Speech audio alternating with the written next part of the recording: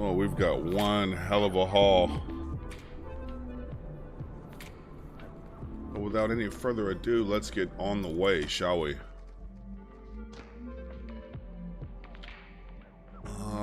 Battery can come on. And I think external power.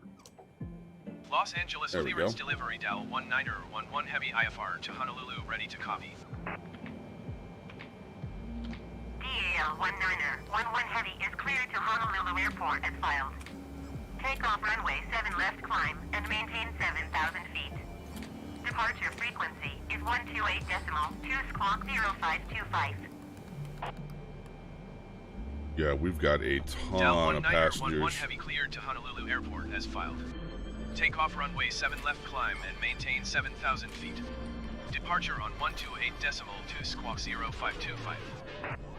This plane is huge, dude. DAL 1911 Heavy, read that correct. Contact ground on 121.65.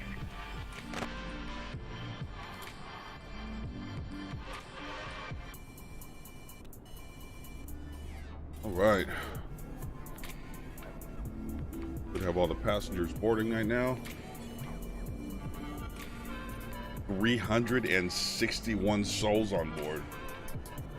It's a lot, man.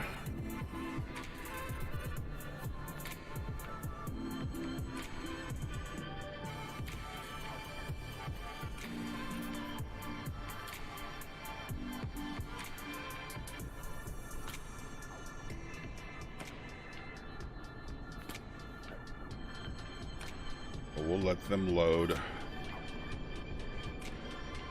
Back inside for a second.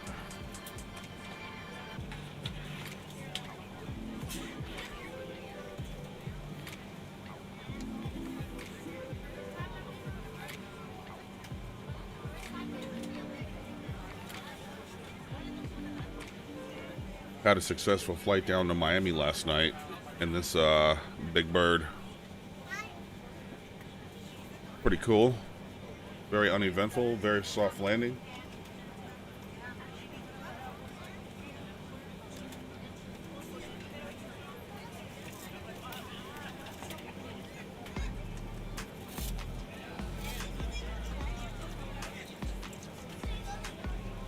Yeah, it's gonna take like 20 minutes, 15, 20 minutes for all these passengers to load.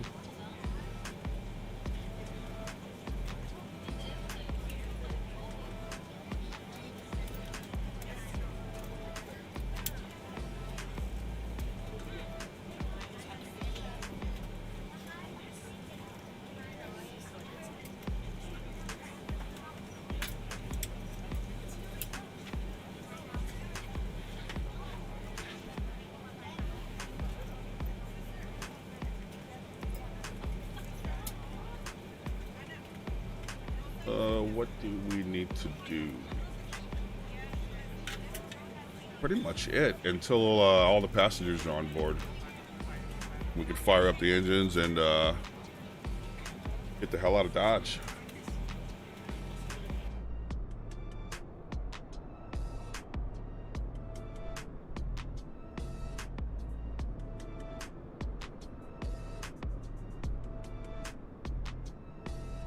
Beautiful LAX airport.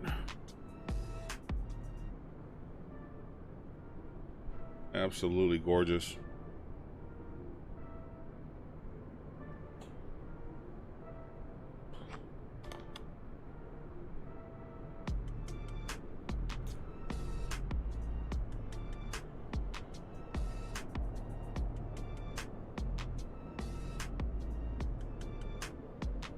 But yeah, this is probably going to be the longest flight that I've ever taken, so buckle up.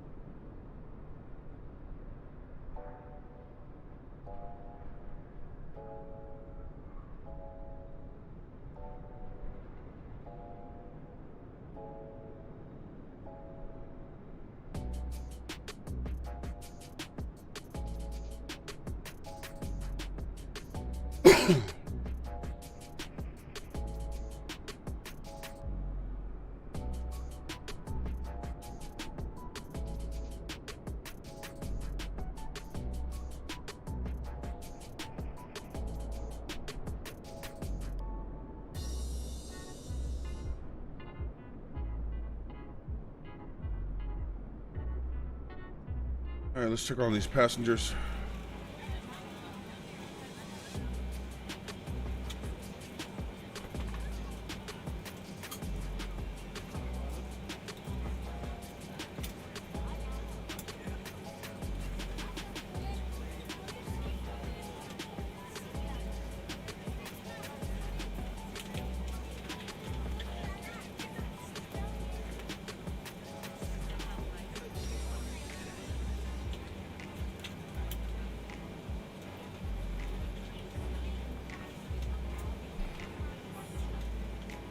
Yes, a long haul indeed.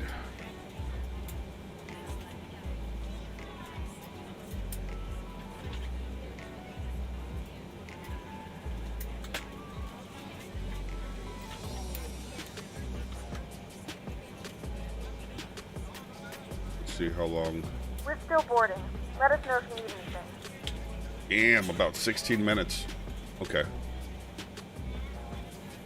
So they're boarding.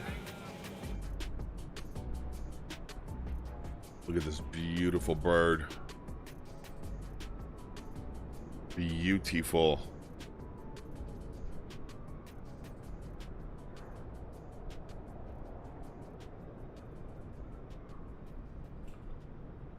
Oh yeah.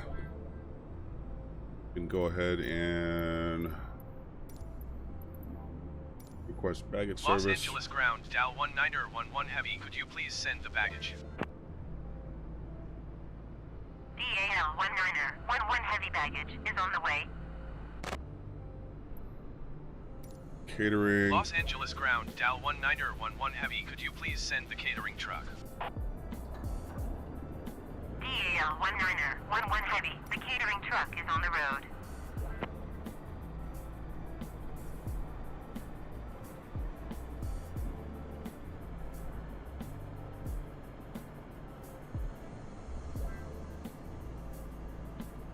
That's so cool, dude.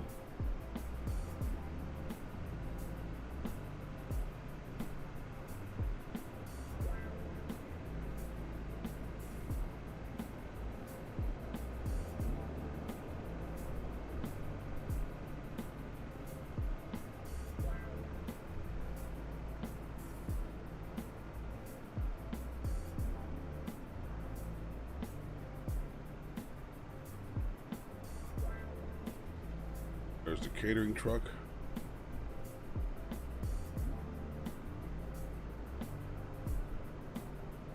You can see all the bags going on. Cool, cool, cool.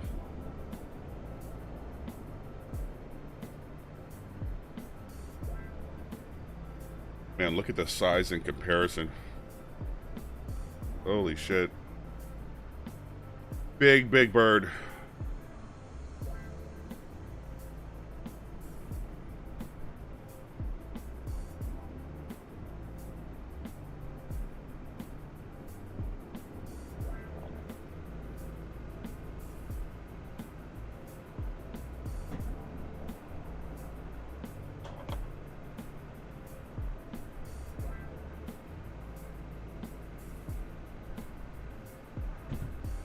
Big, big bird. Catering truck is done. Looks like they're done with baggage.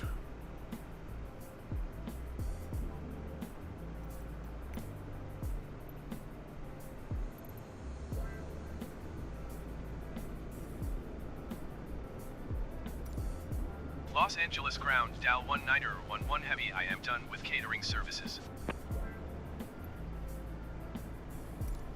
Los Angeles ground, Dow 19er 11 Heavy, I am done with the baggage service.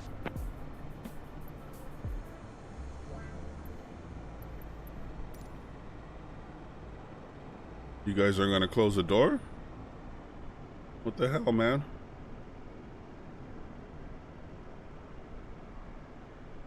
Once we depart from the gate. Thank you and welcome aboard.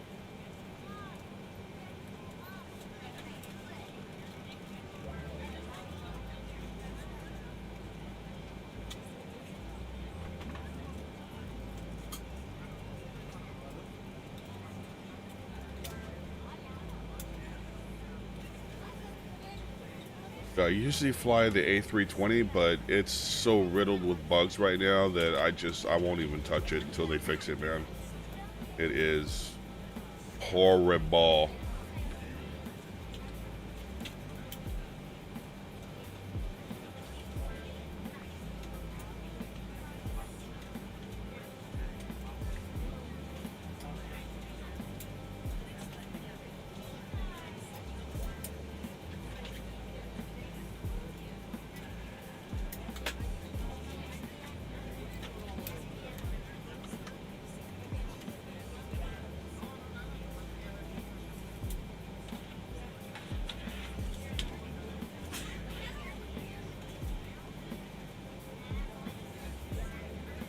What, these people getting kicked out of first class or what? They're coming up the stairs and just going right back down?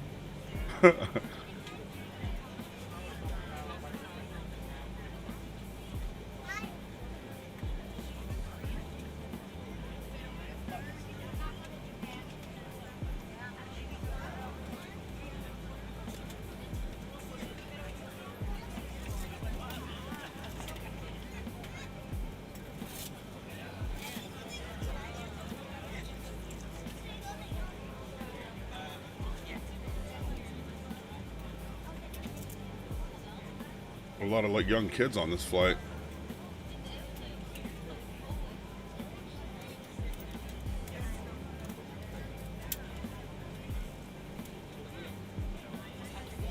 Hopefully nobody gets sick mid-flight because it's going to be impossible to redirect.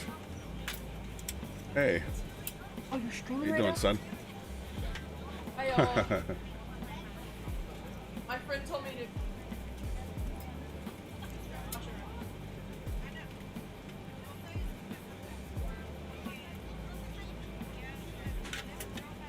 About 7 minutes left on boarding.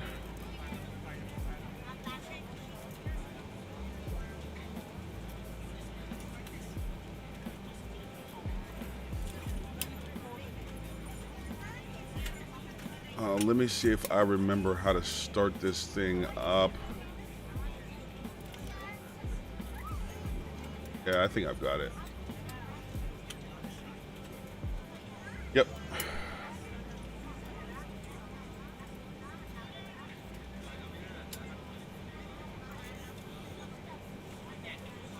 Let all the passengers get on, and then we'll push back and get the hell out of Dodge.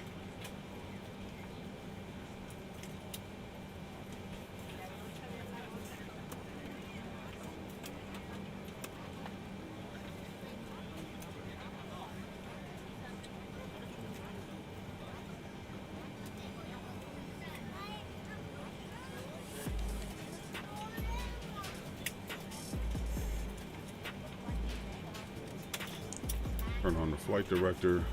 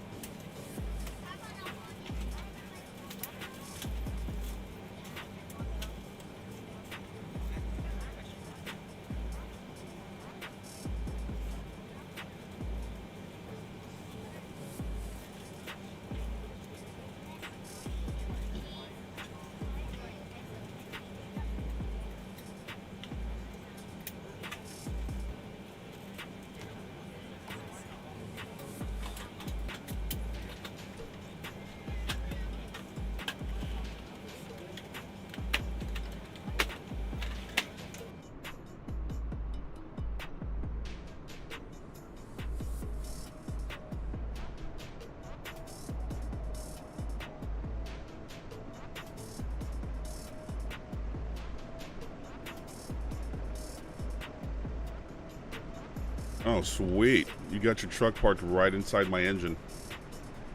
That's really cool. That's really cool. Thanks, man.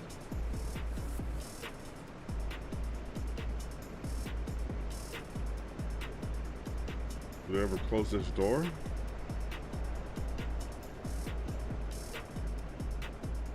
Oh, yeah, they closed it.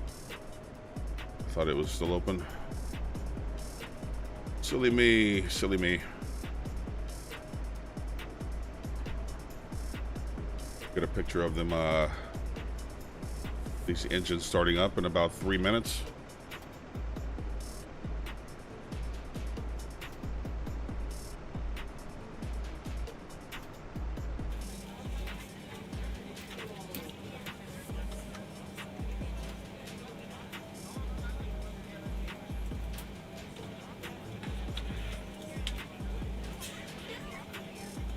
What is ATIS information?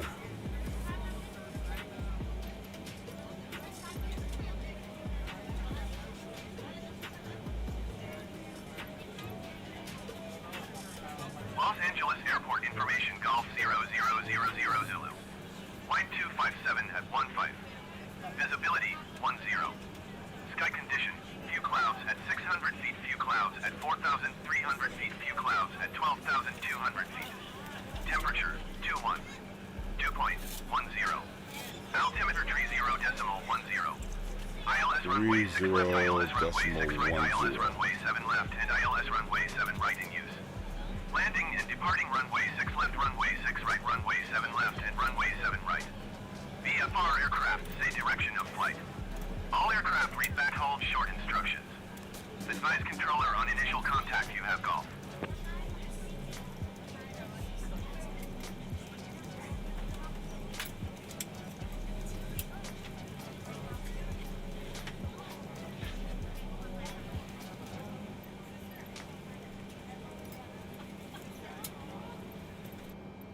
All right. Look, we're ready to go. We're ready to go when you are. Roger that. Let me request a pushback. Or Good no, let me afternoon, request a ladies and taxi gentlemen, IFR and welcome first. aboard flight 1911. Los with Angeles service to ground, down Hawaii. one niner, Our flight 11 time heavy will be with roughly hotel ready to 5 taxi hours. IFR. Now that the cabin door is closed, please make sure that all devices are in airplane mode and your large devices are now shut down and stowed. Please fasten your seatbelt and make sure that all tray tables and seat backs are in a full upright and locked position for departure. Cabin crew, prepare cabin for departure.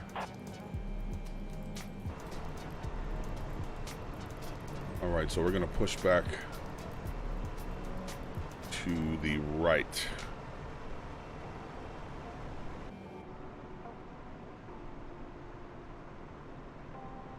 This is a huge bird, absolutely huge. I love the 747 though. It's a solid plane.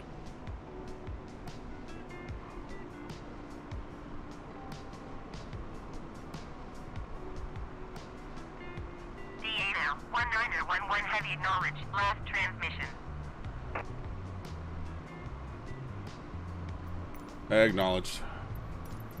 Taxi to and hold short runway 7 left via taxiway Sierra Charlie Bravo uniform Del And please make sure that 1911 your heavy. seatbelt is fastened low and tight across your lap. To fasten, insert Alright, the metal let's- fittings into one another. Tighten by pulling on the loose end of the strap. To release your seatbelt, lift the upper portion of the buckle. In the event that the seatbelt light is not on, we suggest that you keep your seatbelt fastened in case of unexpected turbulence. There are several emergency exits on this aircraft. Please take a few moments now to locate your nearest exit. In some cases, your nearest exit may be behind you. If we need to evacuate the aircraft, floor-level lighting will guide you towards the exit. In the event that the cabin loses pressure, an oxygen mask will drop right in front of you. To start the flow of oxygen, pull the mask towards you. Place it firmly over your nose and mouth and secure the elastic band behind your head. Tighten the straps if necessary and breathe normally. Although the bag does not inflate, oxygen is flowing to the mask. If you are traveling with a child or someone who requires assistance, secure your mask first and then assist others. Leave your mask on until a member of the crew advises you it's safe to remove it. Fuel pump In 1, the 2, unlikely 3, event of a 4, water 5, landing, a life vest 6, is located in a pouch under your seat or between the armrests. 7, When 8, instructed to do so, open the plastic pouch 9, and remove the vest. 10, Flip it over your head. 11, Wrap the straps around your 12, waist and buckle 13, at the front. 14, Pull the strap to tighten. 15, When with 16. the vest, pull firmly on the red Jesus. cord only when exiting the aircraft. If your life vest does not Okay, I'm inflate going to turn on automatically, the blow lights. into the mouthpieces for manual inflation. Each vest is equipped with a whistle and light. If necessary, your seat Turn on our cushion taxi can be used light. as a secondary flotation device. Pull the cushion from the seat, slip your arms into the straps, and hug the cushion to your Turn chest. Please on securely stow your beacon. personal items. Make sure your seatbelts are fastened and seat backs and tray tables are in their full upright position. We remind you that this is a non-smoking flight. Tampering with, disabling, or destroying the smoke detectors located in the lavatories is prohibited by law. All of this information and more can be found in the safety card located in the seat back in front of you. Start up for engine Just 4. reading this and letting a cabin member know if you have any questions. Thank you for flying with us again, and we hope you enjoy your flight.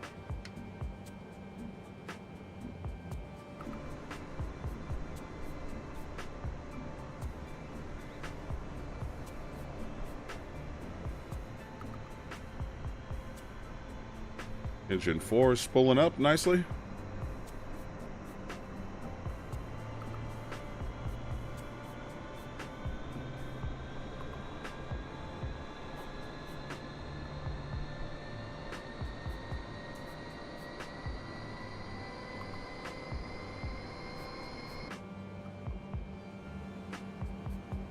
Wait for engine 4 to stabilize.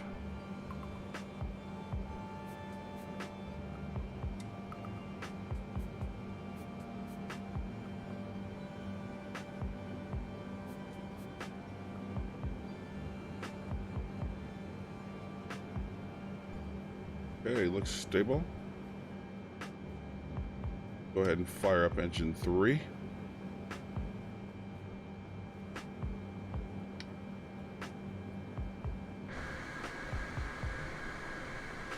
Engine 3 spooling up nicely.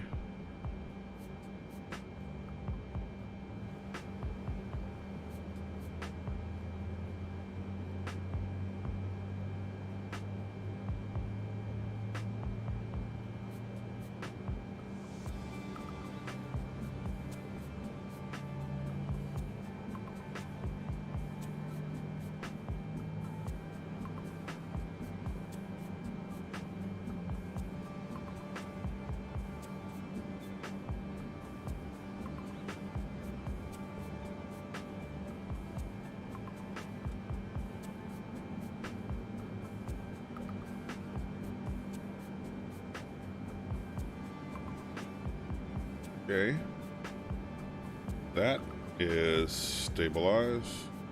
Go ahead and do engine 2.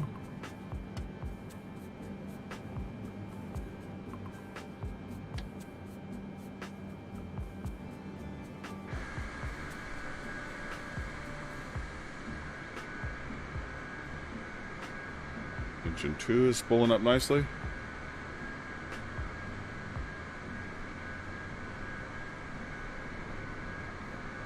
Let that get going. We'll fire up engine number 1 and get the hell out of here. Dougald McTavish, what up, brother? Yeah, I decided to go slightly earlier because of your comment. I know I often stream late, but I'm gonna do a little something different tonight.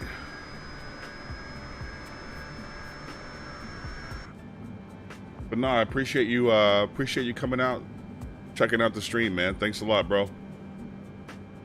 And engine number 1 can get it.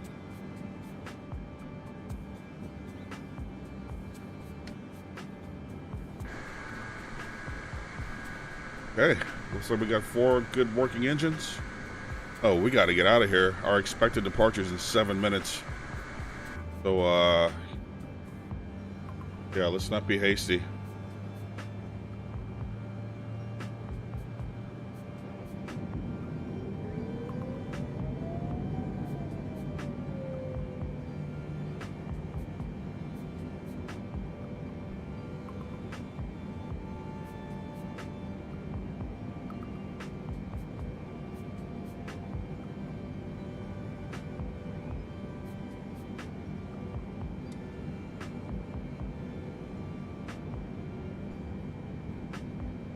Yeah, dude, I would love some promotion. Yeah, it's just a default 7.4.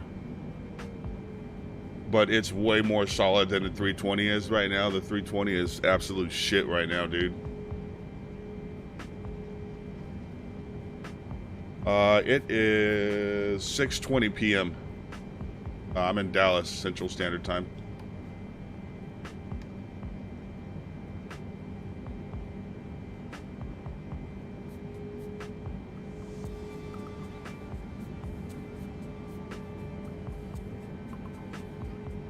Got 361 souls on board, so praying for Praying for a nice soft landing. I landed in Miami last night, and I think I did a negative 174. I think it was pretty solid.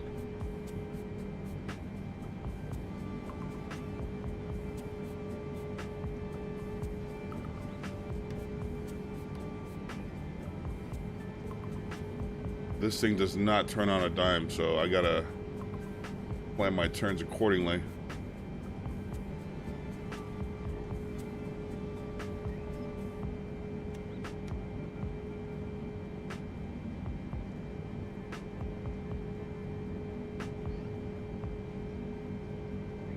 Okay, holding short.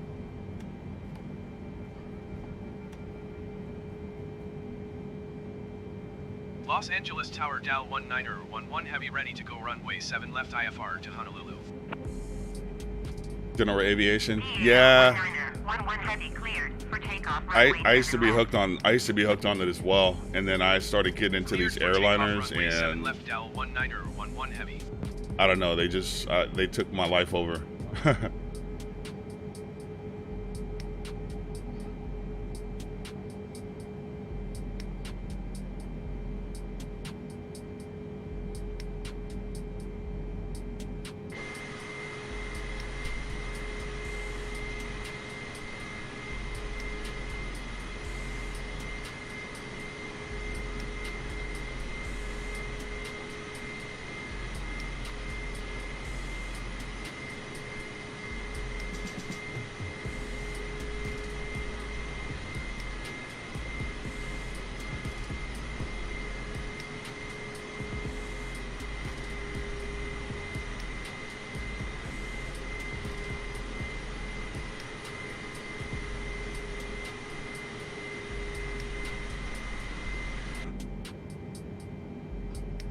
I'm the opposite. I started with 2s but got bored. Yeah, I hear you.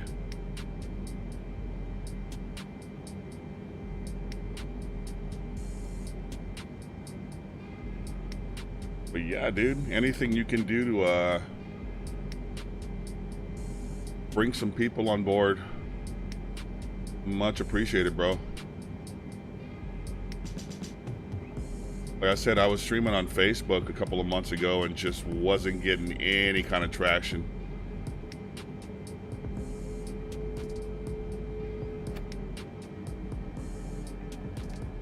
All right. Do the check. Flaps. Can come to 10. Speed brake 0.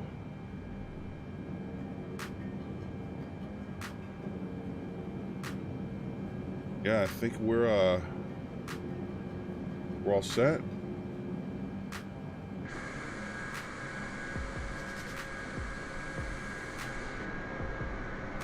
Flaps are down. All right, let's get out of here.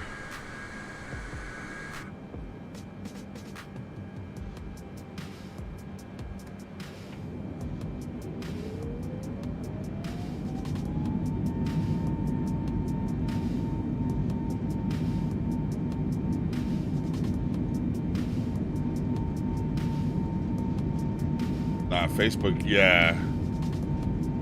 But like there were 4 or 5 people on Facebook that would stream Microsoft, and so I thought, you know, I could maybe get in that, you know, door, but no, it doesn't happen that way. Rotating. V1. Gear can come up.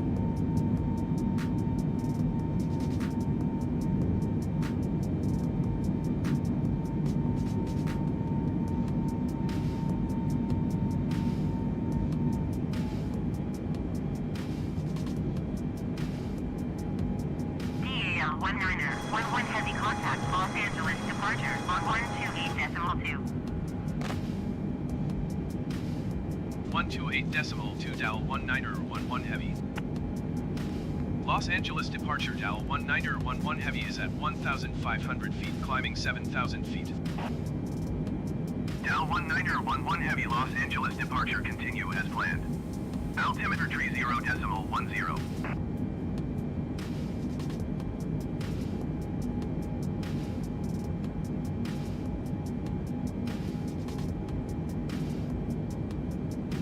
Yeah. There's always lurkers, dude.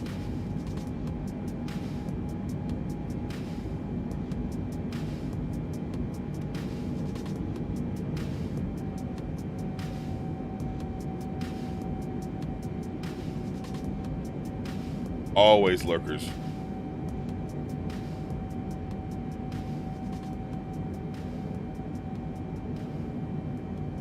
Oh, lurkers. Hi. Hi.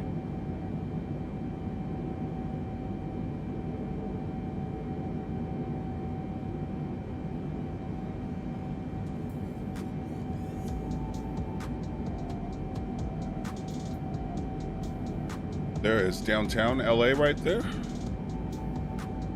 Looking lovely.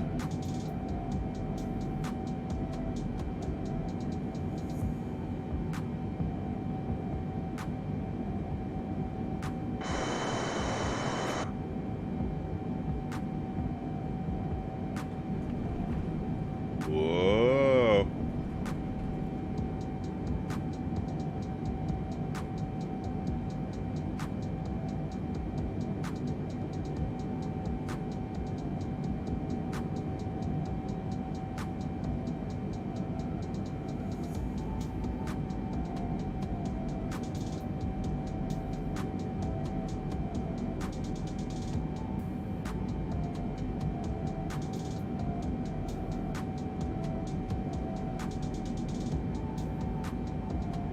Dow 19er 11 heavy climb and maintain 14,000 feet.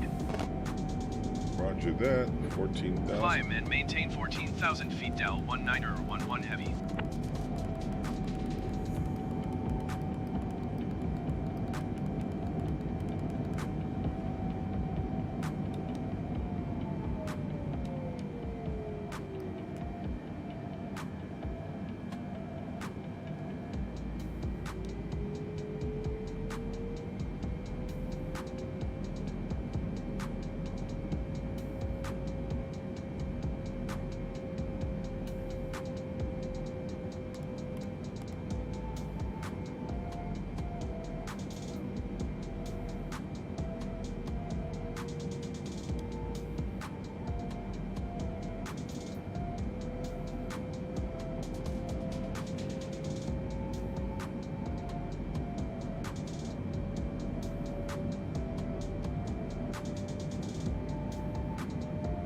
I think our cruising altitude is 42,000. Flight level 420.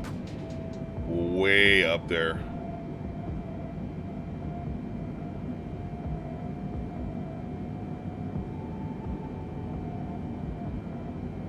Well, auto throttle is armed.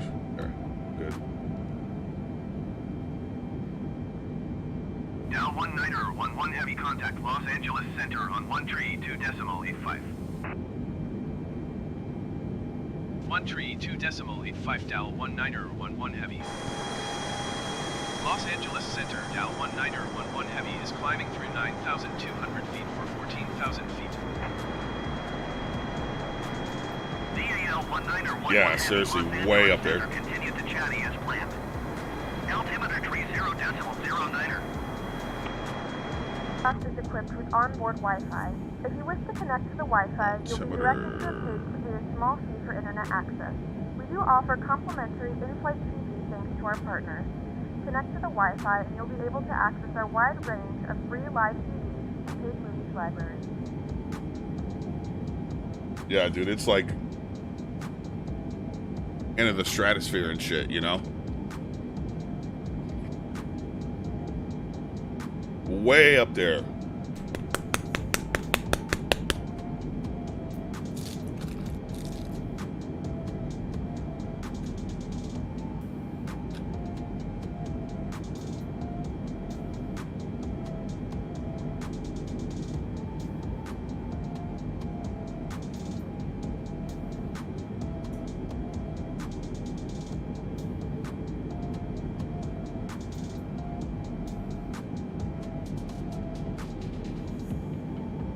Heading hold.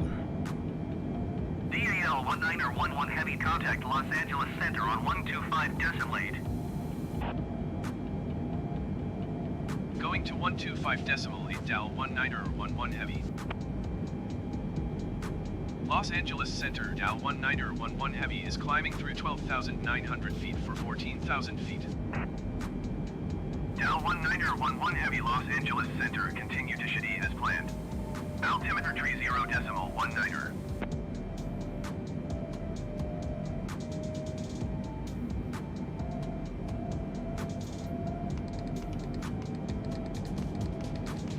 Dow 19er 11 Heavy climb and maintain flight level 220.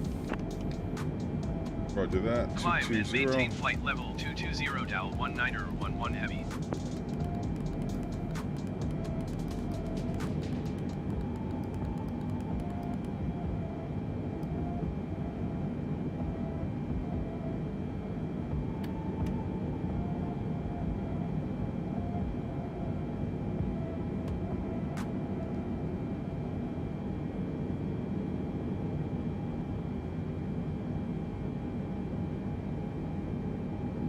We should be turning here pretty soon.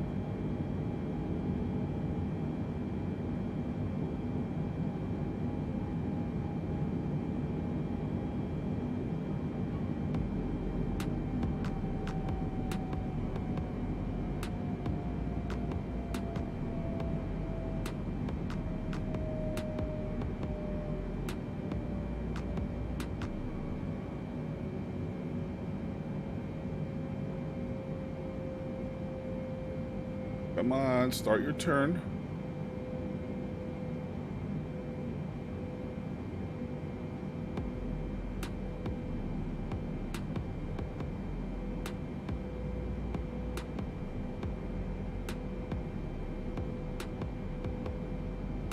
Hey, Alaska. What up, dude? Raid's giving. Yeah, we're not turning, people.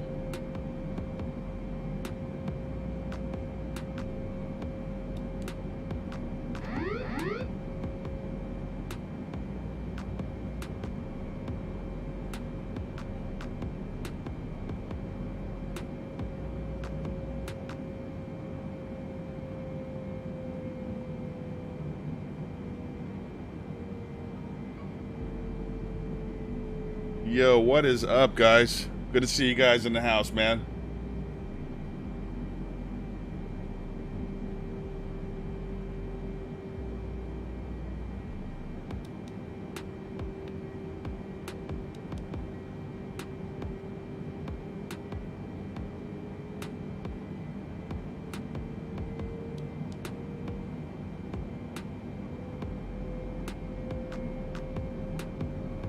There we go.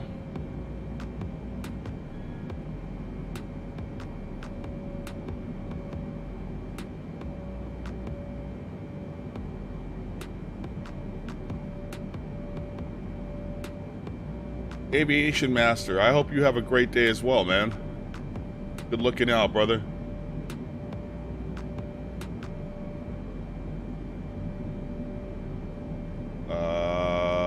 Airplane. Turn back.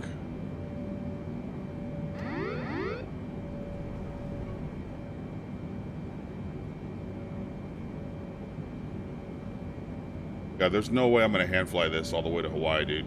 Not even a chance.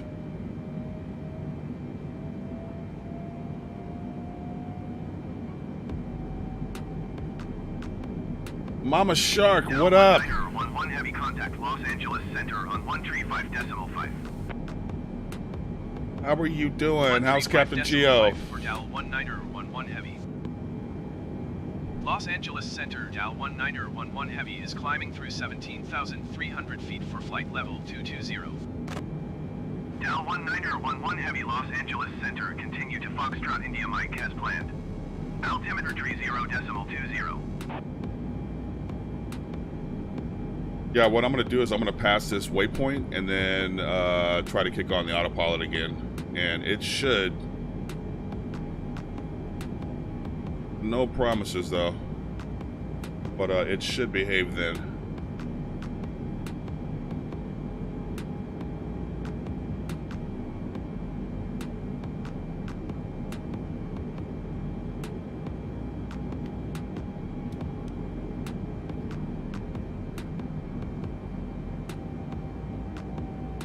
There we go. Right on.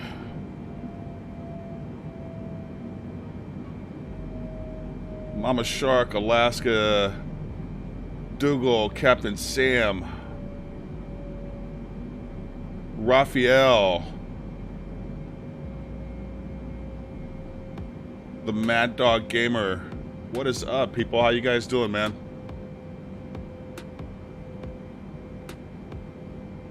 What you guys got, Tyson or Roy Jones Jr. tonight?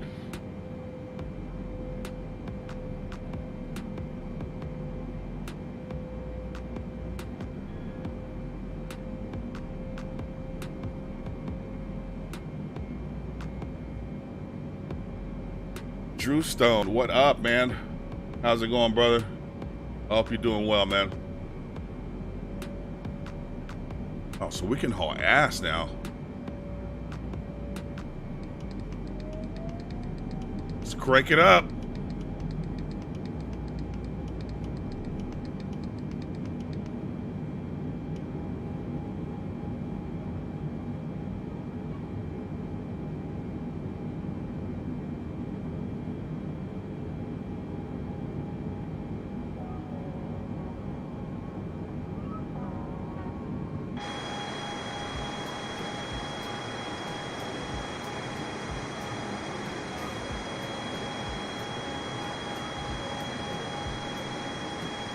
Yo, thank you so much, Alaska, for that little boost. My channel definitely needed a little boost, and Alaska 559, you've come through multiple times, bro. So I really appreciate it, man.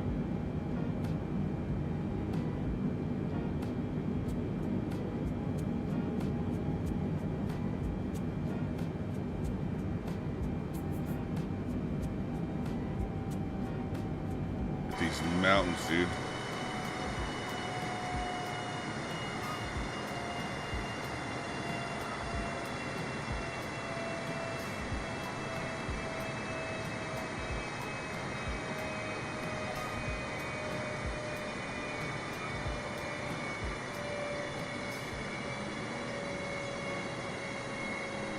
Oh, okay. Said little. What the hell do you mean little? I pinged my whole 200 some member server.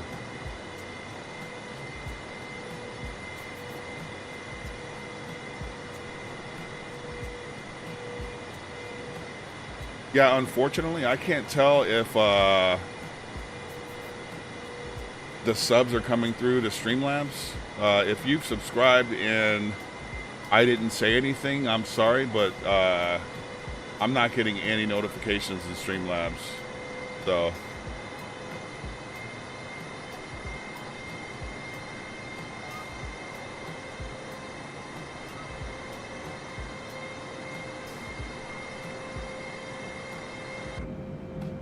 yeah, it told me nothing, Dougal. YK Gaming, what's up, bro? How you doing, man? Good to see you in the stream tonight.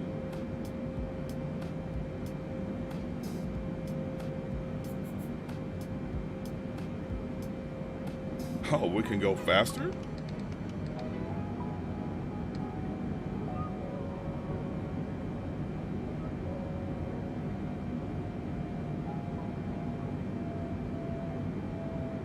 Be back later. Safe journeys. All right, Alaska, man. Take it easy, bro.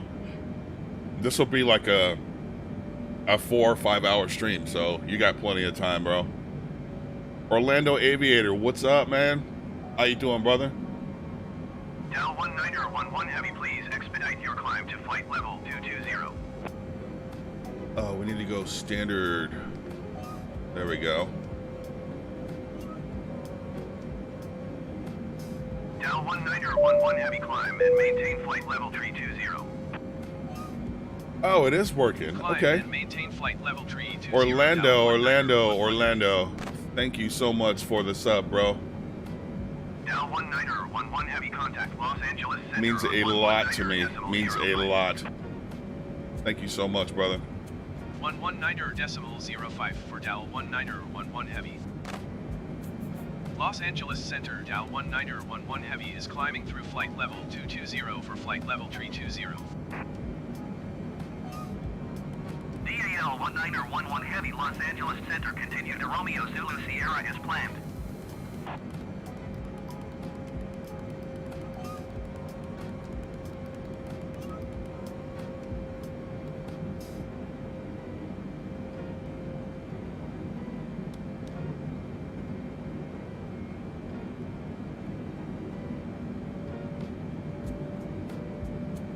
Minty Aviation, what up, bro? How you doing, man? Good to see you here.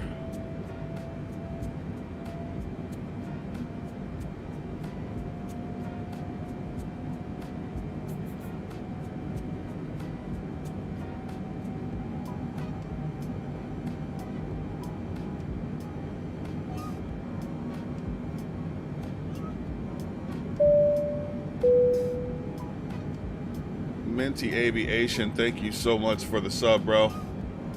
Means a lot, man. Means a fucking whole lot. Thank you so much, brother.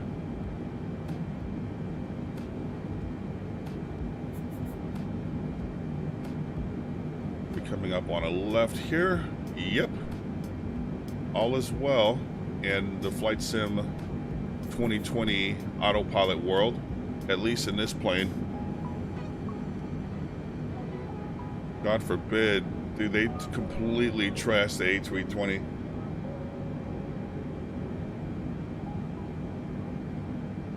The story is that they detuned the engine so that it would be more realistic with takeoff weights and whatnot. Because apparently 320s don't fly anywhere near their maximum altitude. And I didn't know this. I thought that, you know, if it could reach that altitude or, you know, slightly below, then it would, you know, then it would do so. But apparently 320s only fly like flight level 300 or 320. Like they never go up that high.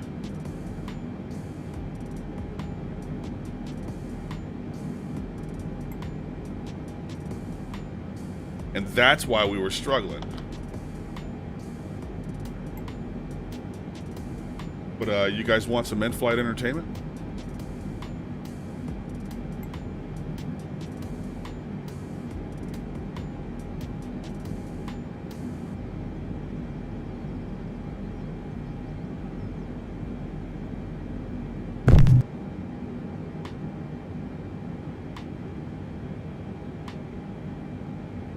All right, we're gonna switch to a passenger cam right now, so hang tight, fellas.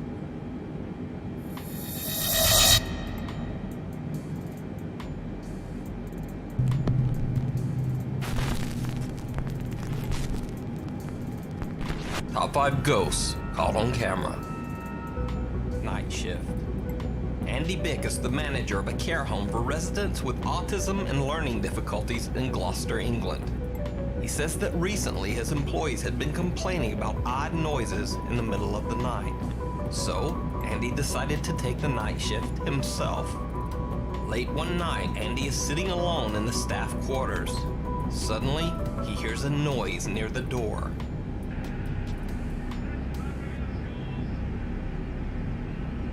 So it's moving at the top of the window, top of the door. Top right hand side of the door, can you see it? What is it? What is that? So it's moving in fucking right in front of me. Top hand right by the door. What is that?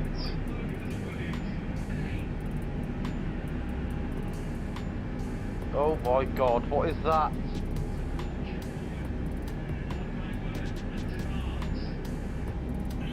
This is where I was sat when I videoed it.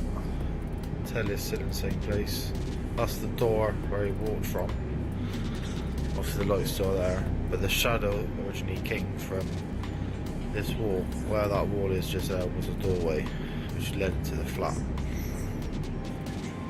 Andy says that a woman who lived right next to the staff room where this video was recorded had passed away a year earlier.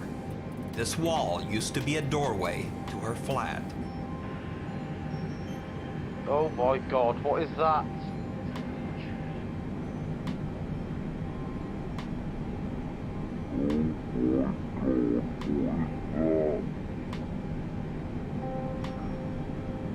But what do you think? Are these just some very strange shadows being cast by the light in the room? Or did Andy record a ghost caught on camera? You decide. This little light. Most of you have probably heard of the YouTube series BuzzFeed Unsolved, but if you haven't, here's a quick summary. BuzzFeed Unsolved is a paranormal investigation show featuring Shane, a skeptic who doesn't believe in ghosts at all. Hell yeah, what? Great. That'll be good. I'm gonna snap that. And Orion, a guy who pretty much believes in every ghost. Do not be afraid, do not be afraid, do not be afraid, do not be afraid. Climb and maintain flight level 40. In this episode, they investigate the Sally House in Atchison, Kansas, which is said to be one of the most haunted houses in the world.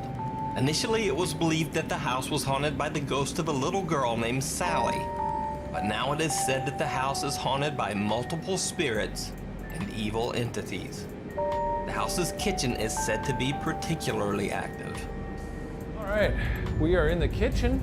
Please turn the light on for us. Please don't do it. Demon? Stop calling it that. Demon! Stop it, stop talking to it. No, I just want to talk to the demons. If you like the guy staying here, turn the light on. You're f***ing crazy, Shane. If you don't like us, turn it on. Please don't turn it on.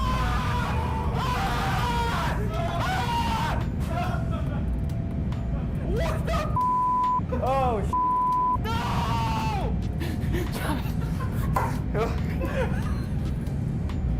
Where's my holy water? Where's my holy water? If you actually don't like us, please just turn it on. I don't think they have the power to turn it back on again, frankly. I really think they don't.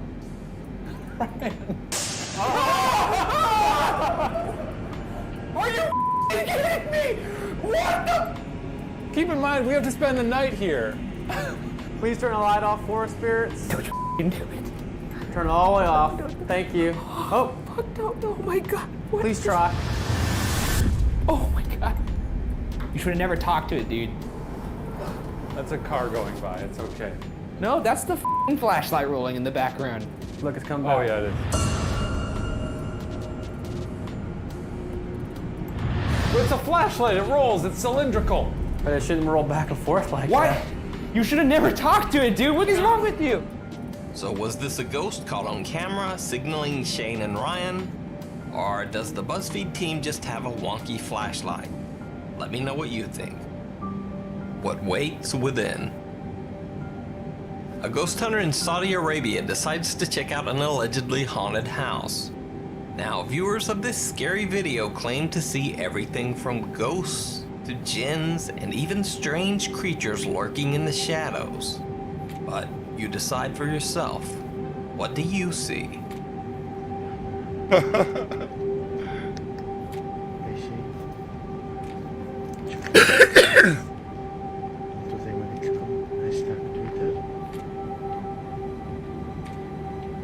YK Gaming says, I hope I can sleep tonight.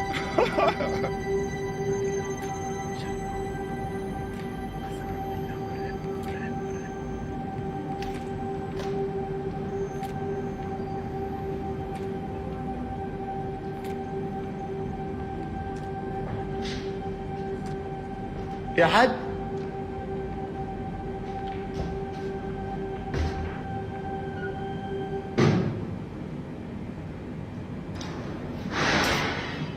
بسم الله.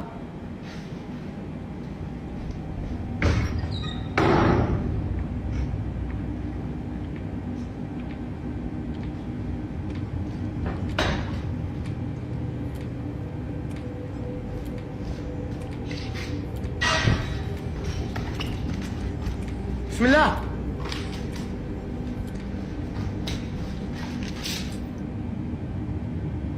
ايش هذا؟ يا اخوان ورب الكعبة اصوات ما هي طبيعية.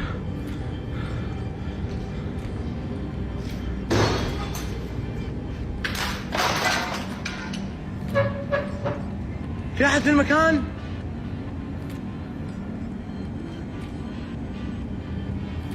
بسم الله الذي لا يضر مع اسمه شيء.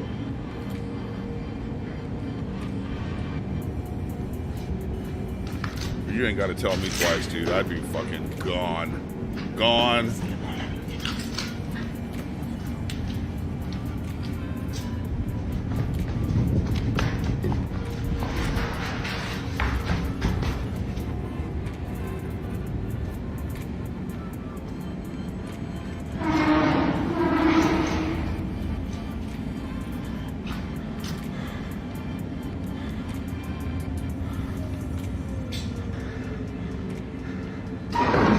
بسم الله الرحمن الرحيم. بسم الله الرحمن الرحيم.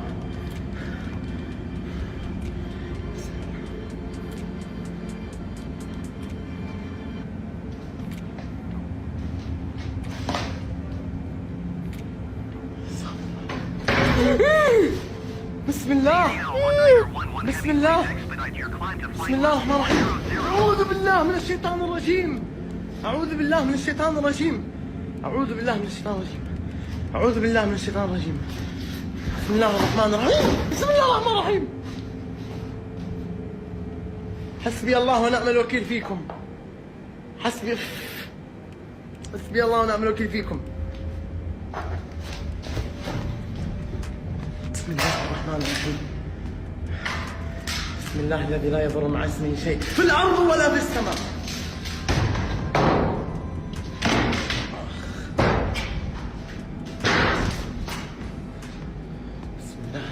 Oh, I would not open بسم that الله thing up. الرحمن الرحيم. الله لا إله إلا هو الحي القيوم لا تأخذه سنة ولا نوم له ما في السماوات وما في الأرض من ذا الذي يشفع عنده إلا بإذنه.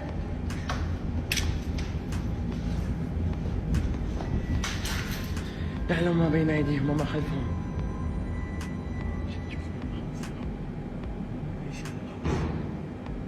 بسم الله. بسم الله. بسم الله. الله لا إله إلا هو الحي القيوم لا تأخذه سنة ولا نوم له ما في السماوات وما في الأرض من ذا الذي يشفع عنده إلا بإذنه يعلم ما بين أيديهم وما خلفهم ولا يحيطون بشيء من علمه إلا بما شاء وسع كرسيه السماوات والأرض ولا يؤوده حفظهما وهو العلي العظيم. بسم الله. يا اخوان انا بضطر G-Slayer, I'm using Streamlabs. بسم الله. بسم الله. Streamlabs OBS. بسم الله الرحمن الرحيم. الرحمن الرحيم. بسم الله الرحمن الرحيم. Oh, he's getting the fuck out. Some bizarre mist blows through the abandoned building and the ghost hunter just decides to get out. So did he catch a violent haunting on camera? Or was it all just a hoax? Alone in the dark. A little over a week ago, there was severe flooding in Houston, Texas that took out the power for many suburbs for up to a full day. A Nuke's Top 5 viewer named Austin works at a convenience store in the area. And when all the lights went out, he decided to use the time to do some vlogging. Yeah, sure, no But problem, man. things didn't work out quite as planned. It is pouring. All day it's been pouring. I'm gonna get so I went outside to go check. Right back. And our street was flooded. And in front of his street was flooded.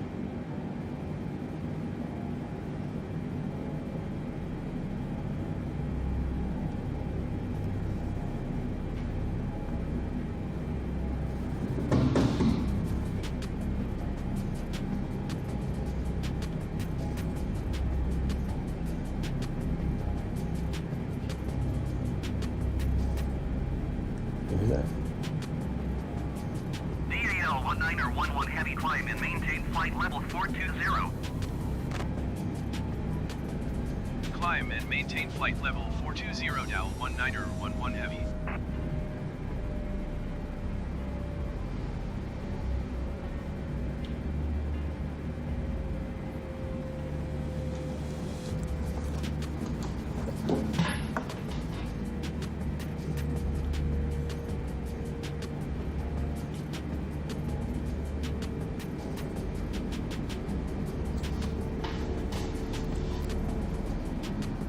Something is moving around in the cooler.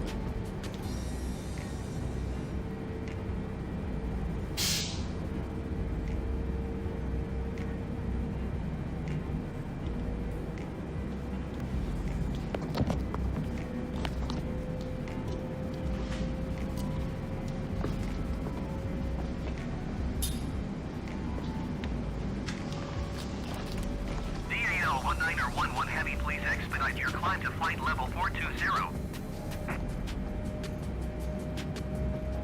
How did you get the image in the back of the chair? Little trickery with some transparent images. So I just took an image, cut out the screen, cut out the finger, and then I placed the video behind it. Little trickery.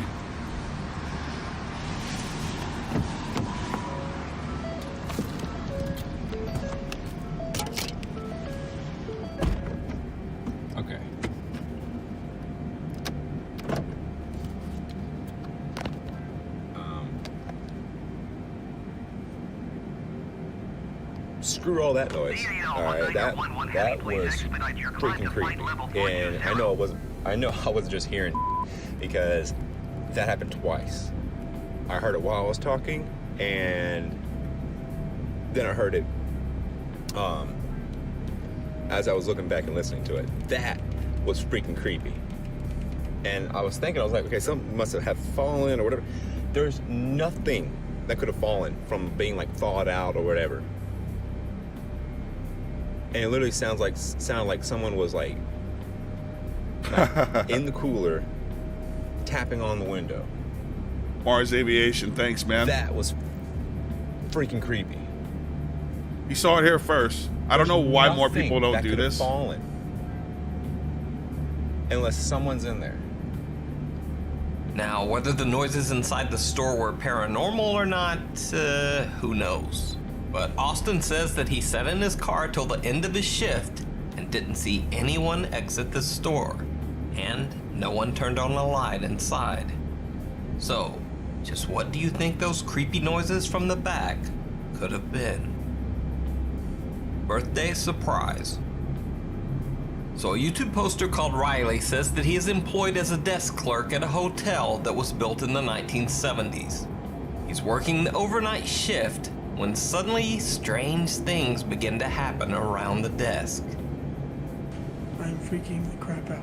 So I was just doing night audit work back here, and then I walked to the back to grab a stapler, and I hear keys fall. And oh my gosh, I'm so freaking scared right now. I walk out here, and this is the breakfast report right here, and I put the keys with it, and when I walked away, the keys freaking fell by themselves. I don't know if I set them like on the edge or what, but they fell, and I'm freaking the crap out, people. Oh my gosh. The paper moves.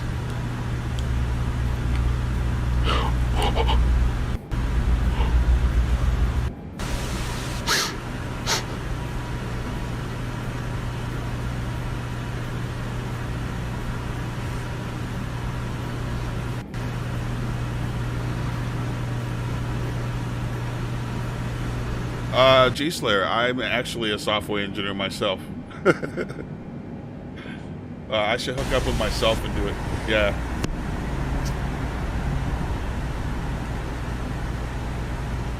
It's moving again. Oh my gosh. Why are you whispering?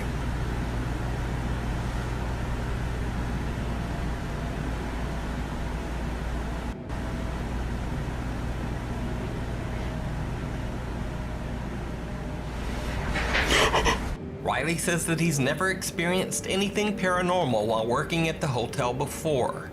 But bizarrely, this video was filmed on the night of his recently deceased father's birthday. So was Riley's dad trying to make contact? Or are the papers just being moved around by the hotel's air conditioning? You decide.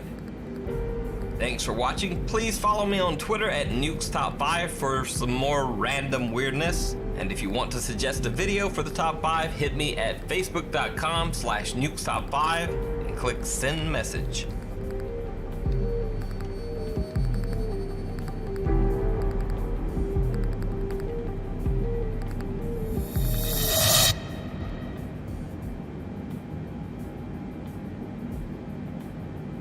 In a few moments, we'll Back be to our starting our flight. in-flight meal service. Please slip in your seat back for our menu and one of our crew members will stop by shortly for your order.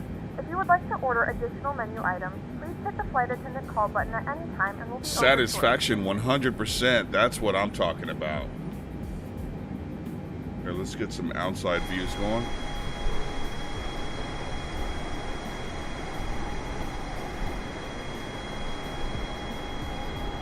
We're chasing the sun, people.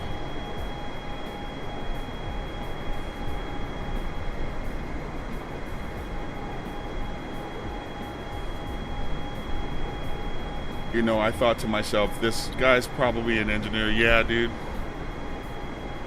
I've been a software engineer for about 20 years now.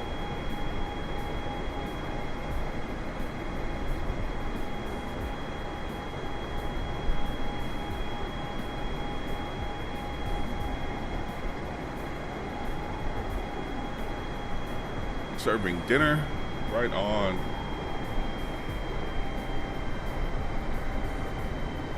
Is the Nightbot spamming again? Dude, I can't get that. I can't seem to get that thing dialed in.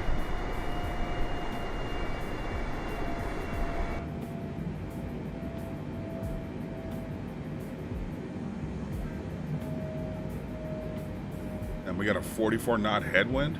Oh my god.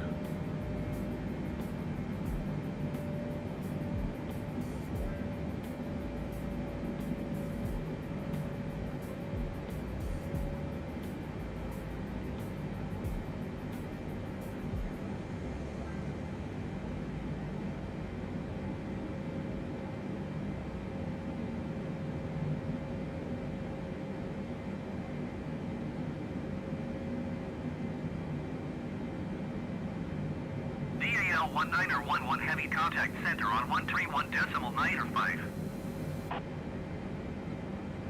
131.905 for DAL 19er11 heavy. Center DAL 19er11 heavy flight level 420. DAL 19er11 heavy center, continue to ADIA as planned.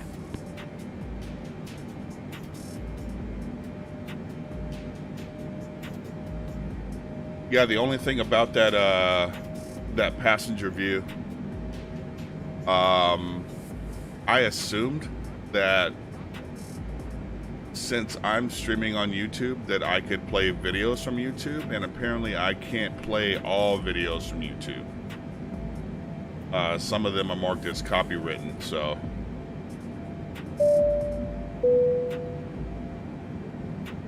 Captain Geo, what up, homie? How you doing, man? Good to see you, brother. I think Mama was here earlier.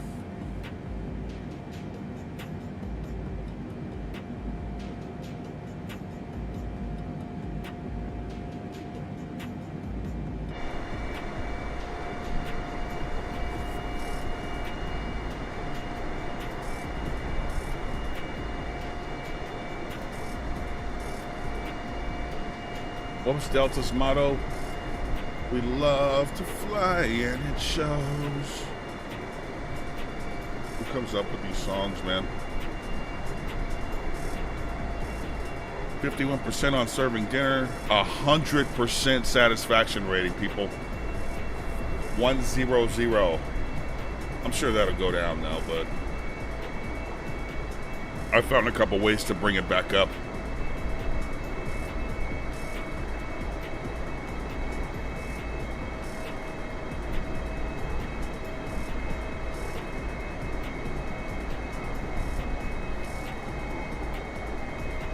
Yeah, congrats, Gio. I thought seriously that like you you logged in the Nightbot and like made it say something, you know?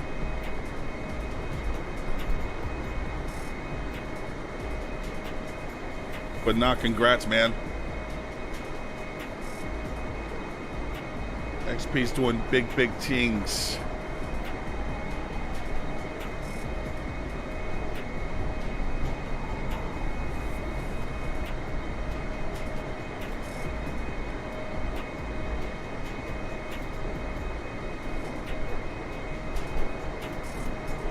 Alaska, it is called Fly Live.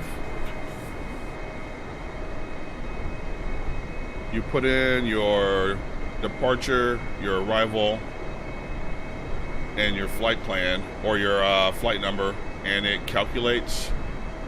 And then you go to overlay, and it allows you to design an overlay or just use their own. Most people just use their own. I actually designed this one. You can put whatever inputs you want in here. So for instance,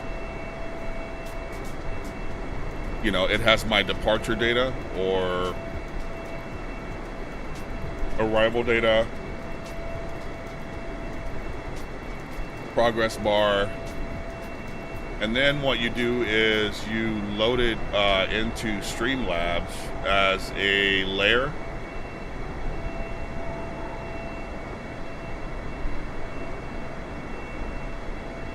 And yeah.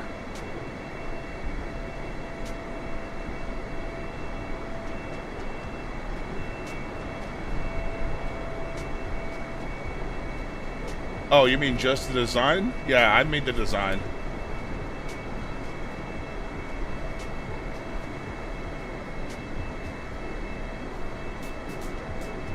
Let me know, bro. Maybe I can whip you one up.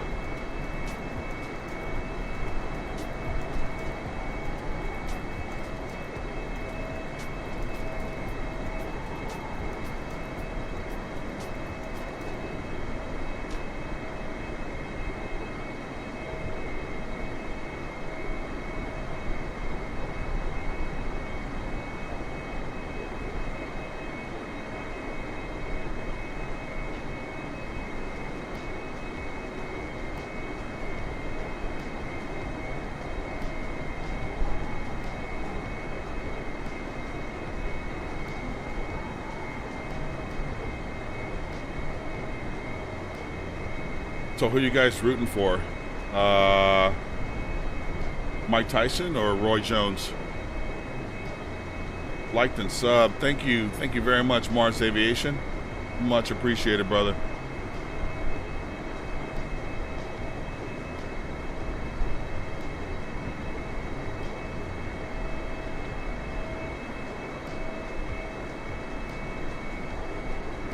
Yeah, hopefully I'm not too tipsy to land this bird by the time we get there. Yeah.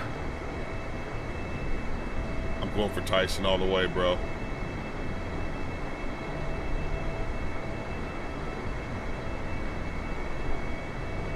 I think the fights actually start around now, I think.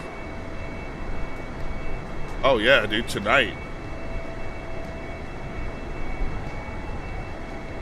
The story is Mike Tyson was getting fat. I think right now, I mean, like, they have like some other cards on the fight, but he's fighting tonight, definitely. Yeah, just Google Tyson versus Roy Jones Jr. Yeah, dude, I know it's crazy, right? Two 55-year-olds. But Tyson looks like he hasn't lost a fucking step, dude.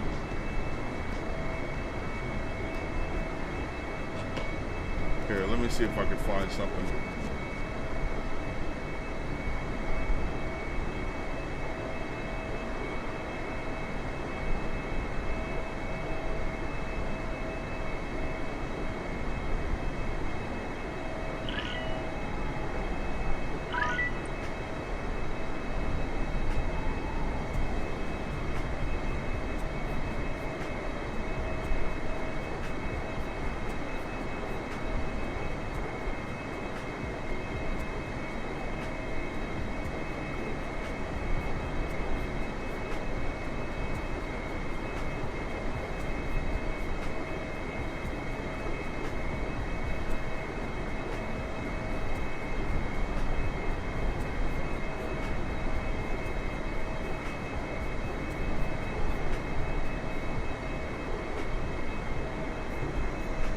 Yeah, here we go.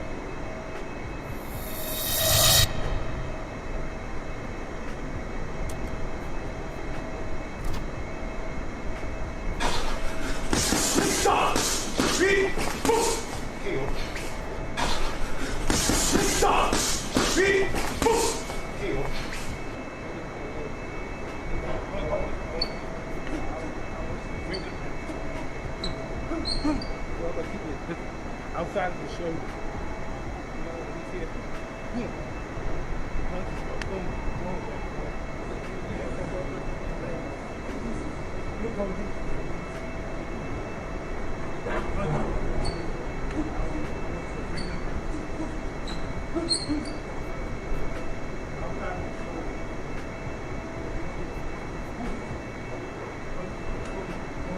Especially flying guys going 7 hours.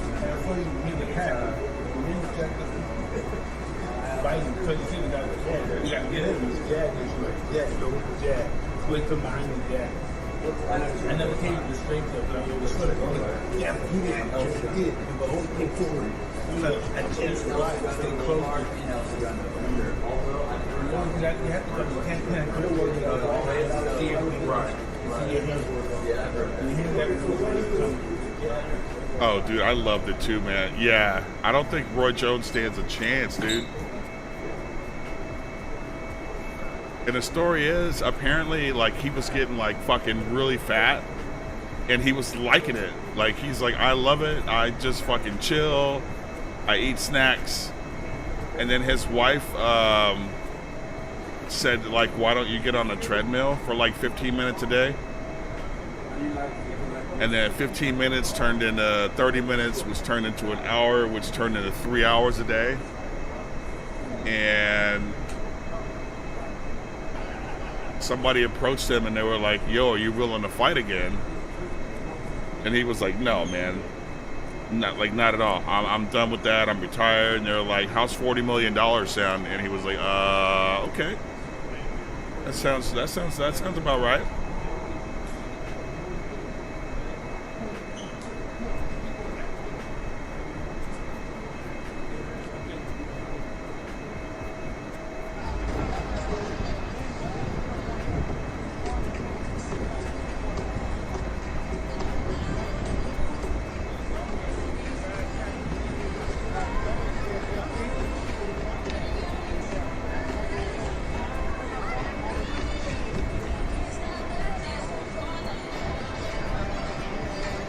Yeah, I know, man, right?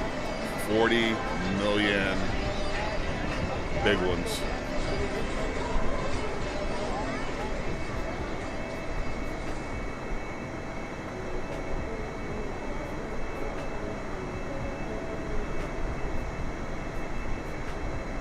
And it's like 40 million, like, win or lose. Like, even if he loses, he still gets fucking $40 million. I mean, I would go in, I don't know. That's just me. I would go in and get knocked out instantly, dude. And just be, like, with my hand out, waiting for that check.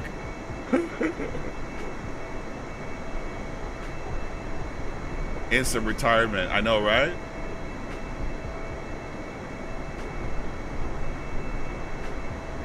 Instant, dude.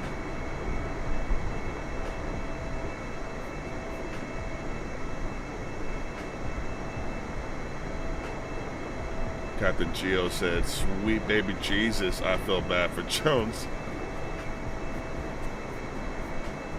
Somebody's gonna, I don't know. I think somebody's gonna get fucking hurt, dude. Like, real bad. And I don't think it's gonna be Iron Mike.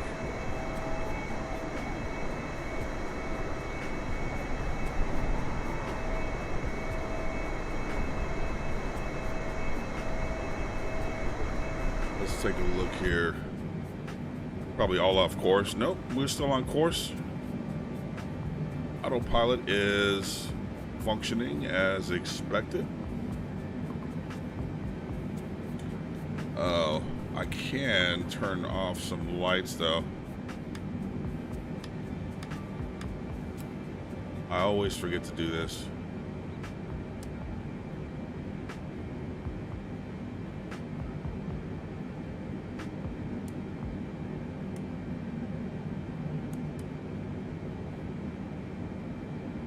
Strobe can come on too. There.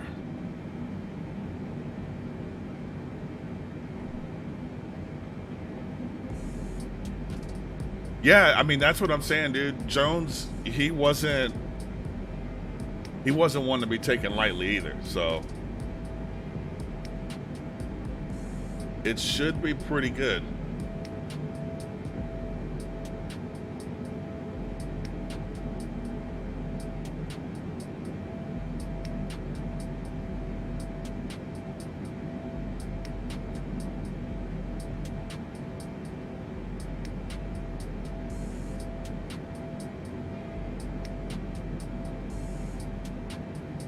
Mills Lake, yeah, right? For that old school feel. I feel you, dog. I feel you.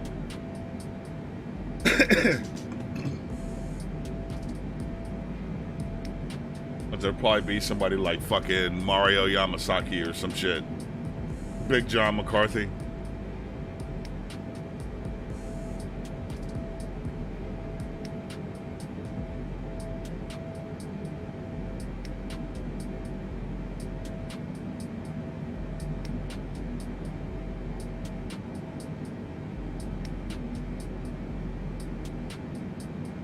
Bring the range all the way out.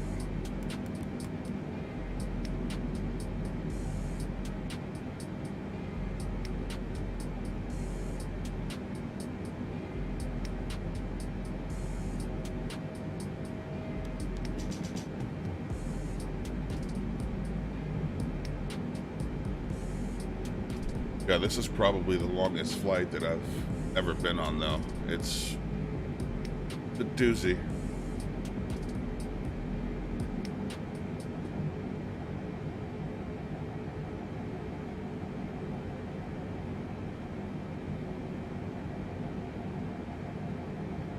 Nightbot, stop spamming.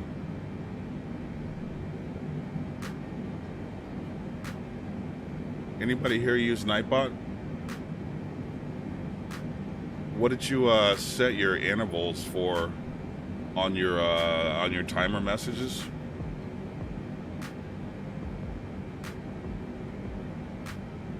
Oh, dude, I wish I could. I guarantee you, though, that YouTube will fucking flag the shit out of this video for that.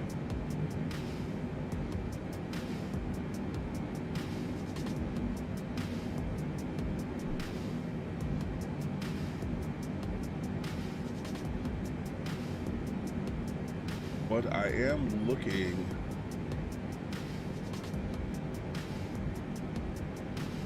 because I am a software developer. We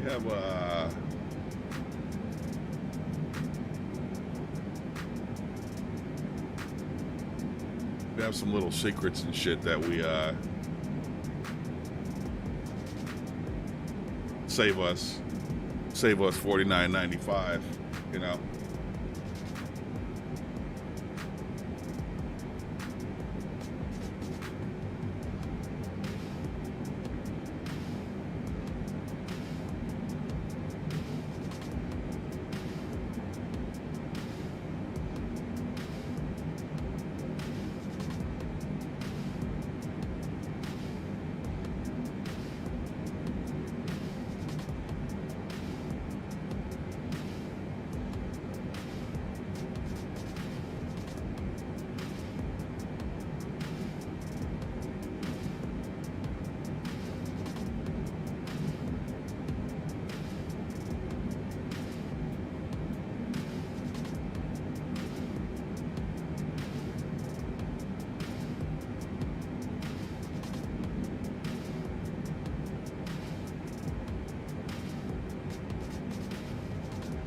Yeah.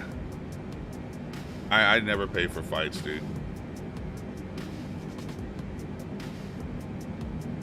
Call me cheap. I know. I like the word frugal.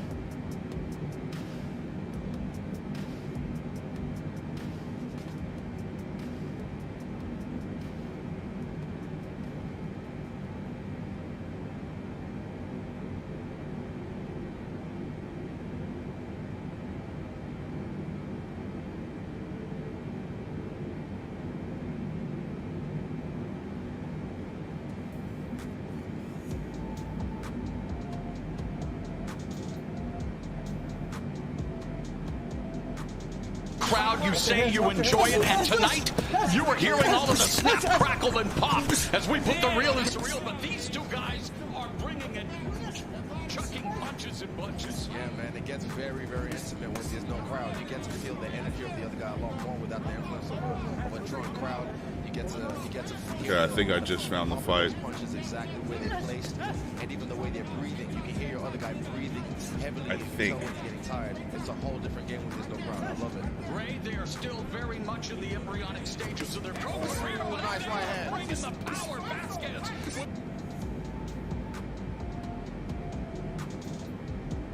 Yeah, you guys join my Discord, !Discord, and I'll try to provide you with a link to the fight.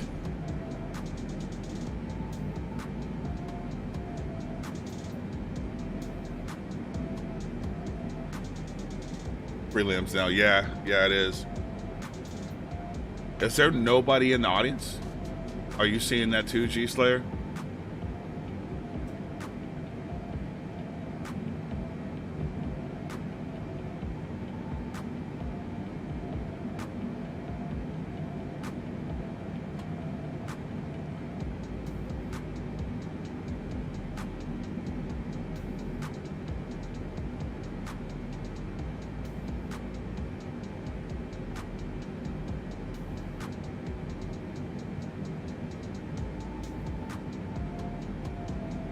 Dow 19er, 11 Heavy, you are 300 feet below your assigned altitude.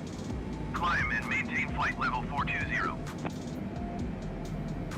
Climb and maintain flight level 420, Dow 19er, 11 Heavy.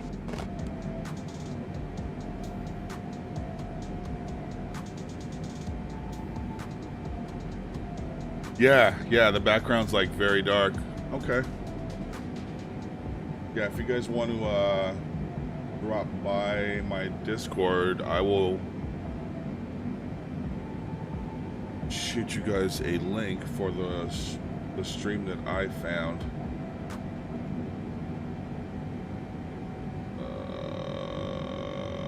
Where's Discord? There it is.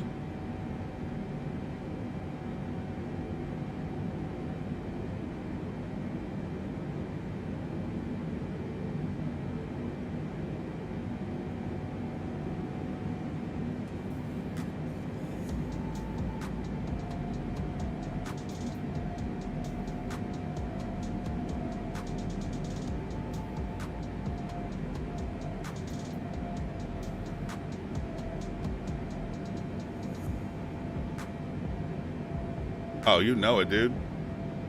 By level 420, no doubt. Here, look. Yeah. Also.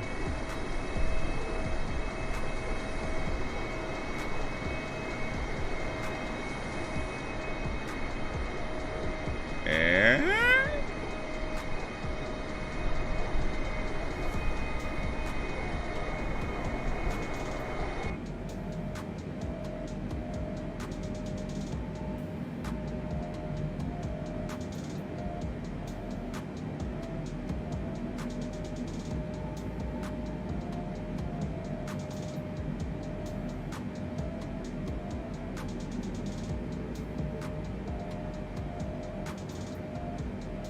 I think I want some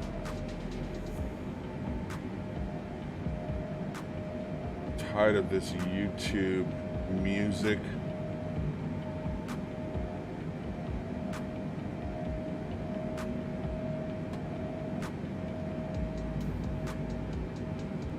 Get hyped.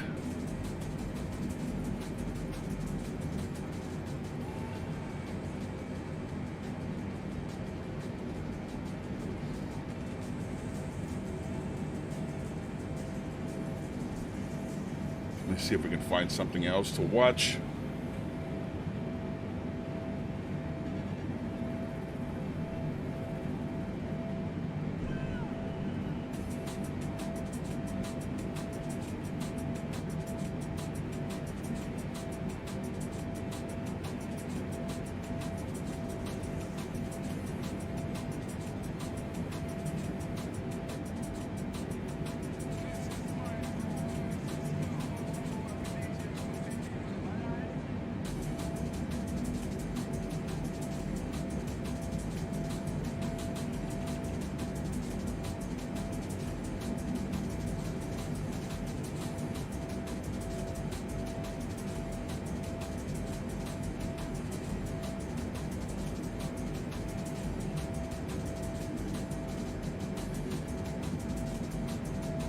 Here we go.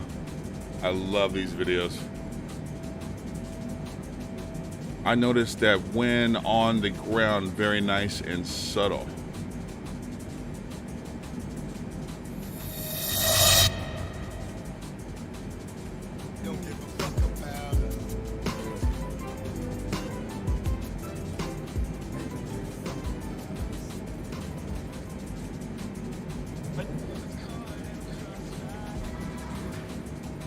Subscribe to watch more videos like this.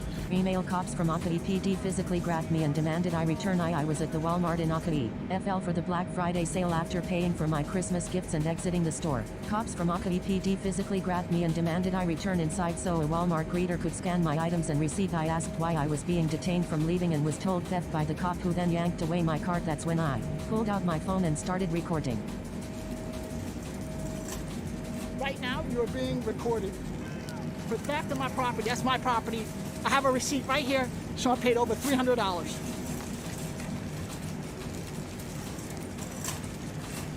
Boston, you come over here, you're going to be arrested. You're going to be arrested. I'm telling you right now, you will be arrested. What's your name and badge Officer number? Bowen, badge number 1636.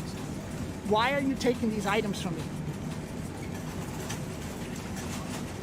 You're going to do the walk of shame. When this is over, you're going to be humiliated, and you're going to be doing the walk of shame. And you're the manager here? What's your name? Hey, come on, front. We got a situation. Manager, what's your name? Front grocery store. Thanks. What do you want him to do with this guy? Do you want him gone? Yes, please. Okay, so you have to leave the property. That's my stuff right there. I just paid over $300. Okay, Yeah, it's right here. Thank you. That's all we need to do.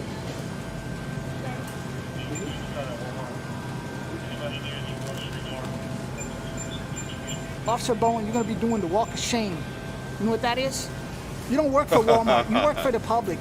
Your job is to serve and protect the public. Please step out of my face. I'm 6 feet away.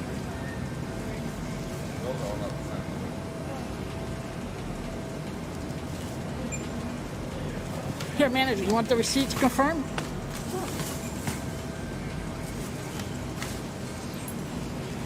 Do you have a sign posted anywhere here inside the store that says you're checking receipts?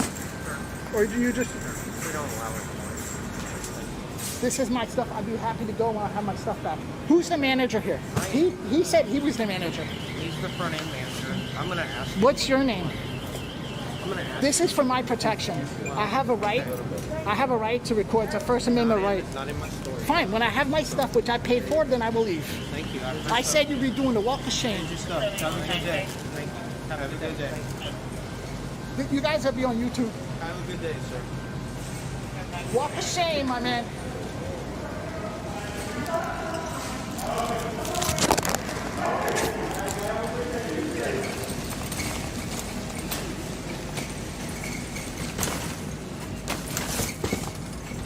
You saw what happened? These cops, they think they work for Walmart. They're doing the walk of shame right there.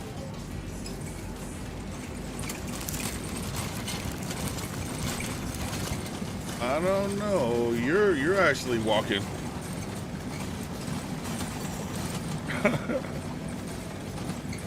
Look who's back. Look who's back. What happened? What happened?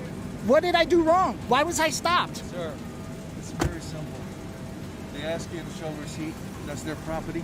This is actually their property. I'm listening. Okay, that's all you got to do. But Show after them the receipt. okay. We have not been disrespectful to you. Let me ask you. I talked to you actually very friendly, and I told you just show them the receipt. Here's a manager. They just need to see. Okay, the I receipt. appreciate you being friendly and respectful. Can I ask your name and your badge number, just so I know who I know who I'm talking to? Officer Ozzy. A badge number? 1299. Are you a co-EPD? Correct. Yes, sir. Question for you. There's no sign inside the store saying that when you leave you have to show a receipt. We're in a neighborhood. But there's a person over at the checkout. Right. That's all they do is they check out those receipts. Okay. Officer, once you buy something, it belongs to you. You are still within their property. Right. They ask you for a receipt. You have to provide them with a receipt. Like a law? Is that like a law? Okay. This is actually I appreciate the general that. manager of property. So I educated them on how to better handle the situation. Okay? So sometimes when we have things going on, and it's not a normal job for the officers to be helping support us in that. We could have handled it a lot differently. I apologize. I was grabbed by 2 police officers here. One who physically grabbed me, and then another one who grabbed my cart and took it away. And said I was. Wow, this is bullshit. Let's find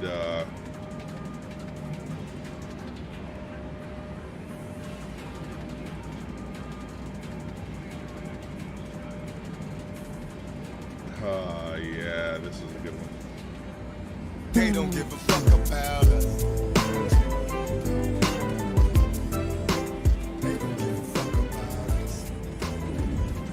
Hey, have you been drinking today? No. Can you follow my finger? Can you follow my finger? You mind please? picking your glasses up Pick real your quick glasses first? up, follow my finger, please. Follow it.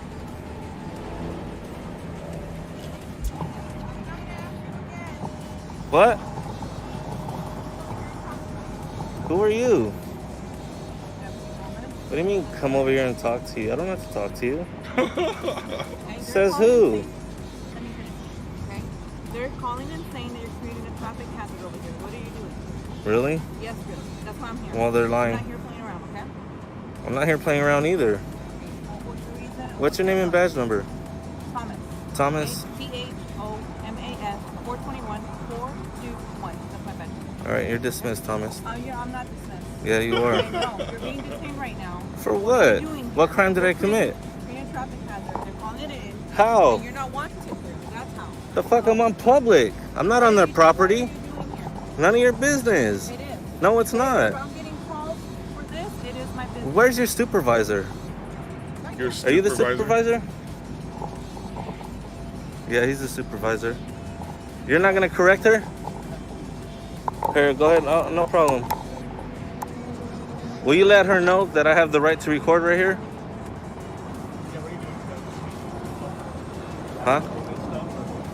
And just recording, man. It's not my fault that they didn't like it. But when we, huh? But when we have calls, You're dismissed. then that's it, that's You're it. dismissed. I'm not. Bye-bye. You're dismissed. I am. Damn, Gina. Are you guys rookies? Of course. You can tell, right? I could. I know this. Your hands where we can see them? You can see my hands right here.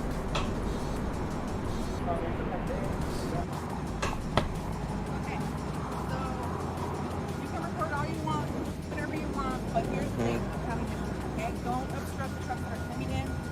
Don't, I don't know if you want them in the middle of the street, I don't know, I'm not here to take sides. However, you do need to stay away from their path of travel, okay? Go onto the property, do what you gotta do, record however you want, all right? Just do not impede the truckers that are coming in here and don't impede. Cops planning. Okay? Don't forget to tie your shoes. I will have to tie. Okay. Any other questions? You are dismissed. Actually, I'm not. I have a job to do and Yep, have a that's good what day. I thought. Bye. Bye, Felicia.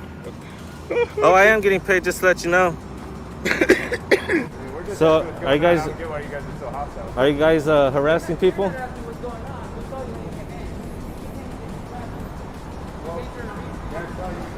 Yo, what's up, you guys? Can you guys hear me? If you can hear me, push that 1. Push 1 if you can hear me. If you can't, push 2. Wait, yes, if you can't hear me, Alright. if you can't hear Alright, me, you push guys, 2? Tulare County Cop How does Watch. that I'm work? here in the city of Oakland, California. And we got these little guys mugging and shit. And driving by like they're gonna save the day, man. What's there to say that there's 2 men with cameras? I know. So why you guys here? We're just asking you what's going on. Why did you guys roll up like thugs? Hey, what's up? Yeah.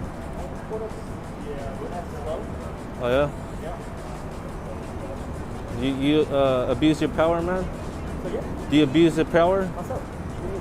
You know what I mean. Can you actually? Can you recite your oath to me? Can you recite your oath to me? What else? What oath? Well, which one do you want me to recite? The Constitution. Oh, Constitution. So what part of the Constitution do you want me to recite? Recite your oath.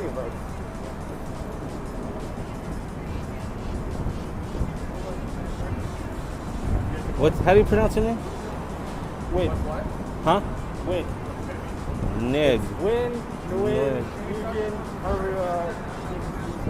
I've never seen a guy Awesome. talk You guys so mind much getting shit. actually putting your hands on top of your head real quick? Let me pat you down. No? You don't got no narcotics on you? Is that? You don't got no narcotics on you? No, why would I? Nothing that'll stick or poke me? Nope, why would I? You seem a little jumpy. No? You seem hyper, man. You can't stay still. I just got on. On what? On patrol. Got to work. Oh, I thought you got on something. Feel really energized. Really? You drink Red Bull or something? Yeah, actually just did. Really? Yeah. Oh, I see. 12-ounce can. Regardless, we were just seeing what's going on, so you guys can enjoy the rest of your day. Morales. Okay, thank you. Morales. All right, man. Okay. Well, All right, you guys are dismissed. all right, you guys have a good day. Dismissed. Hey, Morales. Come here real quick, man. You mind real quick if I pat you down, man? You mind if I pat you down real quick? Yeah, I want to see if you got anything that'll stick or poke me, or if you got any narcotics. If you got any narcotics and stuff like that. No, I wouldn't have. Because a lot of cops been coming up dirty nowadays. You someone for handling narcotics, so Hey. you have to make sure that you know the law. Hey, in today's age, cops be dirty now, man. I agree that there are some dirty cops out there. There are also good cops out there too that know the law and know how to do things right. They're really just. So I get it though. There are some bad cops. I'm 100% agree with you on that. Do you But consider you guys enjoy the rest of your day, all right? Do you consider yourself a good cop? I consider myself a cop that does things procedurally just. Yes. So, but you guys can just enjoy the rest of your day, all right? I'm You not guys- gonna sit here and bother you guys and You guys too. do all this stuff. So you guys have a. Hey, Sarge. Hey, how you doing? Pretty good. How you doing? ID? Yeah. Like my ID? Yeah. Do you have any drugs? We're checking officers nowadays to see if they got any narcotics on them. So just for our safety and yours, do you mind interlocking your fingers on top of your head, sir? No? No? How did I pass that, you guys? Small lobby. This is it? This is it. Oh my god. I feel like I'm in jail already. That's it? That's it. How long you guys been an officer? 30 years. 30 years. And you? You're looking at the sign on the back. It's not open to the public. real- It's private property. Real quick, officer. So you're a sergeant? What can I help you with? Why do you come so aggressive? I'm not aggressive. When somebody in my parking lot I don't recognize. My parking lot. Well, Yeah. you guys, you work for us. Can I get you guys' names? Excuse me? Is that your name, sir? What? Was that your name? My son. What is this all about? Why are you filming? Why you have an attitude? You're dismissed. Hey, we're gonna need you to not film here. No, it's okay. Thank you. It's private property. So actually, we actually need you to be on the sidewalk if you're gonna be here. Don't leave, we're gonna call. You're dismissed. Is it? Huh?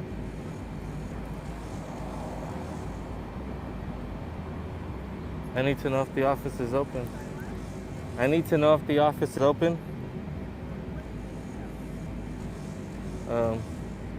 Need to ask some questions. What's your name?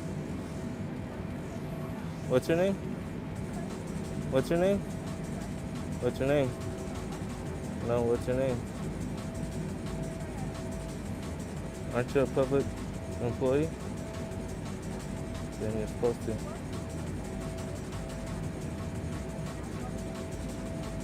No, you're a public servant. You're supposed to give your name.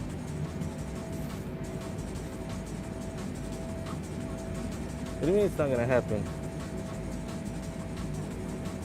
I can get it if I want though.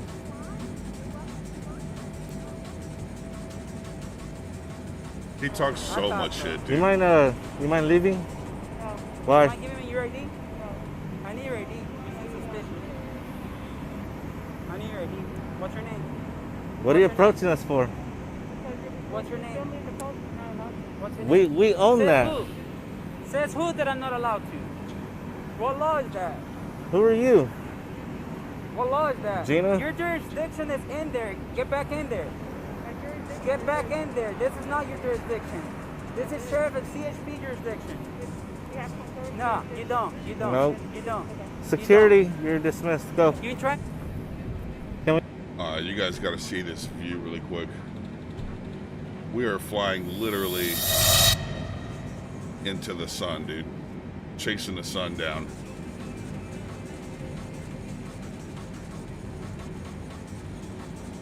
So beautiful.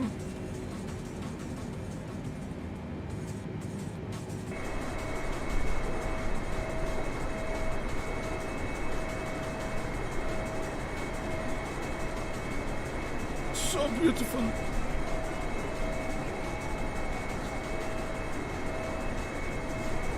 I'll be right back. I'm gonna take a piss and get another beer. Hold tight, viewers.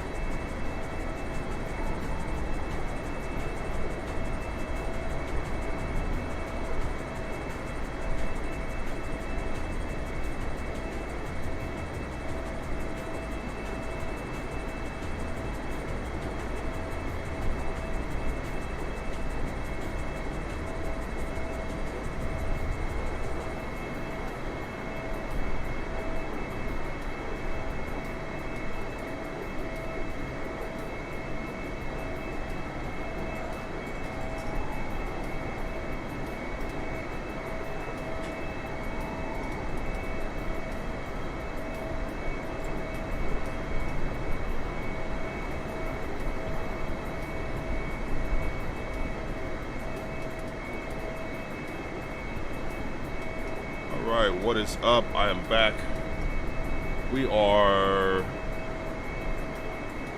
about 2/5 of the way there.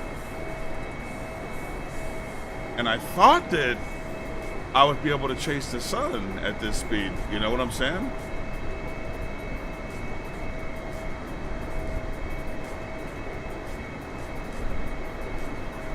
Like, I think there's a movie where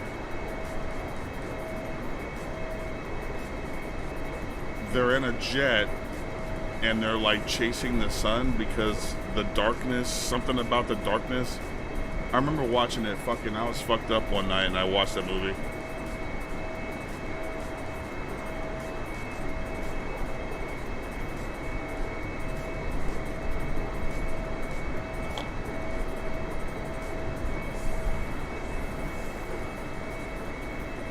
Let me get your name in.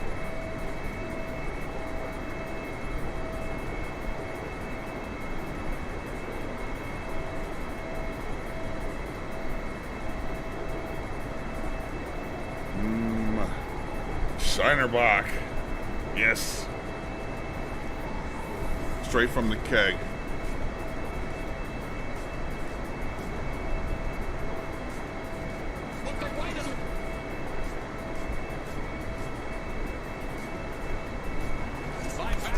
Ducks underneath that, and again attack.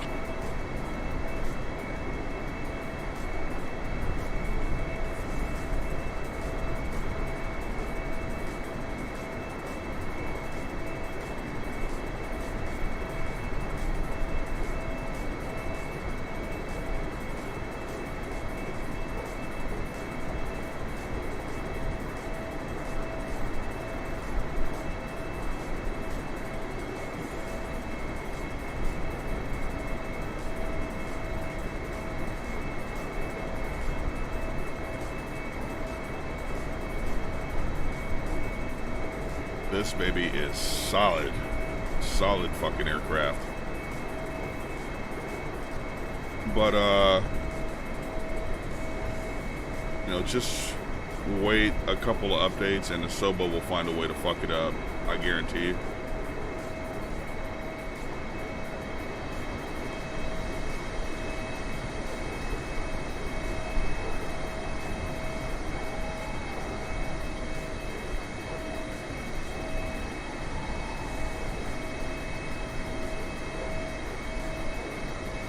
Nighttime behind us.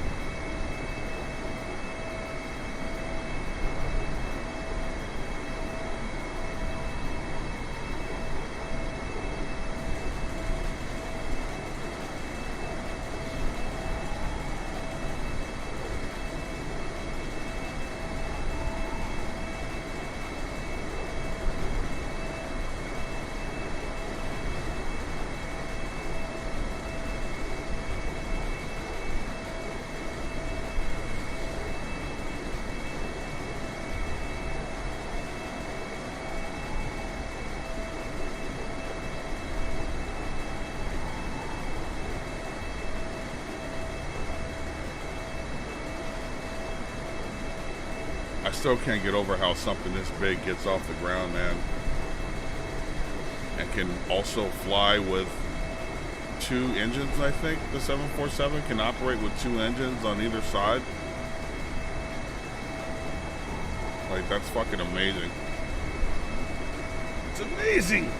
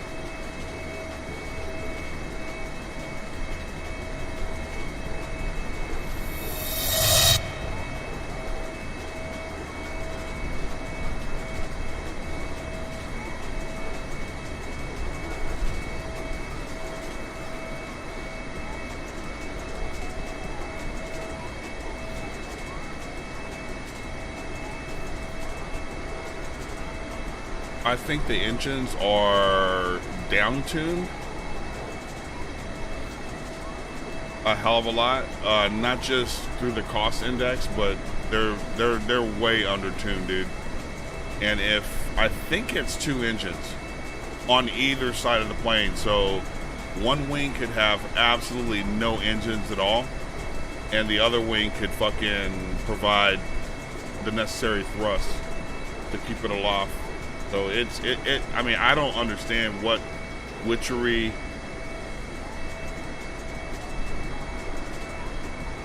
There's obviously some black magic though.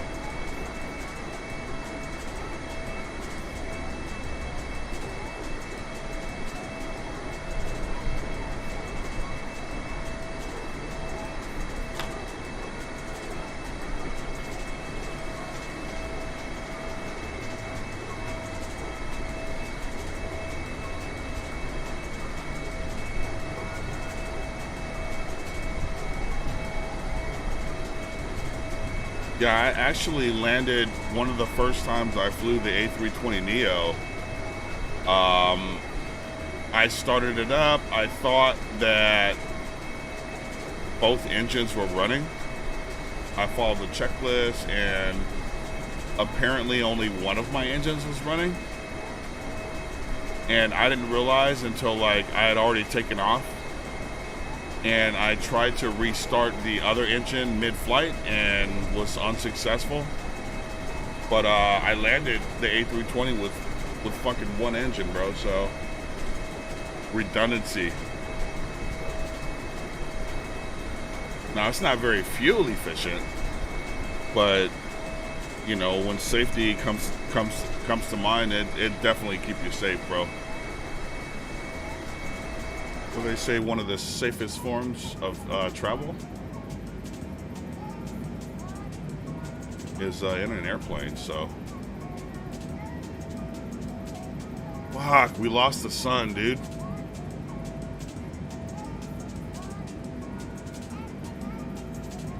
I really wanted to land in Honolulu in the daytime, but since we're doing live weather and real time, look, there it goes. Oh no, son.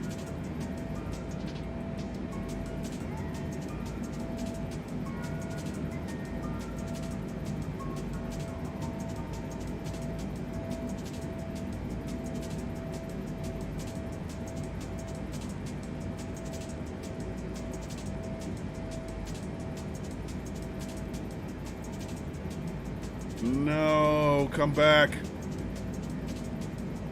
Oh, is it coming back? I told you we're chasing the sun today, baby. All the way around the world. And I will do an overnight flight one night, probably from, I don't know, like LAX to Sydney, Australia, in the big 7-4, and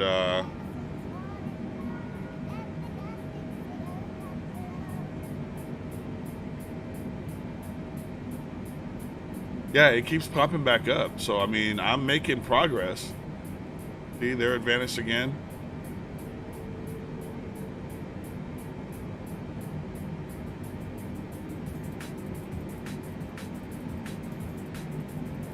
Nothing but water for thousands of miles, though.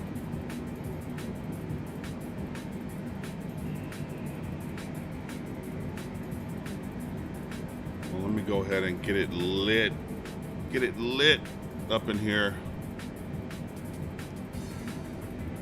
Just in case it gets too dark.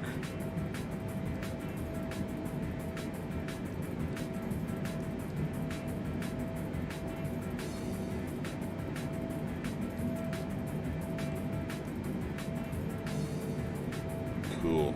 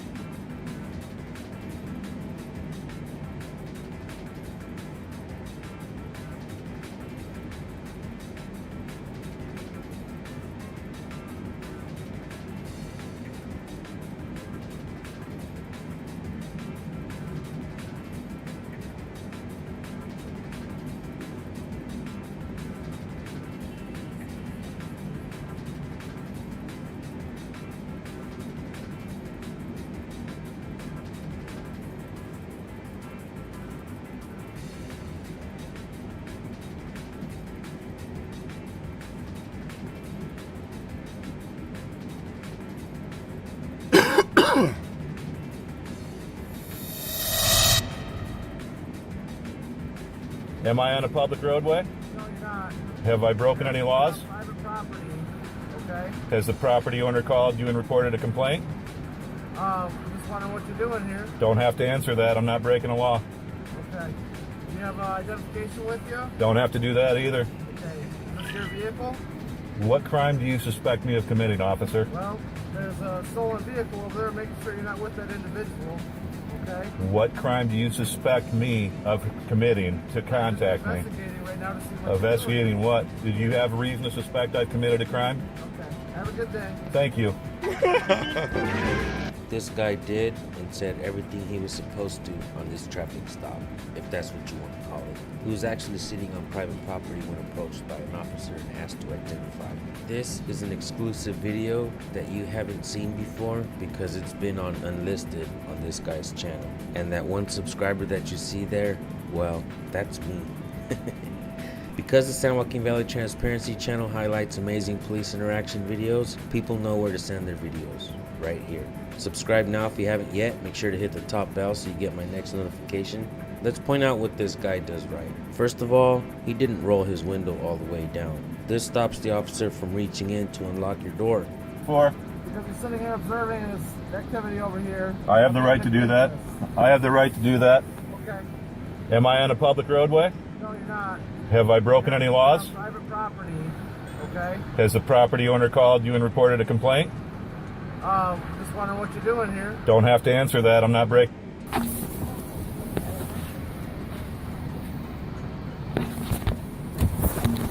Also, if you run that plate, I'm going to pull a FOIA, and if you run that plate, I'm going to have you charged for invading my privacy and unreasonable search.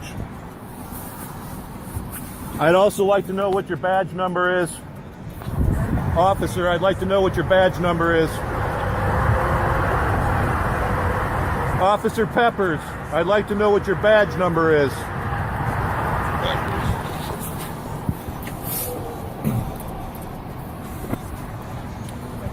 We got Berrien County, St. Joe Township. I'm on private property. I haven't done anything wrong.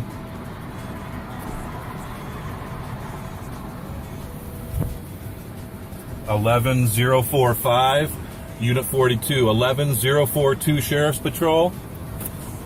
St. Joe Township 002955, car 39, Berrien County Sheriff, plate number 11*039.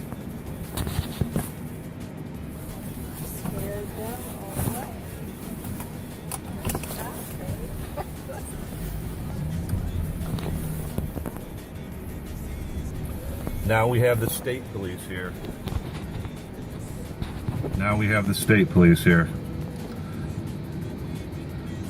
I'm on a private lot. I've committed no crime. They have no reason to suspect that I've committed a crime. I asked for the officer's identification. They refused it. I did get that it was Officer Peppers with St. Joe Township. So now we're going to see exactly who the state officer is.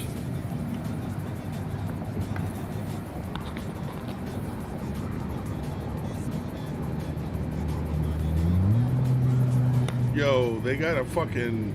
That plate number They is got a 5724. 1960s fucking cop light on top. My money says that as soon as I pull out of this private property onto public property, I'm going to have shit. 1 or 2 or 3 or 4 dickheads try to hook me up. You turn your camera on and record this. You don't have to talk to them. You've done nothing wrong.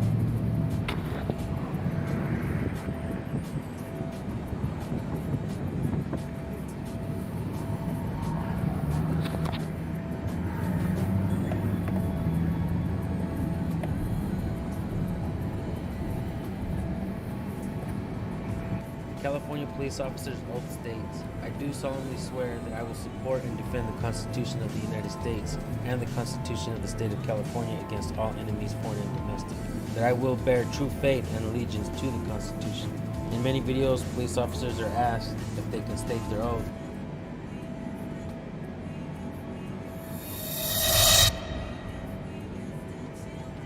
But we are still chasing the sun. but it looks like we've lost.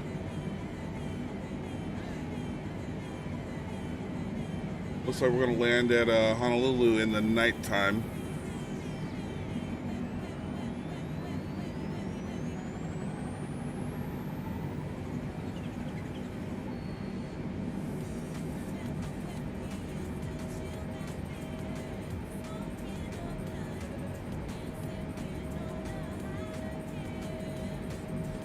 Let's get a flight attendant up here for a drink, shall we? Okay. Make that 2 drinks. Not a problem. Make that 3 drinks. Okay.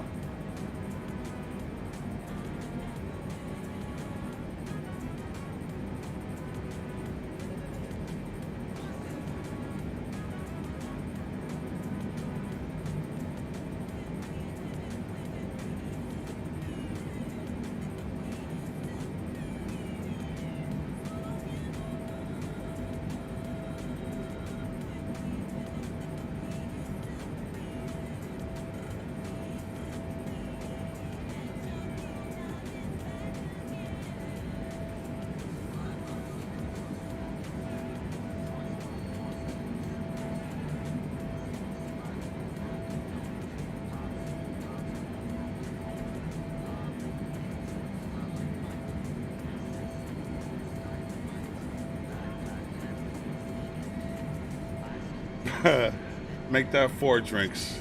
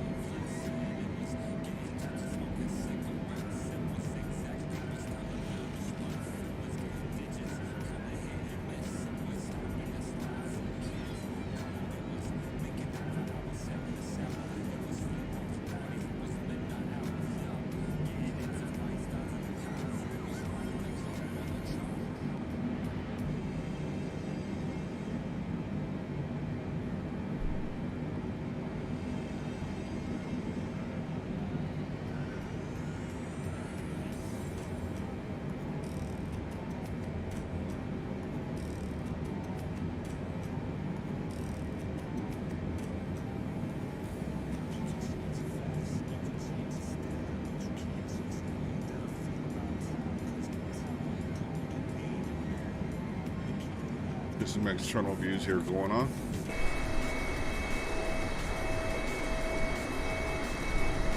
Look at that. I think we've got 361 passengers on board. Holy shit, man. No pressure, no pressure.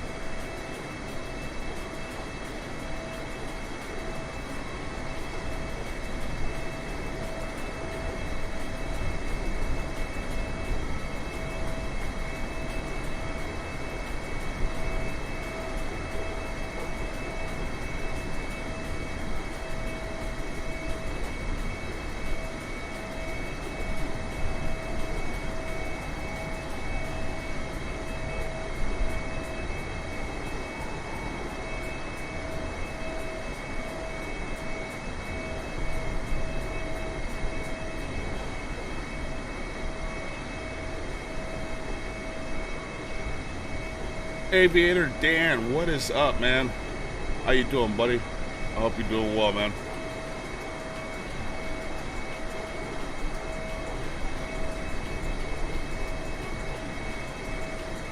Hope you are really doing well, man.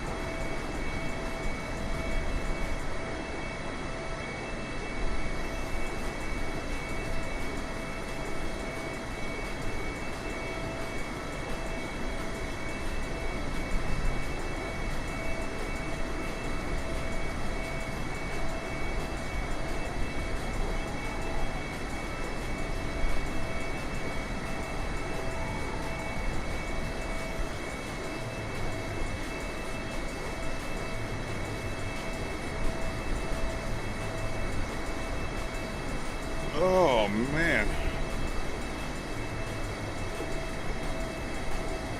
Satisfaction 93%. If we can bring that up. Public interest. Humorous. Point of interest. Yeah. 99%, baby. That's the fuck I'm talking about.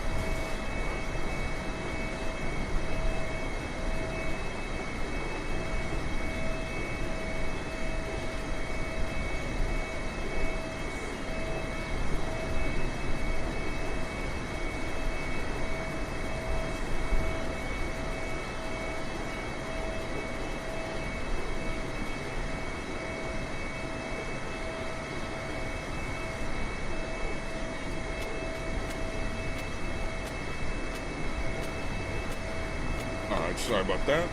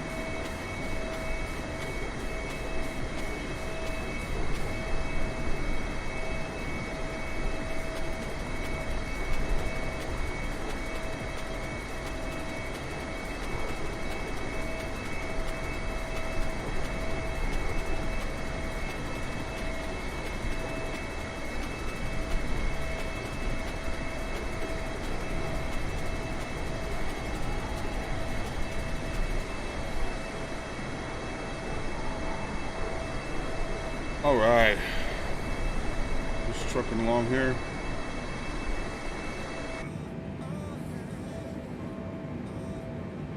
All our flight systems.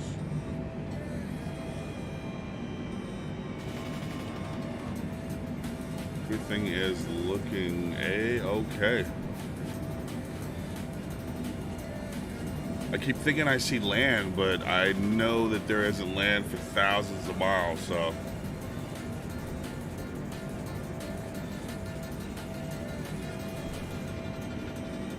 But we are almost halfway there, so not too bad.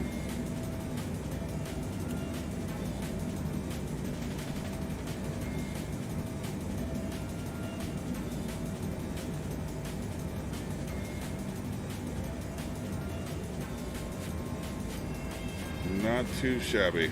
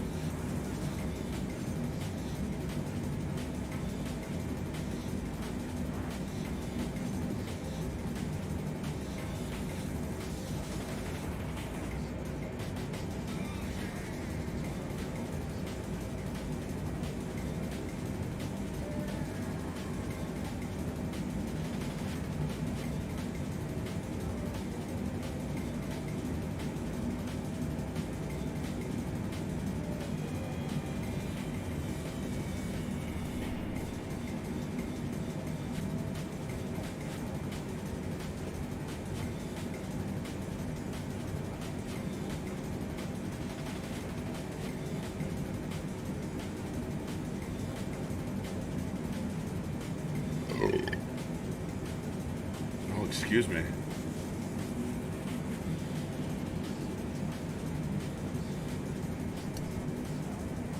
Yeah, we're still chasing the sun. Otherwise, if we were flying the other direction, it would be totally dark already. So I'm hoping that we get to Hawaii with a little bit of light. See a little bit of the scenery because I believe they updated that in this previous update. So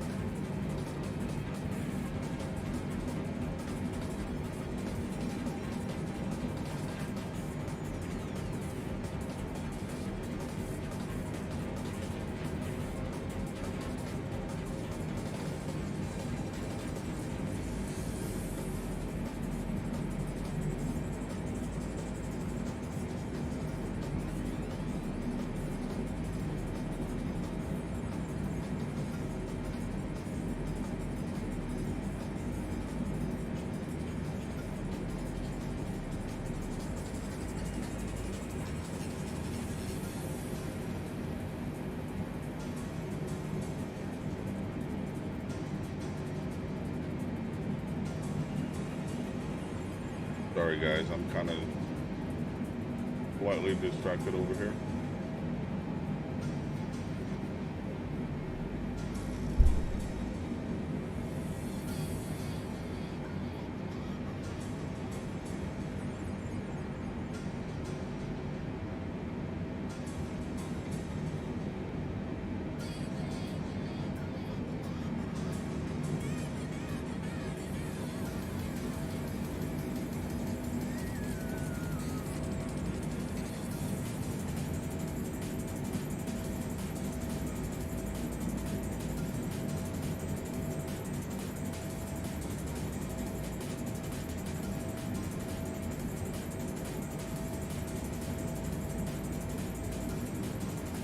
Muy preocupado.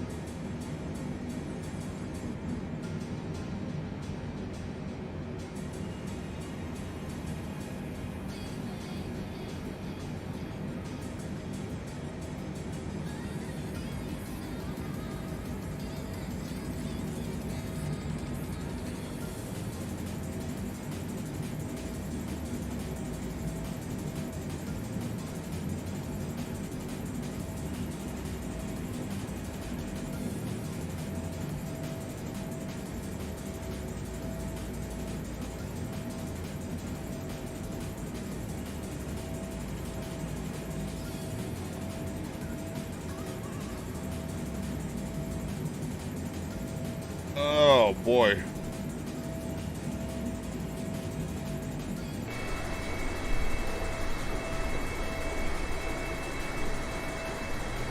Shall we go back to the passenger view again?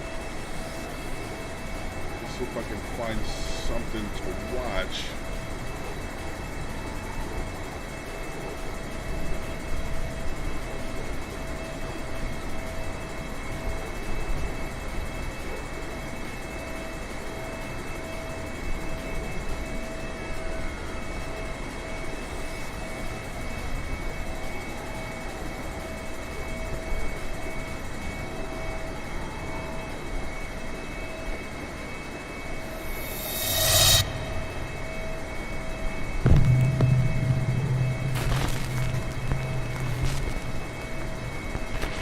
Top 5 ghosts caught on tape.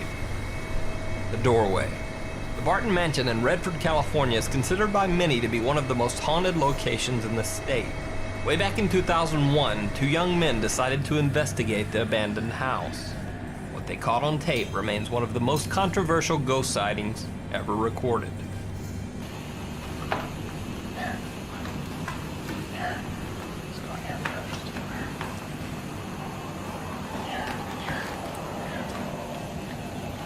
Cover my back, alright.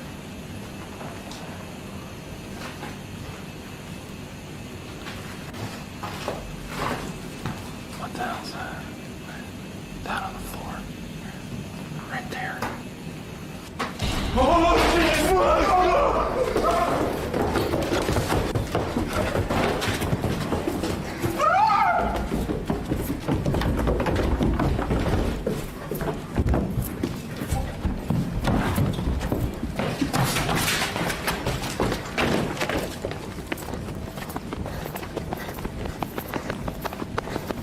Damn. Now, something of interest here. It looks as though the figure in the video has to crouch down to fit through the doorway. This would mean that the person, ghost star, whatever this is, had to be around 7 feet tall or more. Today, 16 years later, the two men who recorded the video still claim that the footage is 100% real. The Anguished Man. Sean Robinson has been posting YouTube videos for over 7 years of a painting that he claims is haunted. According to Sean, the painting, named The Anguished Man, has a dark history. It was painted by a mentally disturbed man who committed suicide shortly after completing it. Sean claims that every time he gets the painting out of his attic storage, strange things begin to happen around his house.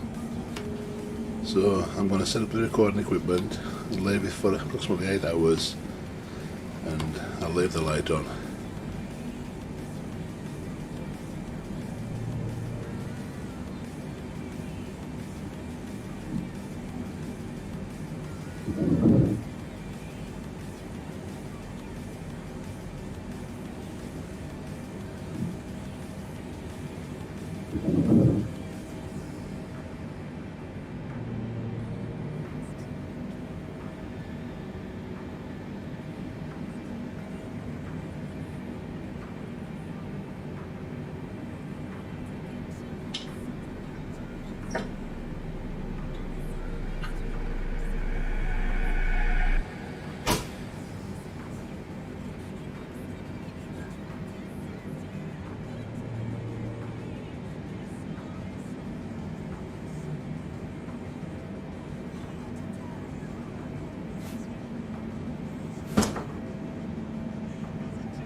Over 7 years, Sean has only posted 8 videos to his YouTube channel. He says that between filmings, the painting is kept securely locked away in his attic. Headless Haunting. Some kids in Iraq are filming around an old abandoned school. At first their exploration is pretty uneventful. Then one of the boys mentions in Arabic that his phone that had been fully charged was now about to shut off. Right after he says this, the cameraman nonchalantly pans around an abandoned classroom. Just then a call to prayer can be heard from a nearby mosque. The camera catches this strange footage.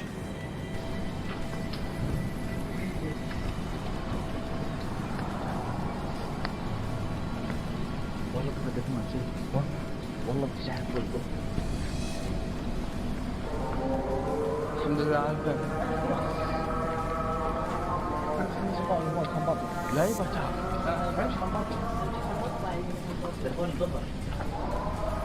boys couldn't see the headless apparition with their naked eye and had no reaction. It was only later, when watching the footage back, that they noticed the chilling figure in the video. The Phantom Diner. CCTV footage from Jimmy's World Grill in Bedfordshire, England, captured some strange activity in the restaurant on tape. Oh, this shit's crazy.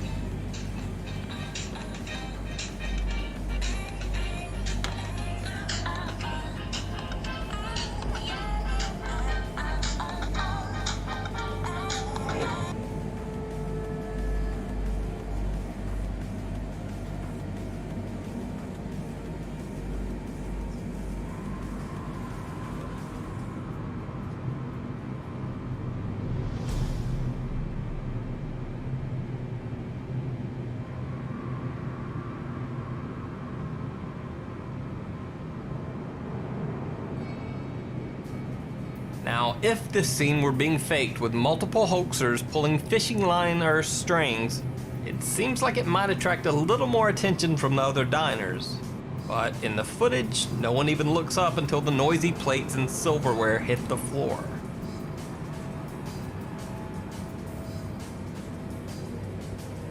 The Girl in the Graveyard.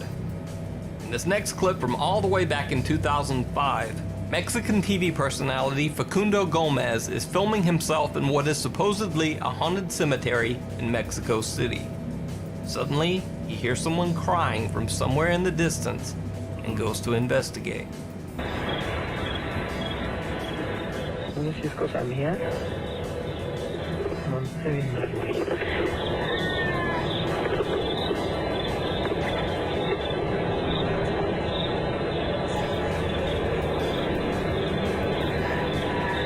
No seas idiota. ¿Qué es esto?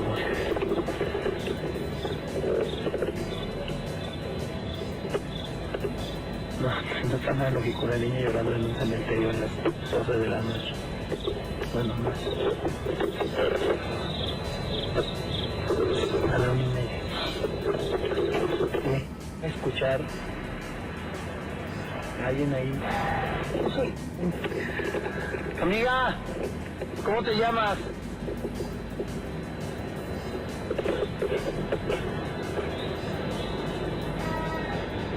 Amiga.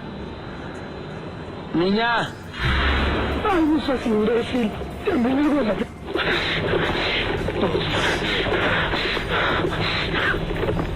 ¡Tavo! ¡Con lentes! ¡Favor!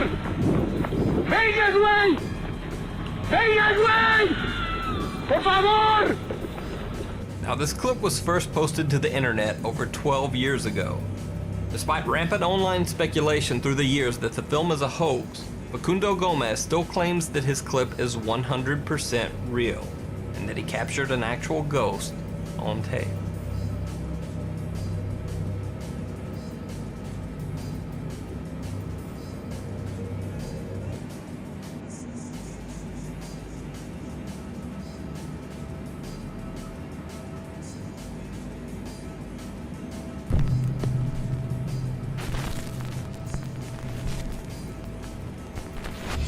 Top 5 ghosts caught on camera.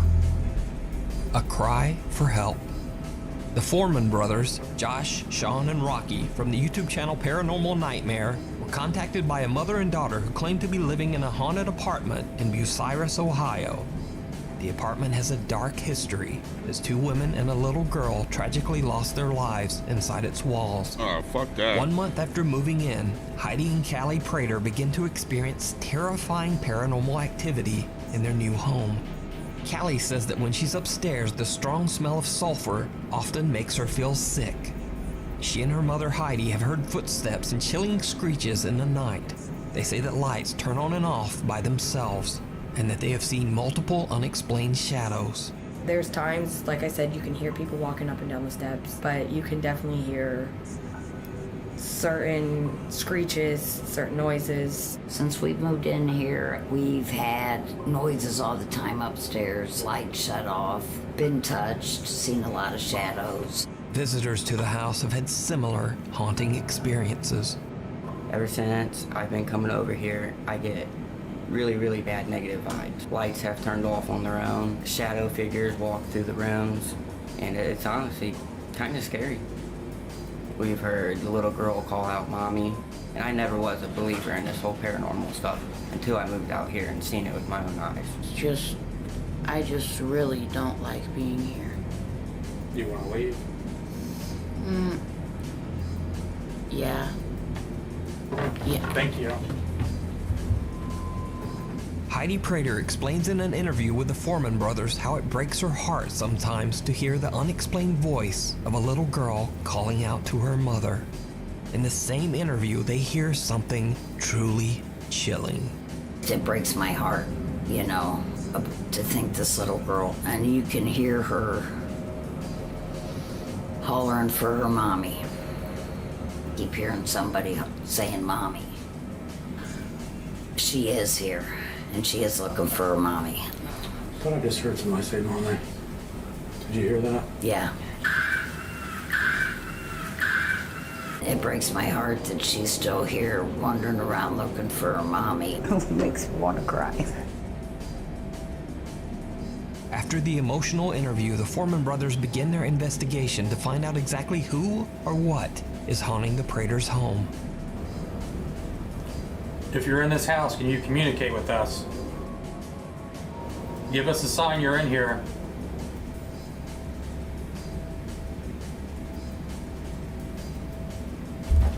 Stop. Holy Did you hear that? Can you come out here with us?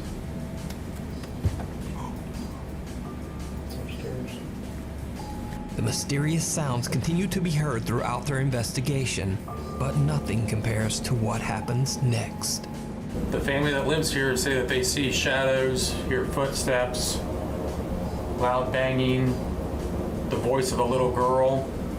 And this is the room that we were shooting the interviews earlier and heard the little girl yell mommy. We believe that there, may have been victims in this room. Oh. Little girl. Oh. Oh. Whoa.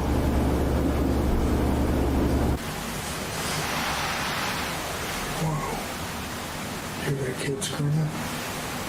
Can you talk louder?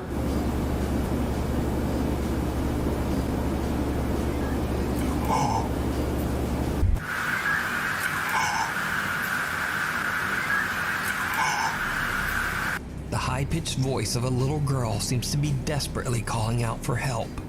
Help me understand what happened the night of February 13th, 1994. Oh, no way.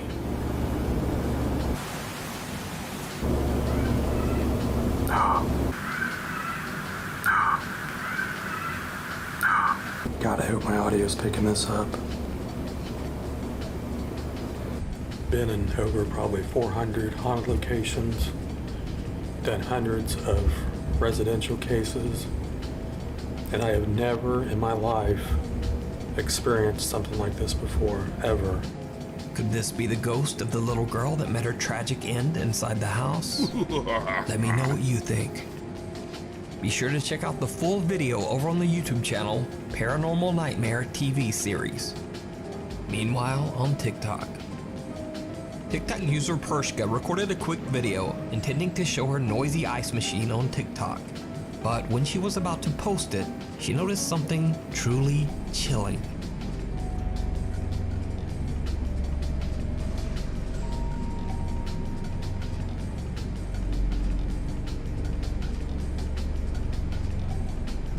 Did you see it?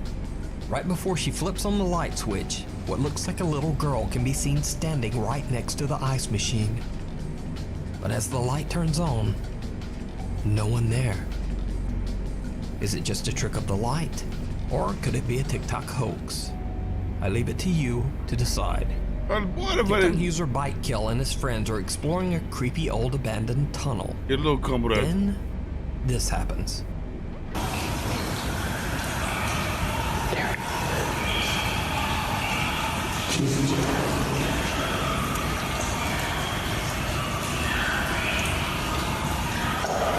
Fire down me.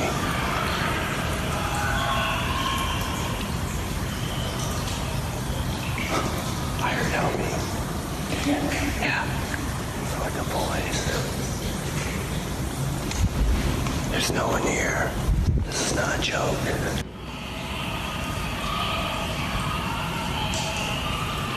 What the f? What is that? I don't know, dude. What the f? That's twice. Go back there and investigate, son. Dude, just f***ing connecting. Can I come see this tunnel? We can hear it perfectly. It was coming from that direction, I could tell. That wasn't right where you were at? No, pretty close though. It seemed like something, almost like it moved. I could feel something move. Oh, these guys are way too old to be ghost investigators, dude. They're trying to get away. And it would die down. And then it would get quiet down and come back and get louder and louder. And we're here. We stood there for 10 minutes listening to it. Oh yeah. If you're getting eaten or something. The scary sound of screaming voices echo through the abandoned tunnel. Bike Kill says he has no idea what the voices could be and believes that the tunnel is haunted. But what do you think those sounds could have been?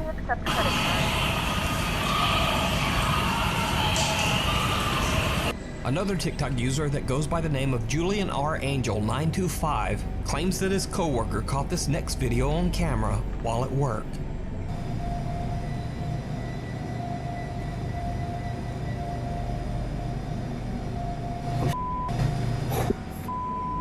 Did you see it?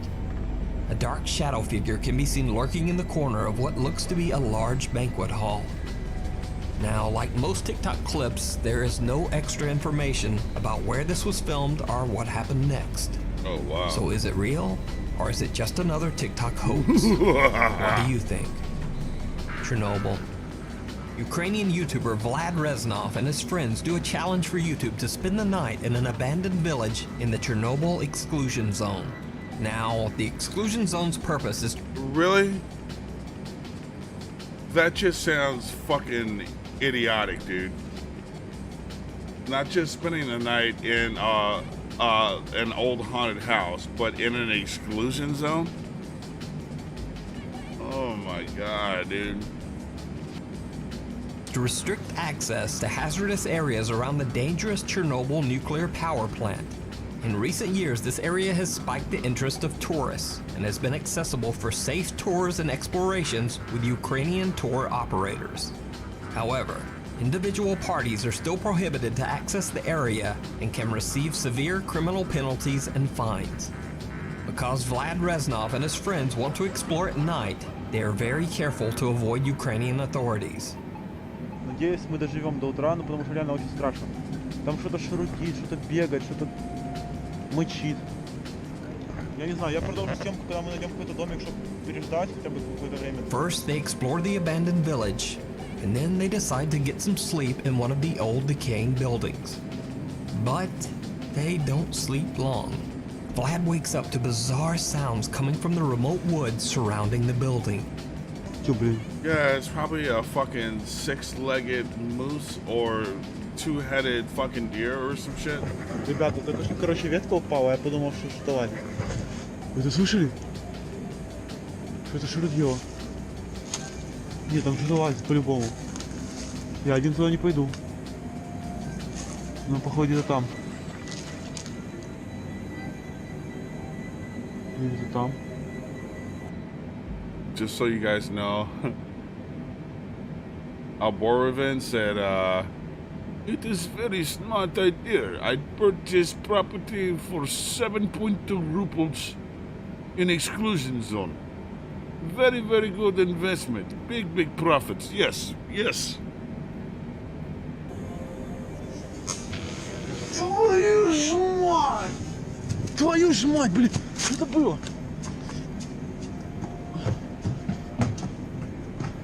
Пацаны, подъем. Нет, Пацаны, нет. блин. Чувак, там что-то лазит. Я где-то сейчас на улице что лазит. Ветка упал, я слышал. Я не знаю, там что лазит. Сам сказал, ветка упал.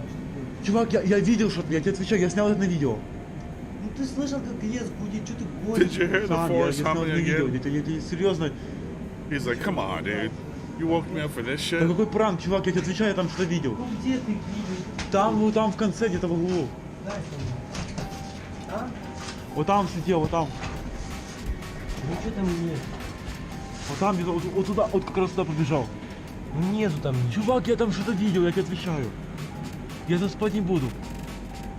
Будешь, потому что нам завтра вставать. Чувак, блин. Ты понимаешь, что там что-то было, я тебе отвечаю. Я не шучу. Пиздец, он мне просто не верит, реально, я не знаю. Я это видео дома пересмотрю, потому что я реально что-то видел. Ты видел или видел? Чувак, я видел. Пиздец. Я тебе отвечаю, если он нас ночью сожрет, это твоя вина. Я вчера, когда If he eats us tonight, it's your fault. Это не крыса была. Блин, он был здоровый, похожий человеком. Now, I can't really make out anything in the video here, but Vlad seems to be very spooked by something he saw out in the woods. Maybe something he didn't catch on camera. Terrified, he wakes up his friend, but his fellow explorer just thinks that Vlad is playing a prank. But then, this happened. Тихо, тихо, слушай. Где-то тут. Вот в сарай, что ли? Нет? Блин!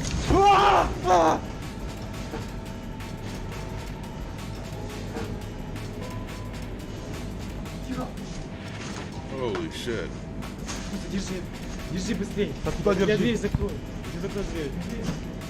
A pale figure can be seen at the window, giving Vlad and his friends the scare of their life. They decide to skip their plans to stay the night and just get out of there. Vlad seems to think that they were attacked by a Chernobyl mutant man. What do you think? Could this be the ghost of someone who didn't survive the Chernobyl tragedy and is still haunting the premises? Or is it simply a really pale man trying to give them a good scare? Oh, it's You Chernobyl. decide. It's Chernobyl. The Brentwood haunting. Radioactive guy. Back in the early French. He's 1900s, French. Clarence Curtis McCorsley built a beautiful Victorian home in Little River, South Carolina for him and his wife, Essie. Unfortunately, Clarence met an untimely death at the age of 40. Left all alone, the widowed Essie transformed her home into a bed and breakfast for traveling salesmen and fishermen to spend the night. There were rumors that Essie was often visited by the ghost of her late husband. The Brentwood house remained in Essie's possession. Yeah, he's like, what the fuck you got all these dudes staying here for, you know? As soon as I die, like... Until her death in 1974. Today, the Brentwood home is owned by French master chef Eric Masson and his wife Kim. They reopened the estate as the Brentwood Restaurant and Wine Bistro. The skeptical new owners never really believed in the paranormal. I'm always looking for validation because it's just so hard to believe that this stuff happens, and it's hard to believe that it's a ghost. It really didn't fit in my logic. That is, until strange things started happening around their restaurant. The Massons would hear the mysterious loud sighs of a woman when no one was around. Glasses and silverware would fall without explanation. Even stranger, guests of the restaurant would be locked in the bathroom by something, and devices would suddenly turn on by themselves. Many of the restaurant employees have witnessed paranormal activity, and even some of the customers have scary stories of their own. Many claim to have seen a tall, dark figure in shadowy corners of the restaurant. It is believed that the ghosts of Clarence and Essie McCorsley still haunt the Brentwood restaurant. Author Stephen Lancaster has taken a particular interest in the haunting of the Brentwood Wine Bistro. Over the years, he has interviewed That was witnesses me to trying hear to be their famous on bizarre camera. stories and has done many investigations to find paranormal evidence. Late one night, Stephen and a small team of paranormal investigators are checking out the restaurant. Right after they begin filming, they hear a loud bang coming from the kitchen.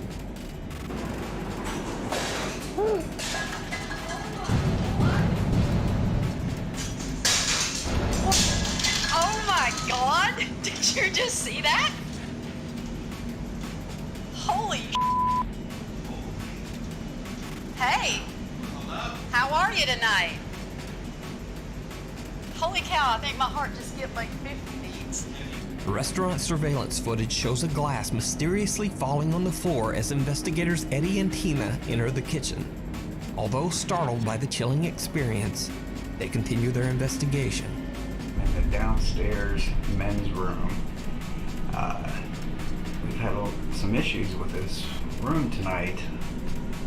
The door is wanting to open on its own even though it's latched shut. Can you open that door for me?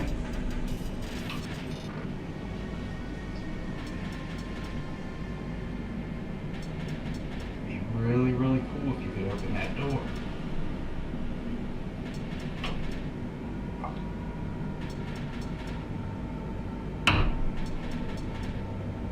Oh my God!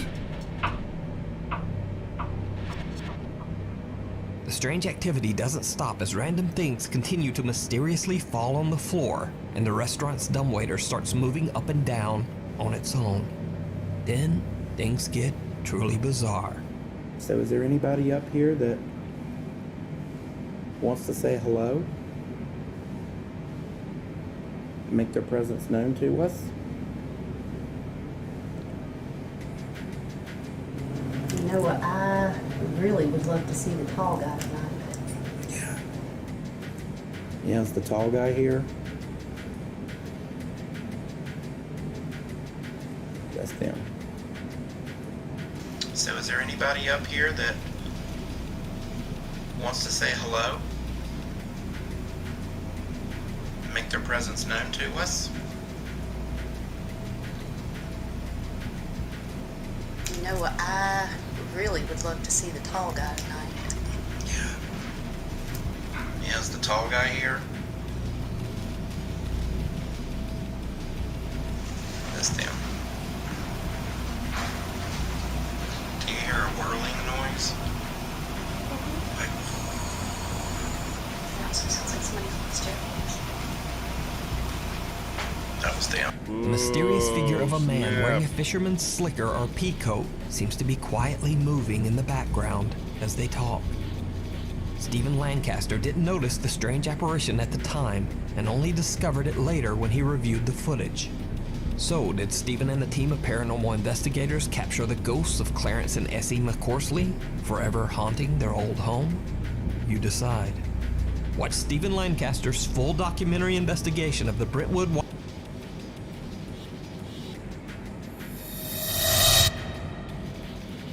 What is up, Migs? I'm on Discord if you want to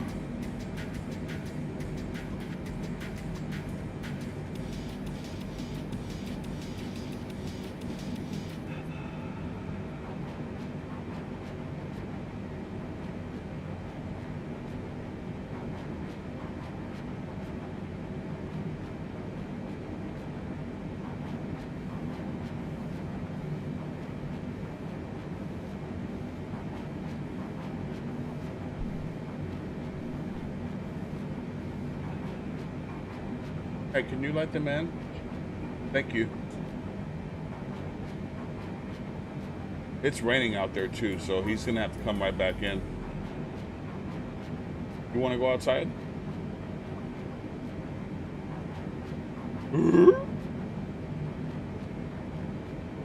Puppy? No, he doesn't want to go out.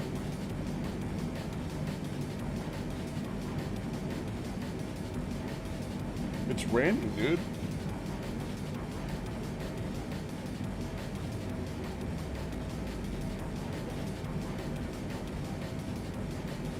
Yeah, we've chased the sun as far as we could possibly chase the sun.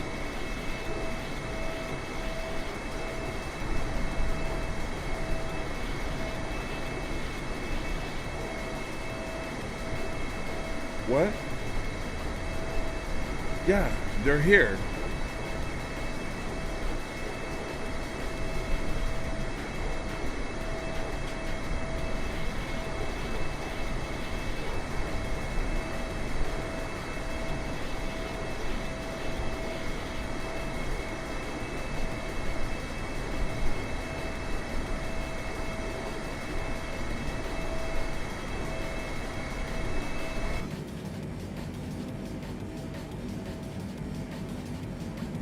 Wow, we are officially halfway to Hawaii. Holy shit. This has been a long, long haul, dude. Longest haul ever.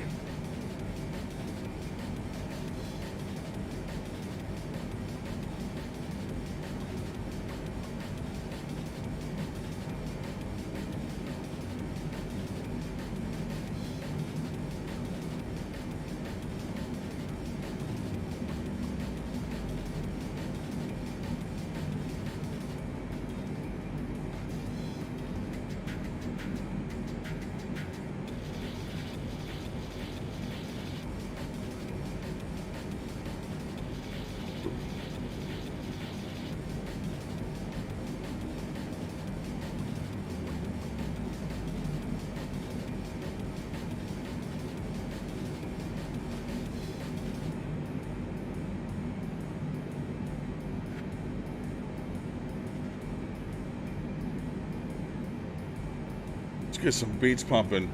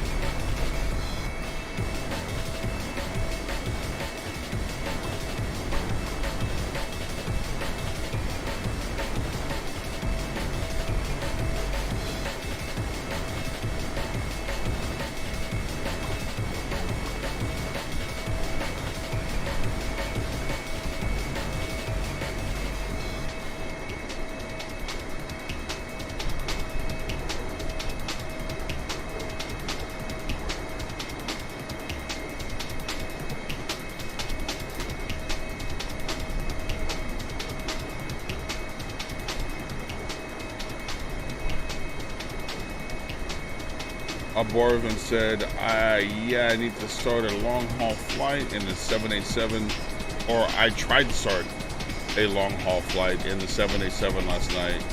The autopilot bugged out,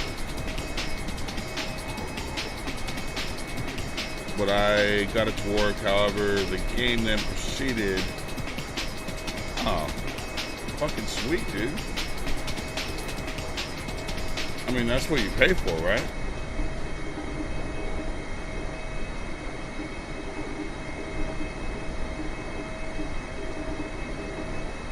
You pay to beta test, you pay to play the game, you pay to, you know, you're paying for crashes, you know? You're paying for bugs.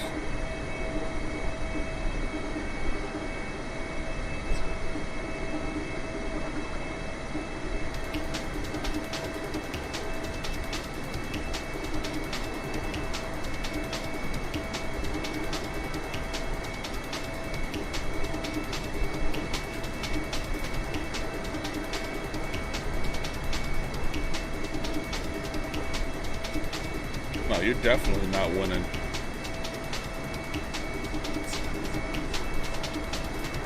Bugs, mem leaks, and seg faults, you know?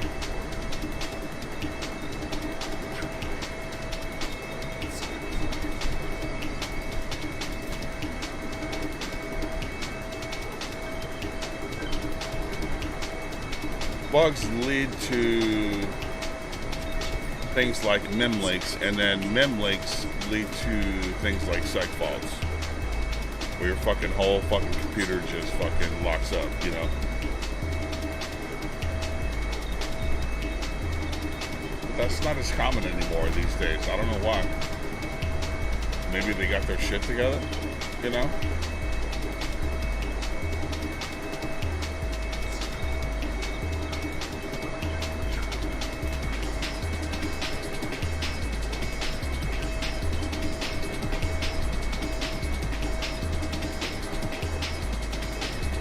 I'm hoping this landing is extra fluttery, just like last night, dude.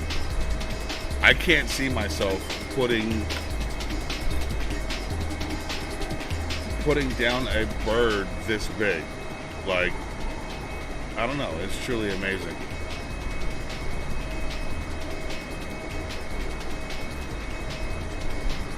Let me see if I can create a scene with just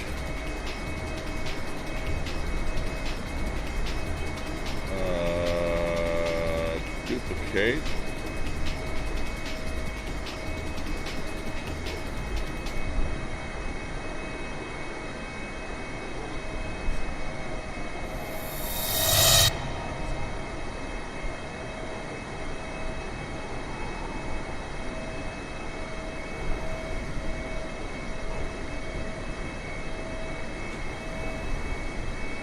Hi.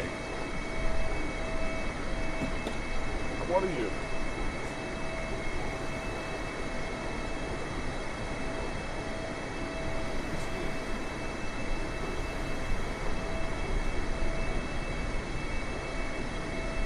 Going good. Hawaii.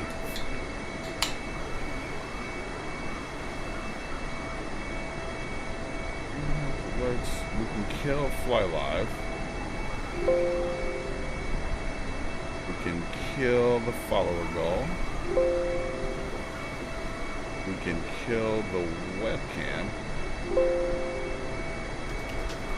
And we can kill the event list.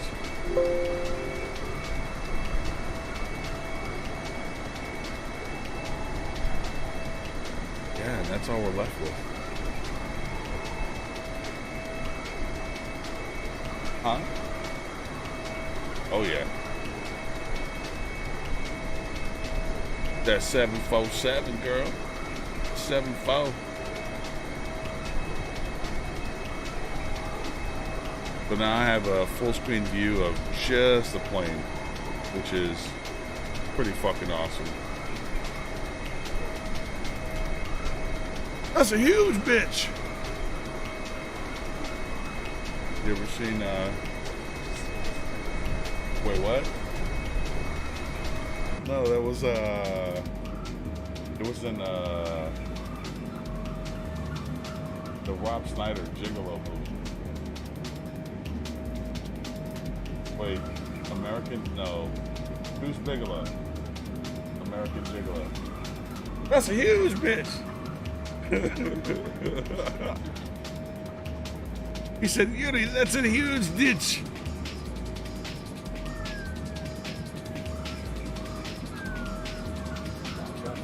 I got raided earlier. Yeah. Yeah, it was. But yeah, Migs, earlier, Alaska. What is it, 559 or whatever? Like, he dropped by again for the second time, and he said hashtag Raidsgiving, and then all these motherfuckers, Mama, Captain Geo,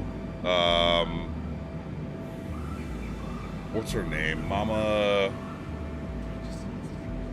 I forget her name. Mama Shark. Mama Shark came by, which is Captain Geo's wife. And then, like, a bunch of other fucking people dropped by and subbed, and, you know, I was just like, Alaska, dude. He was like, your stream needs to be blown up, dude. Like, you're taking it to the next level. And I'm like, thank you. Thank you for fucking noticing, bro.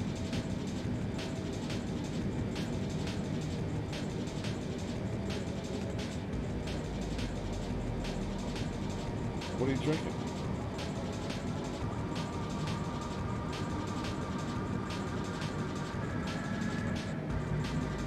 Well, I mean, that doesn't tell me what you're drinking. Oh, okay.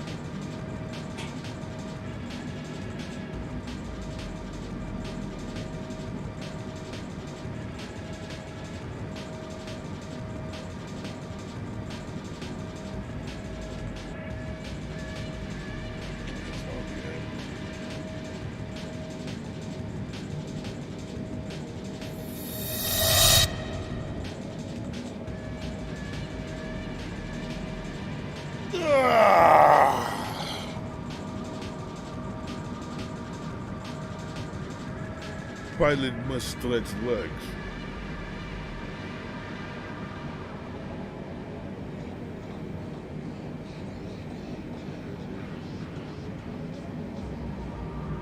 Nah, but seriously, thank you for all the subs today. Captain Geo, Minty Aviation, Orlando Aviator, Alaska 559, Choxel, Ferris Raza, thank you guys so much. Sim Aviator, Kimo.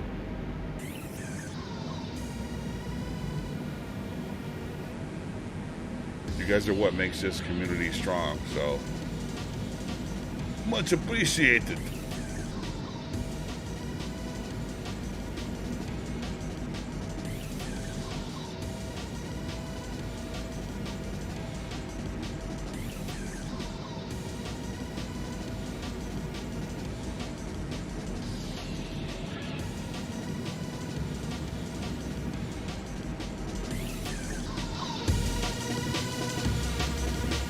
Look, they're fucking still very satisfied. Very satisfied. Pull up PACX real quick. This shit is huge, Migs.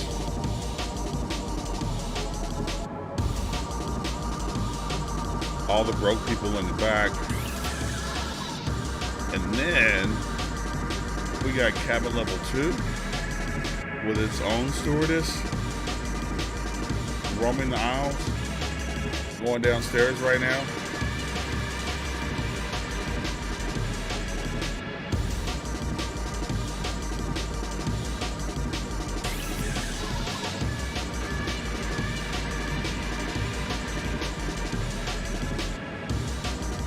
Yeah, I think we have 361 souls on board. So, I mean, took like 20 minutes to load them motherfuckers, dude.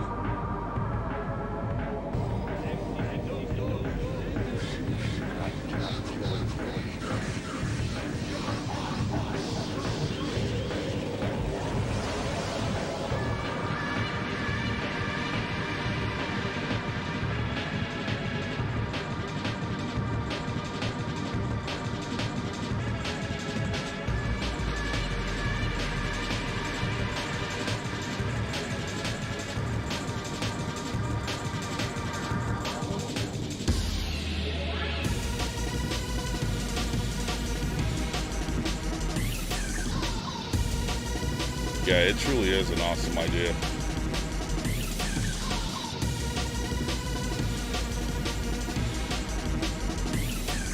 Alaska noticed how streamers tend to, you know, once they make it, like they fucking, you know, don't post your stream on my stream, and you know, if you're more entertaining though, I mean, you know.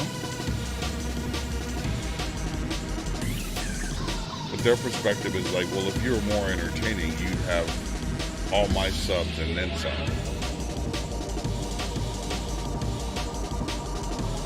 Then I'm like, fuck that.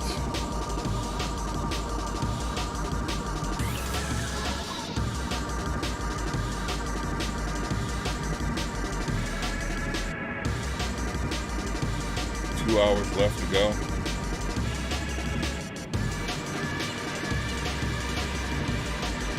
Hoping that we made some no,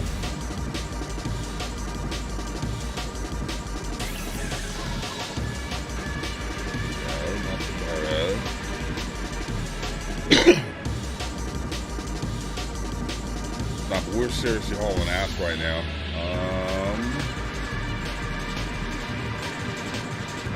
Ground speed is 468, airspeed is 512. Yeah, we're fucking pushing into that 45 mile an hour or 45 knot an hour fucking nose wind. I knew I should have flew from fucking, like every time I fly somewhere, I always have a nose wind or crosswind. I should have flew from Hawaii to LA instead. That way the flight would have been a little shorter.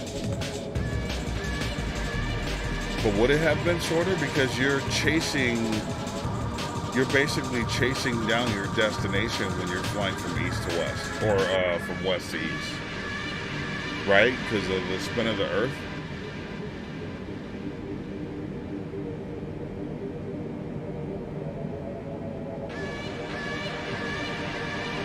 Or we could just say the Earth is flat.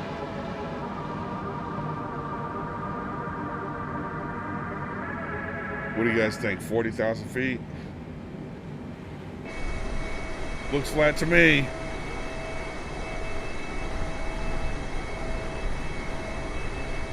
Oh, I love this fucking view, dude. I gotta...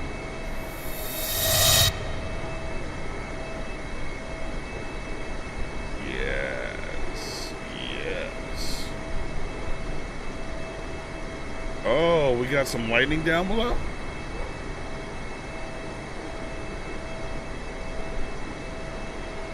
I hope I don't have to bring this thing in storms.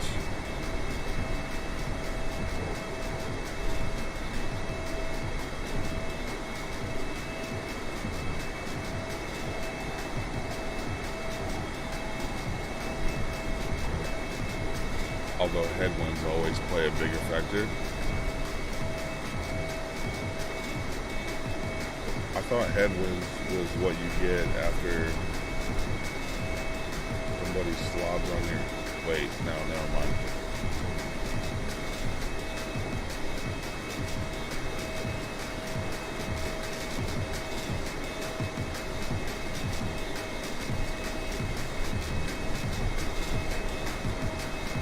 Dude, normally I could find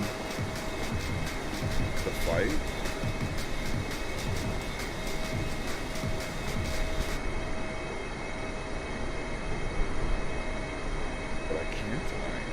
Weird.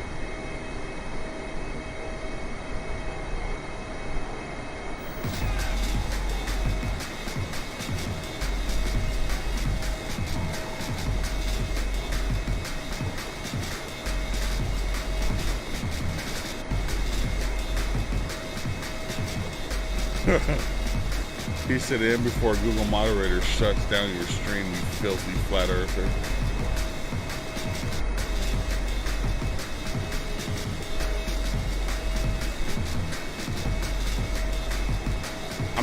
I'm not flat earth, dude. I'm fat earth. The earth is very, very big. Very, very big.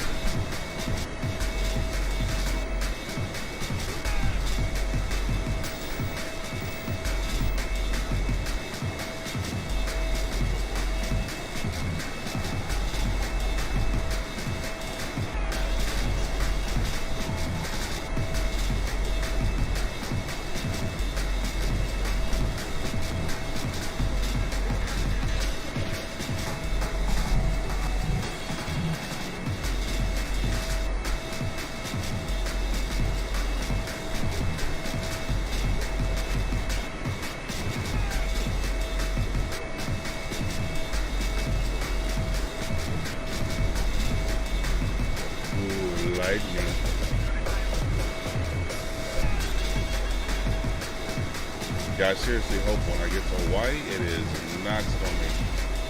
Actually, let me check the METAR.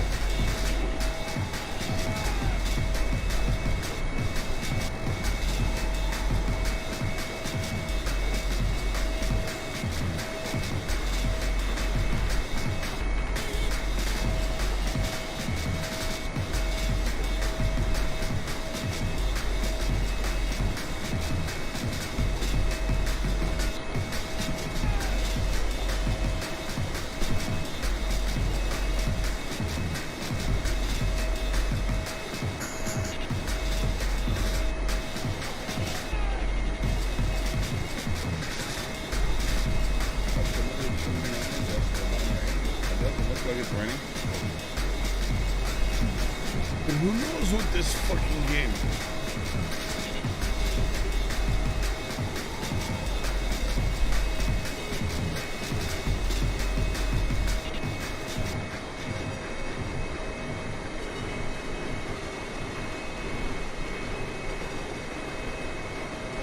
What is up, Nick? How you doing, man? I hope you're doing well. Really, bro, thank you for dropping by. It is so kind of you. So very, very kind.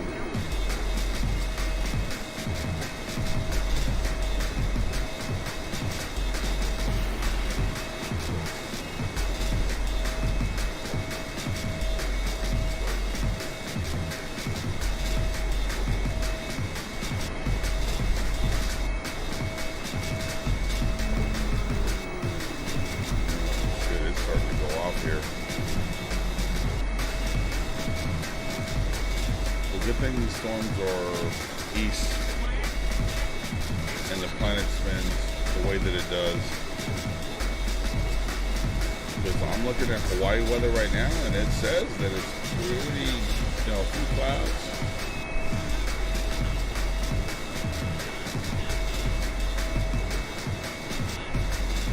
White rules are visual, so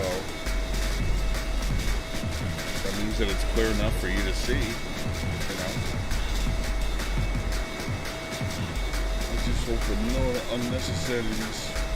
We've dealt with enough shit in this game already.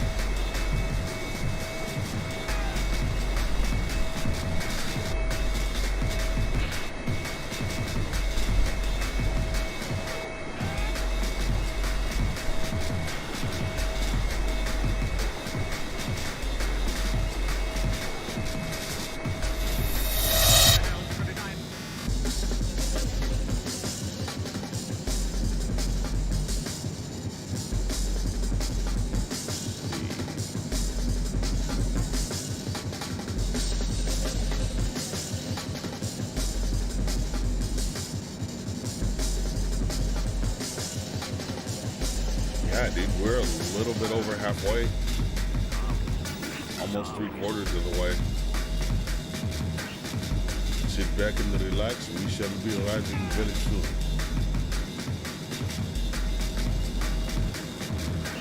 Meanwhile, we'll get another drink from the Logitech. Okay.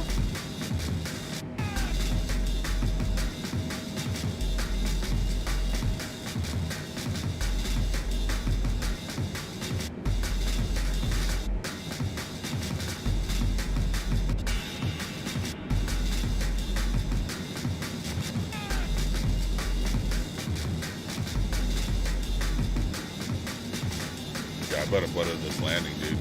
Seriously.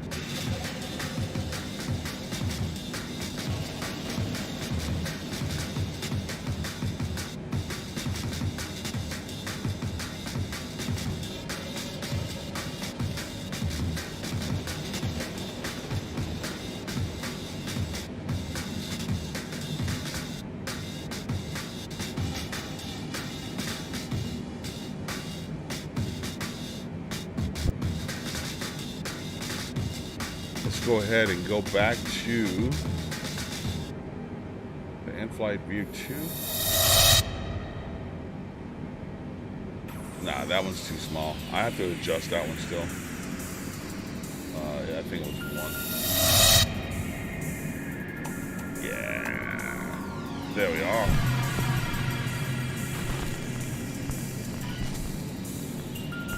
Top 5 ghosts caught on camera. The West Virginia Penitentiary. The infamous West Virginia Penitentiary is one of the oldest prisons in the United States.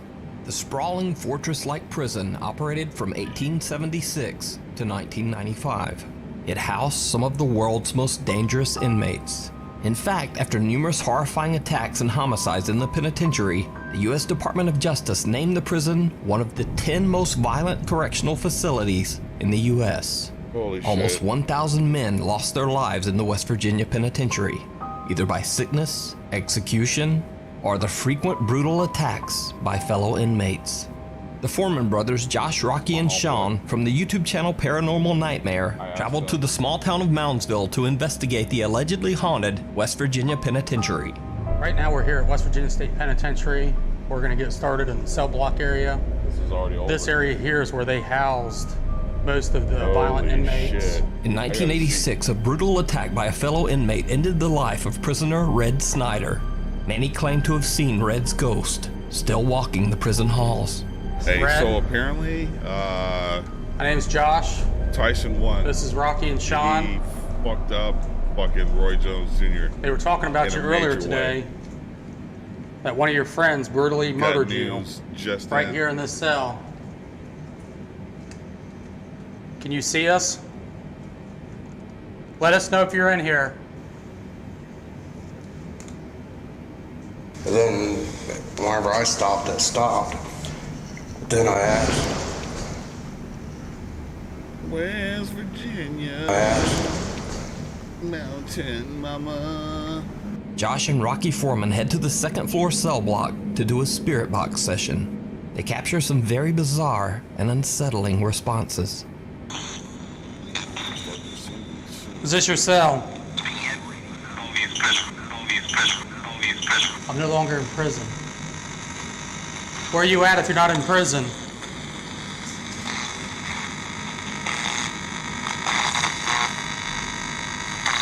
Are you free? I was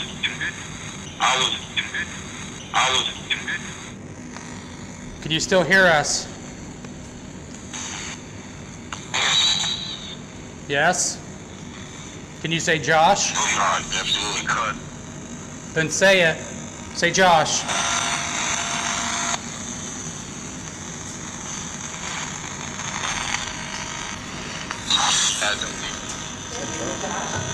Yeah, just like Josh. I heard you. The Foreman brothers reunite on the prison's main floor and are walking down the dark hallway when suddenly they see this.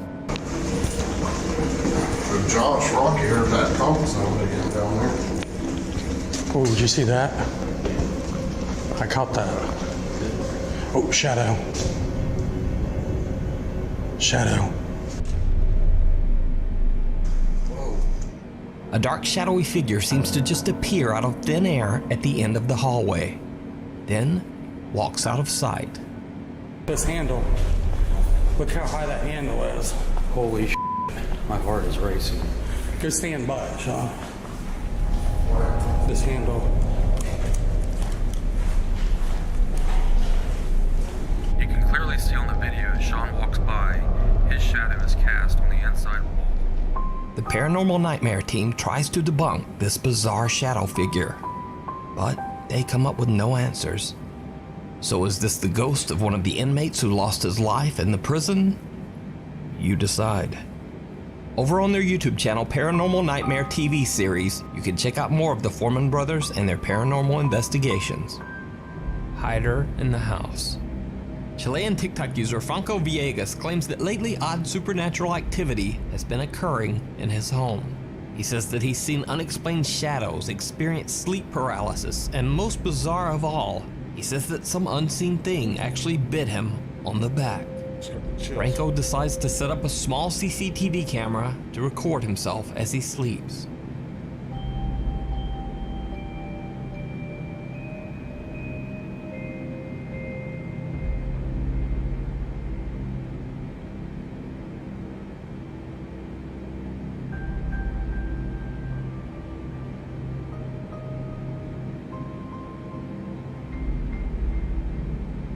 A blurry white figure seems to appear on camera. Oddly enough, whatever it is doesn't seem to upset or excite Franco's dog. It continues to sleep through the entire incident. 3 days later, Franco's bedsheet is pulled off by something. But it doesn't end there. 2 days later, on April 30th, Franco Villegas starts to hear knocking on his bedroom door. Bueno, son las 1 de la mañana casi, y nada, para ser concreto, como ven, no tengo audio ni música en el video porque nada, me golpearon la puerta muy fuerte y estoy solo. Despertamos todos los gatos y están todos muy fijos en la puerta, así que voy a mover la cámara apuntando hacia allá. Veremos mañana en la mañana o en la madrugada si capto algo. So Franco changes the angle of the CCTV camera to point towards his door. 5 days go by without incident. But on May 5th, as Franco sleeps, his security camera catches something truly chilling.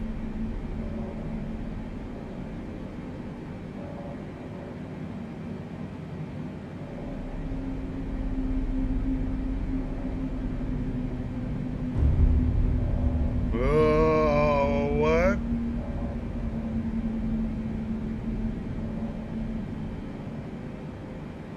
The camera records what seems to be the pale face of a girl peeking into Franco's room as he sleeps.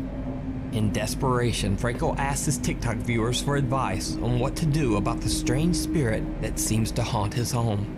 One viewer recommends an odd sort of seance, apparently likes saying you. that Franco should try talking to the spirit while holding a candle in front of a mirror. Estoy solo acá en el baño. Bueno, me dijeron que a través de una vela y un espejo iba a poder hablar con ella. Amiga, por favor, te pido que me dejes solo. Te lo pido, por favor. ¡Ah, conchetumare! Now, I'm certainly not saying that this footage is real, but what makes it more compelling is that Franco clearly shows that the bathtub is empty and that he's alone only seconds before the girl appears. One night, Franco is filming one of his cats playing, and what happens next is truly bizarre. Hay ruido en el primer piso. Está el...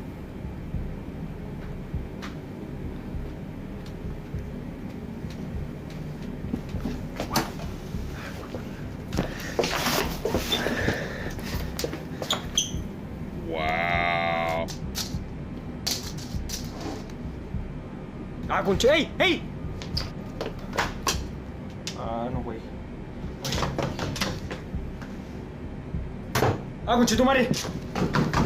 So, is Franco Villegas' house truly haunted? Or is it all just an elaborate hoax? You decide. You can follow Franco's continuing story over on his TikTok page. What is up, Banana Pill? What up?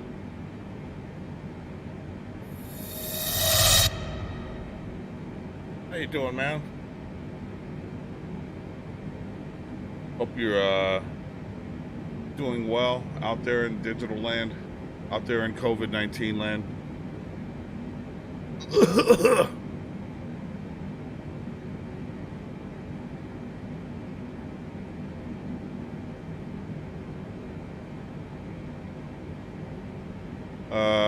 Expected arrival is in 2 hours, but I think I padded that a little, so it's probably more like an hour and a half to Hawaii. Pakalolo. Do any of you know what Pakalolo means?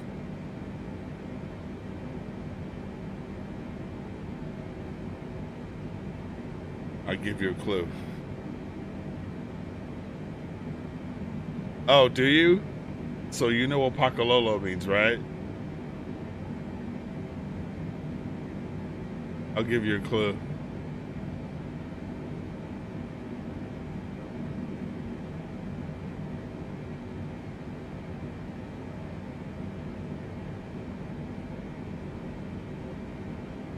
Makes me happy.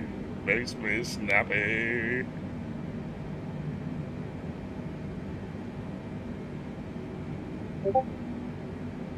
Nah, that's cool, bro. You live in Hawaii.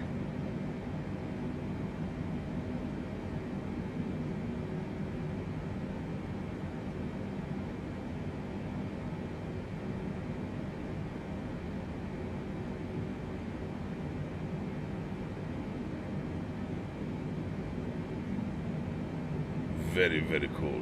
Very cool.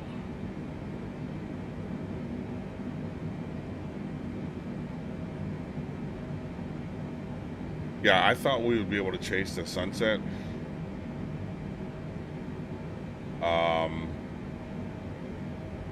Because we're flying west and the Earth is spinning to the east. And so I thought we'd be able to chase it, but it's a very long sunset. Like, it's been a 3-hour sunset, you know? But we're doing some damage, just not fast enough. Just not fast enough.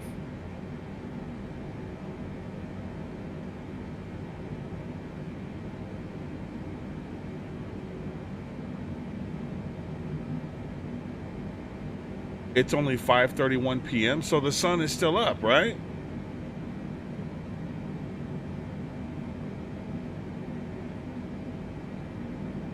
Hang on, let me check live weather real quick. Weather. It says, yeah, 5:31 p.m., dude.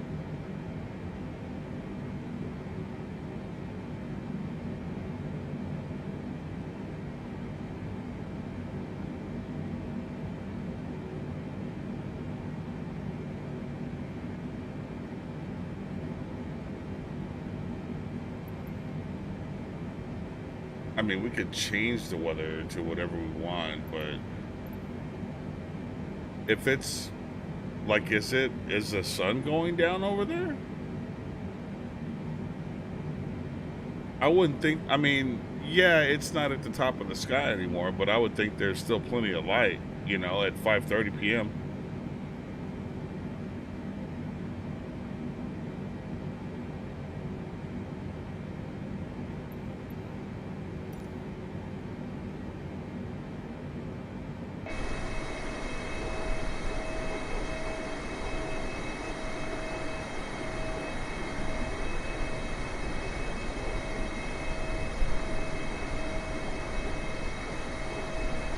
As always, if you like the content, please subscribe.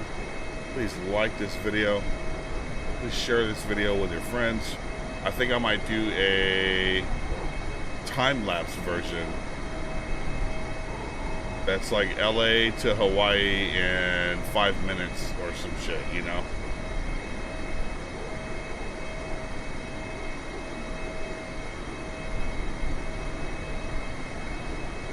But so far, this has been a very smooth flight. I think you can tell my passengers are 95% satisfied. The only ones that aren't are sitting up in this area. Not cabin level 1, cabin level 2. They're up here. These are... Yeah, see?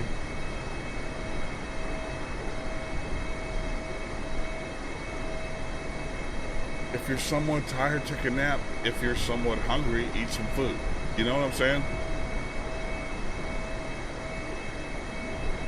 Very thirsty. You know? Oh, but he's 62, so... He's 62 years old, folks.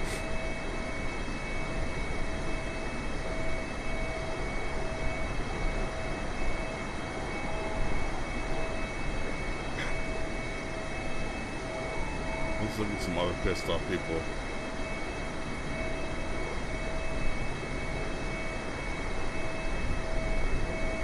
Yeah, I mean, if you're tired, go to sleep. I don't know what to tell you.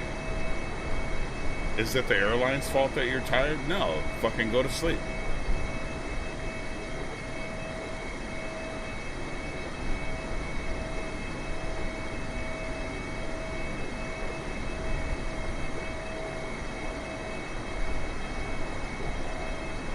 That was PACX.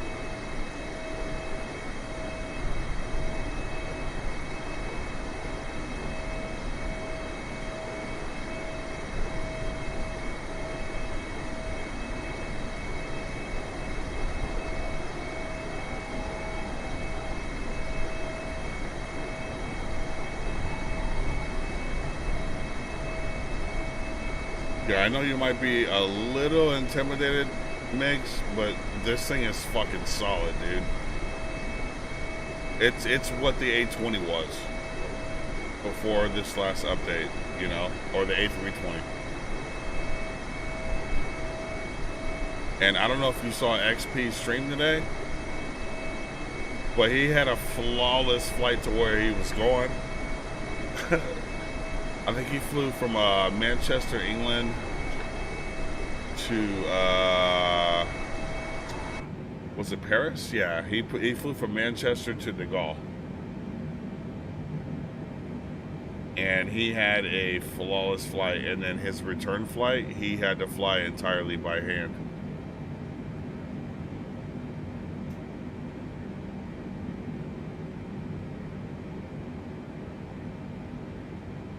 It was crazy.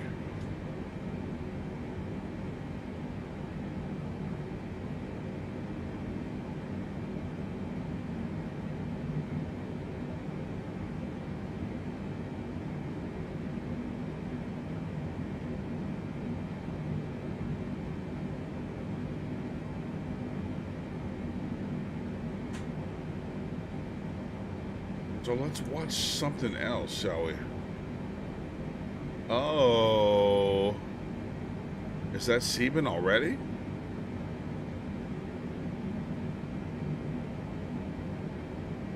I think I was supposed to begin my descent at Sebin. I'm not sure.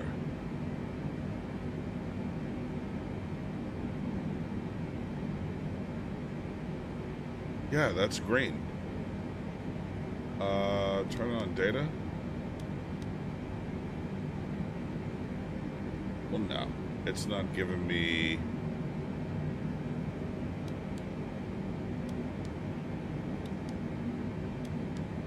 That doesn't work. That works.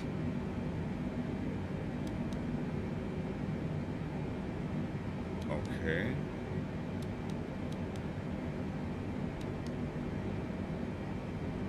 Okay, got a little weather radar here.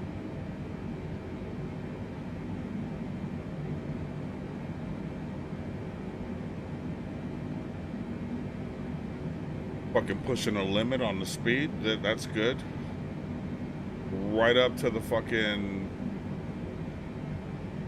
the haircut pole, you know, like pushing the limit. And we've got a 44 knot headwind that we got to deal with. So there's that too. But I'm confident that we'll get all 361 souls on board down in a safe fashion. I'm gonna push for a under 200 landing.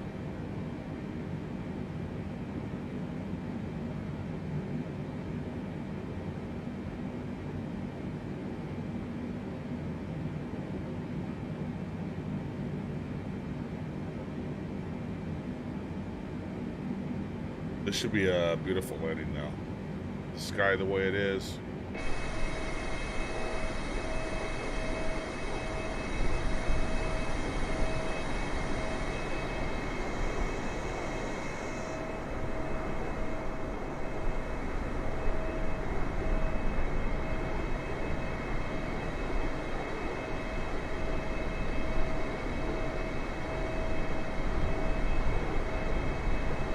Are you going for the reef runway? No, I'm not. No, I'm not, dude. In my flight plan, it advised me to the land runway that is perpendicular to the reef runway.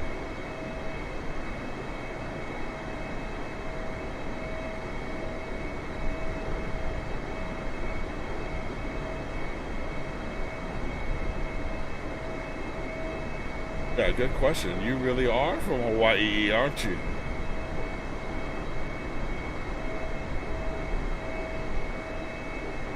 Yeah, because on the map it shows that runway, and it's like a runway in the middle of water. It doesn't show any land around it or anything, so.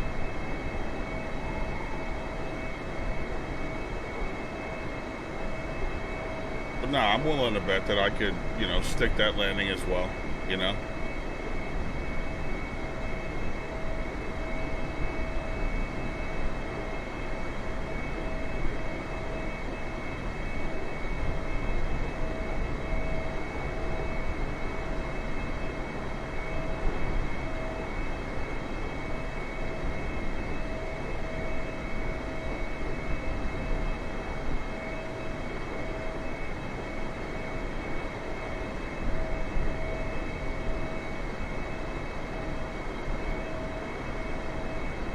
Oh, really? 559 couldn't put it down?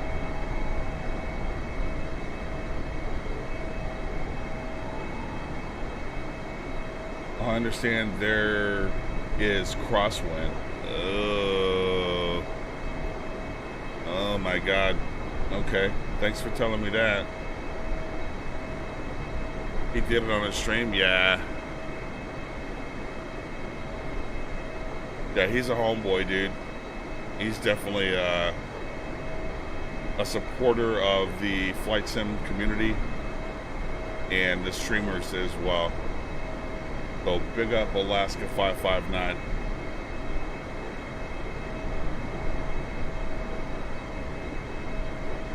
You, sir, have a first class ticket.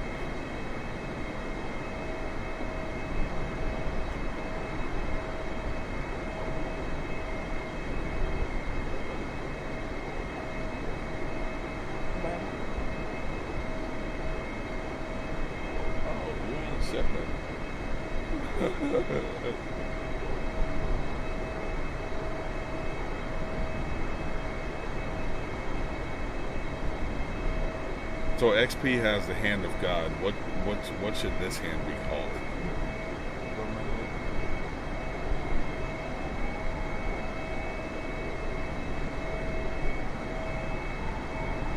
The hand of head.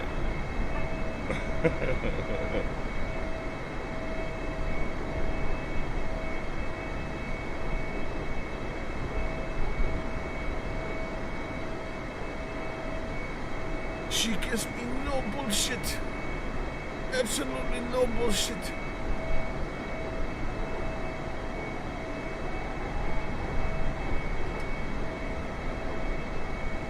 Very strong woman, built like axe.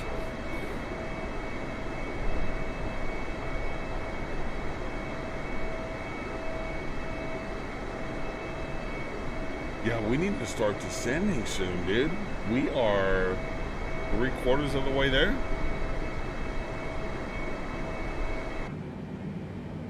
I think this is actually my top of descent. Yeah. When I get up on Sebin, or wait, what?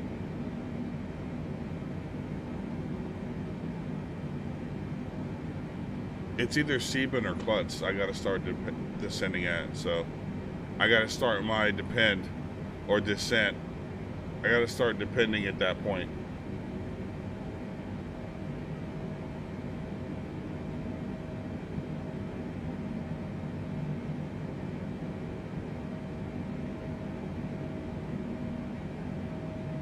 I think we have time for one more in-flight.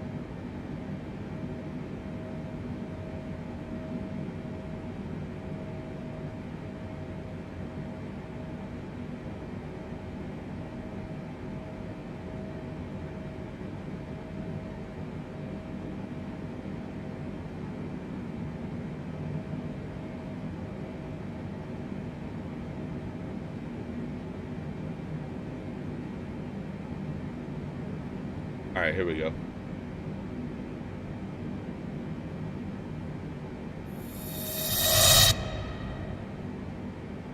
Yeah. So now as you get older and get to appreciate it as a mature, fully formed adult, it must be really pretty wonderful. Yeah, very wonderful. It's great. The Vegas are awesome. They are. Yeah, that's great. Yeah. I mean, also I've spent a lot of time on AI and neural nets, and so you can sort of see the kind of the brain develop, which is, what an AI neural net is trying to simulate what a brain does, basically, and you can sort of see it learning very quickly. It's just see things fire. So you're talking about the neural net. You're not talking about an actual baby. I'm talking about an actual baby. But both of them. Yes, but the word neural net comes from the brain. It's like a net of neurons. So, you know, it's like the humans are the, original gangsta neural net. That's a great way to put it. Yeah. So when you're programming artificial said, intelligence, were you working with artificial? I'm on Kauai, so I don't know a lot about HNL. You know, I live in fucking Dallas, in Texas, and Texas is so big and spread out that, like, I don't know a lot about other cities, you know. I guess that's all good, especially with COVID-19 going on, you know. Artificial intelligence are they specifically trying to mimic the developmental process of a human brain? In a lot of ways. There's some ways that are different. An analogy that's often used is like, we don't make a submarine swim like a fish, but we take the principles of how, of hydrodynamics and apply them to a submarine. I've always wondered, as a layperson, do you try to achieve the same results as a human brain but through different methods, or do you try to copy the way a human brain achieves results? I mean, the essential elements of an AI neural net are really very, very similar to a human brain neural net. Yeah. It's having the multiple layers of neurons and back propagation. All these things are what your brain does. It's sort of. Yeah, I want to see him.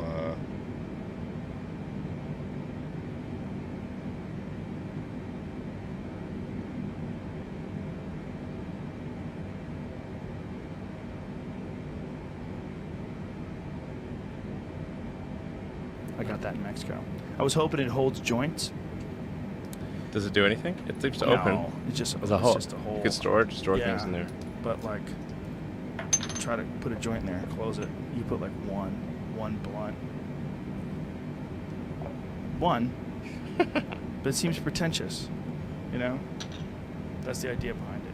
I bought it when I was in Mexico because I figured it would be a good size to hold joints. Or not. So is that a joint? Or is it a cigar? No. Okay. It's marijuana inside of tobacco. Oh, okay. So it's like pot tobacco posh. You never had that? Yeah, I think I tried one once. You probably can't because stockholders, right? I mean, it's legal, right? It's totally legal. Okay. How does that work? Do people get upset at you if you do certain things? There's tobacco and marijuana in there. That's all it is. The combination of tobacco and marijuana is wonderful. First turned onto it by Charlie Murphy and then reignited by Dave Chappelle. There you go. Plus whiskey. Haha, exactly. Perfect. Balances it out. I mean, alcohol is a drug. It's been grandfathered in. Well, it's not just a drug. It's a drug that gets a bad rap. Because if you just have a little, it's great. Fine. Yeah, a little sip here and there, and your inhibitions are relaxed, and it shows your true self, and hopefully you're more joyous and friendly and happy, and everything's good. The real worry is the people that can't handle it, like the real worry about people who can't handle cars that can go 0 to 60 in 1.9 seconds, or anything. Have you ever considered something that, like, imagine if one day everyone has a car that's on the same, at least technological standard as one of your cars. And everyone agrees that the smart thing to do is not just to have bumpers, but to perhaps have some sort of a magnetic repellent device. Some electromagnetic field around the cars, that as cars come close to each other, they automatically radically decelerate because of magnets or something. Well, I mean, our cars brake automatically. Brake? Yeah. Yeah, when they see things. Yes. But like a physical barrier, like. Well, the wheels work pretty well. The wheels do. Yeah. They work pretty well. Decelerated at, 1.1 to 1.2 Gs, that kind of thing. Is there a concern that one day all your cars will be on the road, and that there'll still be regular people with regular cars 20, 30 years from now that'll get in the mix and be the main problem. Yeah, I think it'd be sort of like, it was a time of transition where there were horses and gasoline cars on the road at the same time. It's been pretty weird. Oh, that'd be the weirdest. Yeah. I mean, horses were tricky, back in Manhattan had like 300,000 horses. You figure like, a horse lives 15 years, you got 20,000 horses dropping dead every day, or every year, I should say. Every year is 20,000 horses if there's 300,000 horses in a 15-year lifespan. Back in the Gangs in New York days. That movie? Yeah. Yeah. It's a lot of dead horses, and you need a horse to move the horse. Right. And they'll probably get pretty freaked out if they have to move a dead horse. Do you think they know what's going on? Yeah, I mean, it's got to be like pretty weird. No, I would imagine. Why am I dragging this dead, horse around? And I'm a horse. Do you ever stop and think about your role in civilization? Do you ever stop and think about your role in the culture? Because me, as a person who never met you until today, when I think of you, I've always thought of you as being this weirdo super inventor dude who just somehow or another keeps coming up with new shit. But there's not a lot of you out there. Like, everybody else seems to be, I mean, obviously you make a lot of money, and there's a lot of people that make a lot of money. You like that clock? Yeah. Pretty dope, right? This is a great clock. Yeah, you want one? I'll get you one. Sure. Okay. Done. I like weird things like this. Oh, this is the coolest. It's TGT Promotion. What is this? TGT Studios? TGT Studios? My study is filled with weird devices. Well, get ready for another one. All right.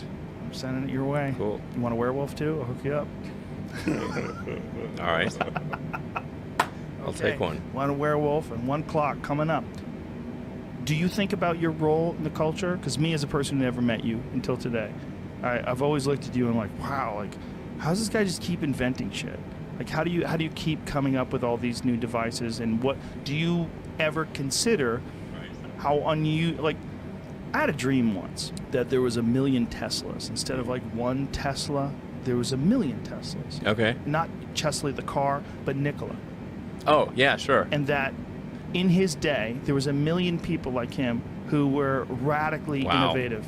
It was a weird dream, man. It was so strange. And I've had it more than once. Result in very rapid technology innovation, right? That's for sure. It's one of the only dreams in my life I've had more than one time. Okay. Like where I've woken up and it's in the same dream. I'm in the same dream. And in this dream, it's 1940s, 1950s, but everyone is severely advanced. There's flying blimps with like LCD screens on the side of them, and everything's bizarre and strange. And it stuck with me for whatever, and obviously this is just a stupid dream, but for whatever reason, all these years that stuck with me. Like, it takes one man like Nikola Tesla to have more than 100 inventions that were patents, right? I mean, he had some... It's pretty great. Pretty fucking amazing ideas. Yes. But there definitely. was... In his day, there was very few people like him. Yeah, that's true. What if there was 1 million? Like, what... And then things would advance very quickly. Right. But there's not 1 million Elon Musks. There's one, motherfucker. Do you think about that? Or you just try to not?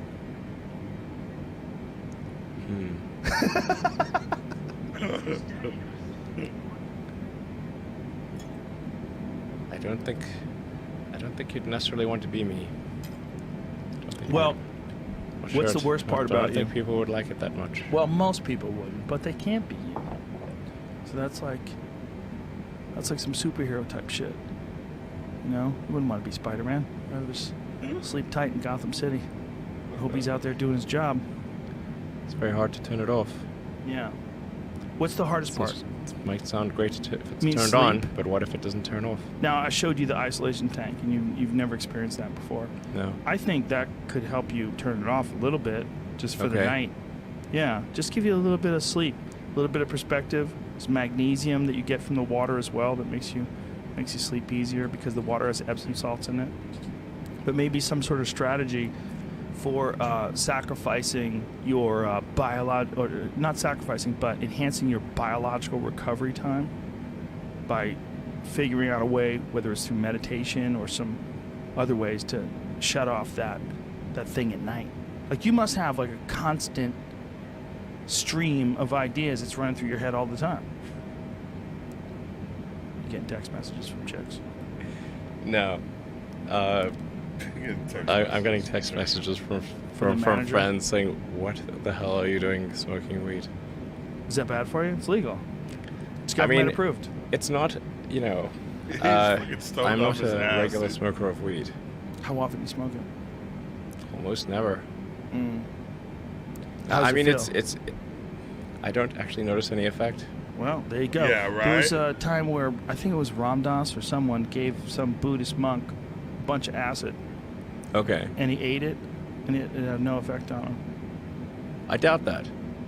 I would say that too, but I've never meditated to the level that some of these people have, where they're constantly meditating all day. They don't have any material possessions, and all of their energy is spent trying to achieve a certain mindset. I would like to cynically deny that. I'd like to cynically say, they just fucking think the same way I do. They just hang out with flip-flops on and make weird noises. But maybe no. You know, I know a lot of people like weed, and that's fine. But I don't find that it is very good for productivity. For you? Not for me. Yeah, I mean, I would imagine that for someone like you, it's not. Someone like you, it'd be more like a cup of coffee, right? You want to yerba mate. Yeah, it's more like the opposite of a cup of coffee. What do it's you like like? a cup of coffee in reverse. Oh, weed is. Yeah. No, I'm saying you would like more like what would be beneficial to you would be like coffee. I like to get things done. I like to be useful. That is one of the hardest things to do, is to be useful. When you say you like to get things done, like Yes. in terms of like what gives you satisfaction, when you complete a project, when something that you invent comes to fruition and you see people enjoying it, that feeling. Yes, doing something useful for other people, that I like doing. That's interesting, for other people. Yes. So do you think that is maybe the way you recognize that you have this unusual position in the culture where you can uniquely influence certain things because of this? I mean, you essentially have a gift, right? I mean, sure, you would think it was a curse, but I'm sure it's been fueled by many, many years of discipline and learning, but you essentially have a gift, and that you have this radical sort of creativity engine when it comes to innovation and technology. It's like you're going at a very high RPMs. All the time. What is that like? It doesn't stop. I don't know what would happen if I got into a sensory deprivation tank. Let's try it. It sounds concerning. It's like running the engine with no resistance. That seems. Is that what it is, though?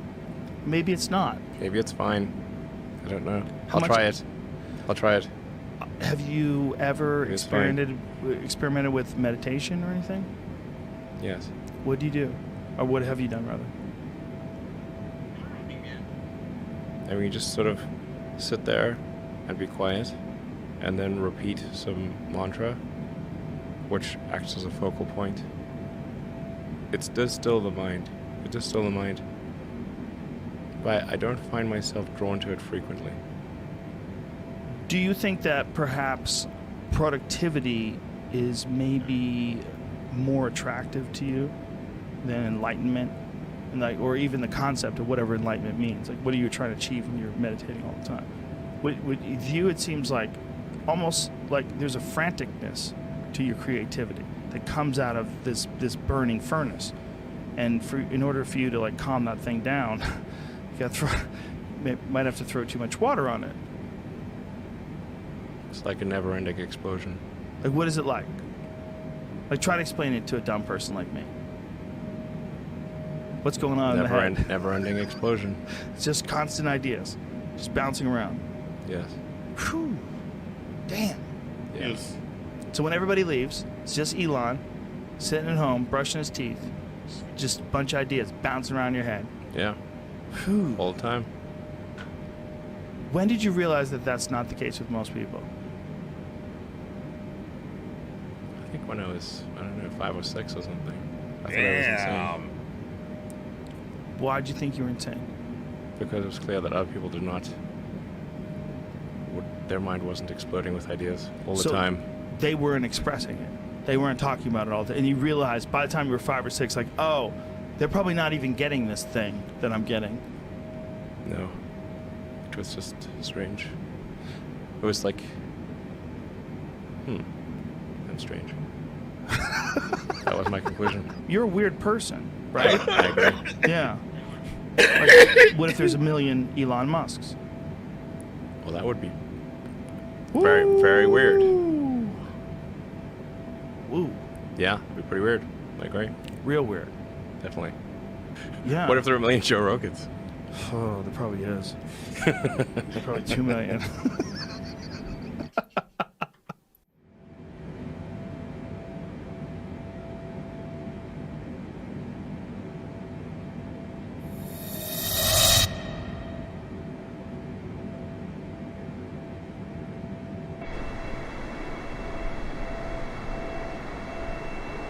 We're about an hour out. 1 hour.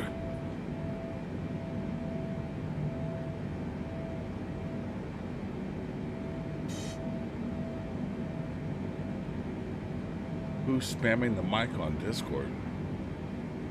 Are you in my channel?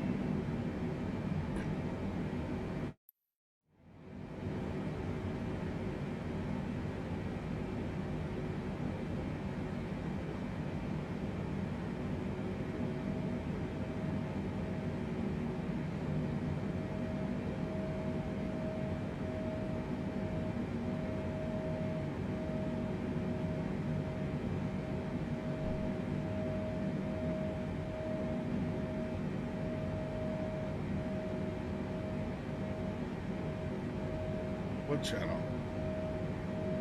What channel?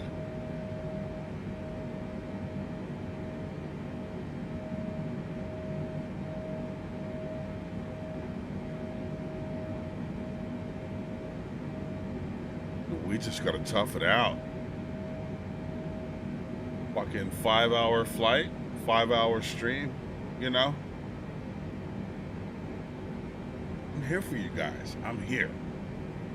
I am here for you guys. You're not here for me, I'm here for you.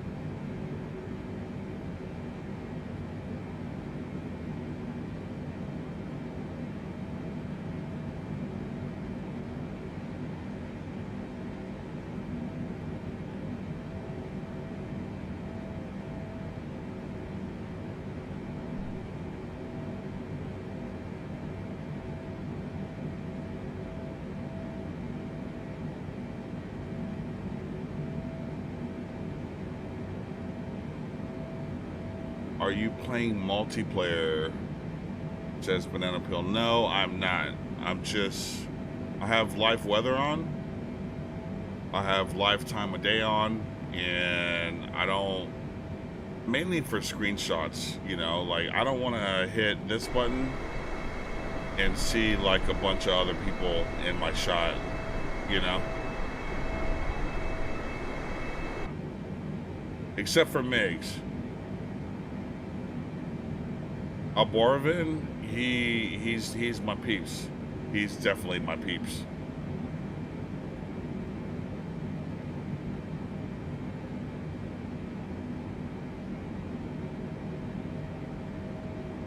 We fly group flights all the time.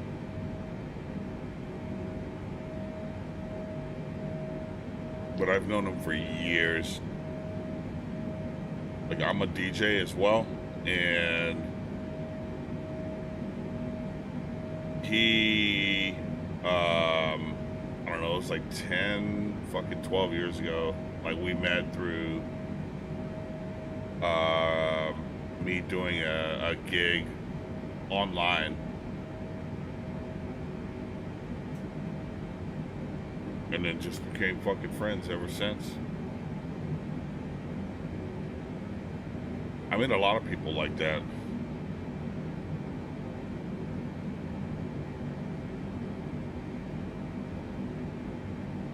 But we're coming up on Seaman, then Klutz, then Shark.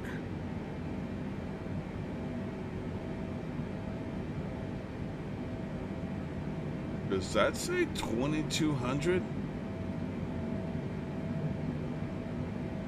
I'm gonna wait to get a little closer, but I'm starting my descent at Seaman. So, wait, Seaman? Seaman? No, Seaman. Okay, that's what I thought it was. It wasn't Seaman, after all.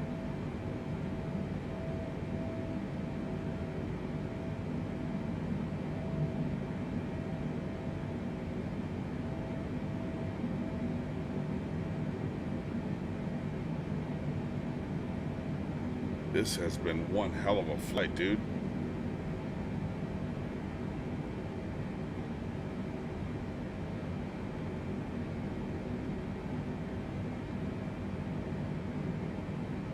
Dude, I use a Banana Pill said I'm trying to find a recommended spec PC for MSFS.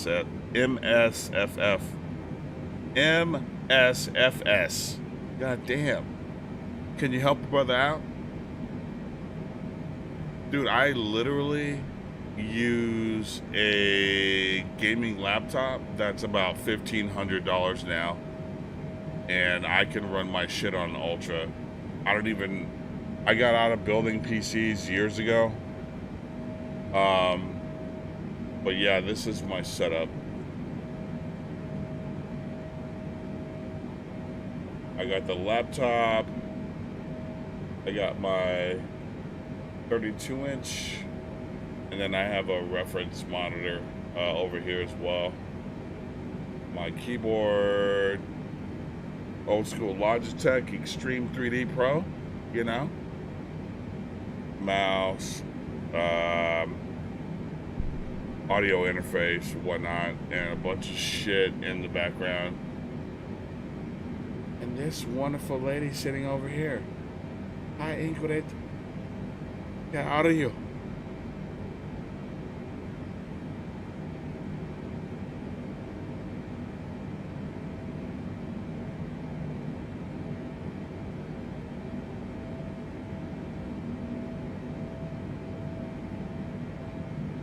She's like, I wish you'd get the fuck off this game. No, she's really not like that. She's very sweet, very kind. But yeah, I use a $1,500 laptop, dude. I think if you type specs, exclamation point specs, in the chat, it'll give you everything that I have.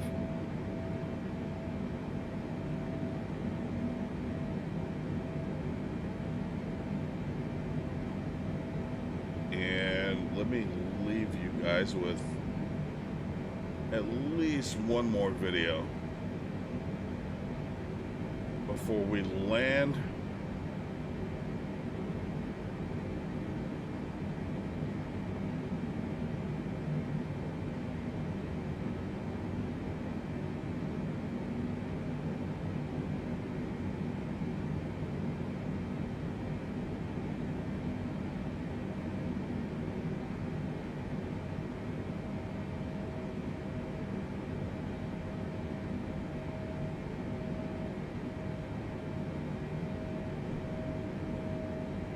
Here we go. I'm gonna take a piss. Take a piss and grab another beer. So, what are you doing? You running for president? Yes. What made you decide to do that? Aren't you busy enough? Clothing company, successful rapper, family man? It was something that God put on my heart back in 2015. A few days before the MTV Awards, it hit me in the shower. And when I first thought of it, I just started like laughing to myself, and it like all this like joy came over my body, just through my soul, and I just felt that energy, I felt that spirit. So then 2 days later, I accepted the Michael Jackson Video Vanguard Awards at the MTV Awards, and instead of performing, my array of hit songs, I gave just my perspective on award shows, but always I knew at the end I was going to tell people I'm running for office, I'm running for president in 2020. And, just to have it even took heart to say it in that context. and people were just like, oh, like their minds were blown. And then I was hanging out with I had different friends that were, some people in the music industry, some people tech elites, different things like that, and they would really, they just really took it as a joke. And they're telling me all these millions of reasons why I couldn't run for president. I remember running into Oprah 2 days or 1 day after that. And she's like, you don't want to be president. And, people just, thought projecting, putting this on you. And I remember saying, one of my responses to one of the people one of the naysayers was, well, I'll definitely be a billionaire by that time. And not that that's a reason why someone should become president, but it's to say, at that time I was around $50 million in debt. And I knew I had the confidence that I would be able to turn that around. And now, just going into, I want to just give you that's a clear answer. Right. So I know what you're saying. I don't want to go off onto a No, it's okay. Right, yeah. What you're basically saying is you know how to set goals, you know how to achieve them. But what was Oprah's rationale when she said you don't want to be the president? Like, what was she saying? Because remember when people were saying that's our next president? Remember when Trump got elected? They showed Oprah and they were saying, like, there was, I believe it was like NBC tweeted it. This is our next president. Like, a lot of people wanted Oprah to run, and they felt like if Trump could win, Oprah could win. When I saw Trump win, I was like, see, you can win you can win if you're coming from outside of politics. I was young when Ronald Reagan was president. I don't remember. But Ronald Reagan was the governor of California before he was the president. He had actually proven himself as a politician, at least somewhat. Which is an idea that people have thrown out at me to be governor of California? To be governor of California. So anyone's better than this guy. Just go ahead, start there. Give it a shot. Open things up again, man. But I think my calling is to be I believe that my calling is to be the leader of the free world. If it's in God's plan that part of my path is to be the governor, then that's fine. But my calling is to be the leader of the free world. So when you say this, like when you say your calling is to be the leader of the free world, what does that mean to you? Does it mean do you have a plan that's different than the plans that have been implemented before? Does it mean that you have ideas? What kind of plan? Like the plan to be the leader. Like what would you do if you were the leader of the free world? Like what would be different about the way you would handle things? Like if that's your plan, like what is it about that is your calling? Like why would you want to do that? Like what do you want to do differently if you were the leader of the free world?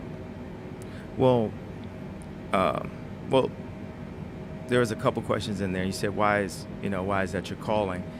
There's people who will say to me, they'll say, well, music is bigger than politics or more influential than politics, or celebrities are more influential.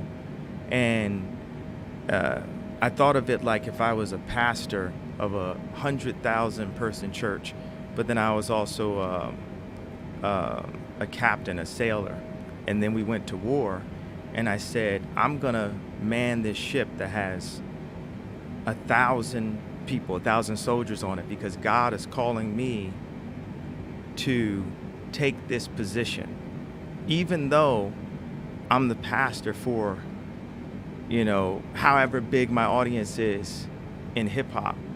In music, or as just an influencer or celebrity, or just as a dad and a husband in my house. The world is like, there couldn't be a better time to put a visionary in the captain's chair. And that's not to say we haven't had visionaries before. I'm not coming here to down any of the other, I'm not here to down Trump, down Biden. I'm just here to express why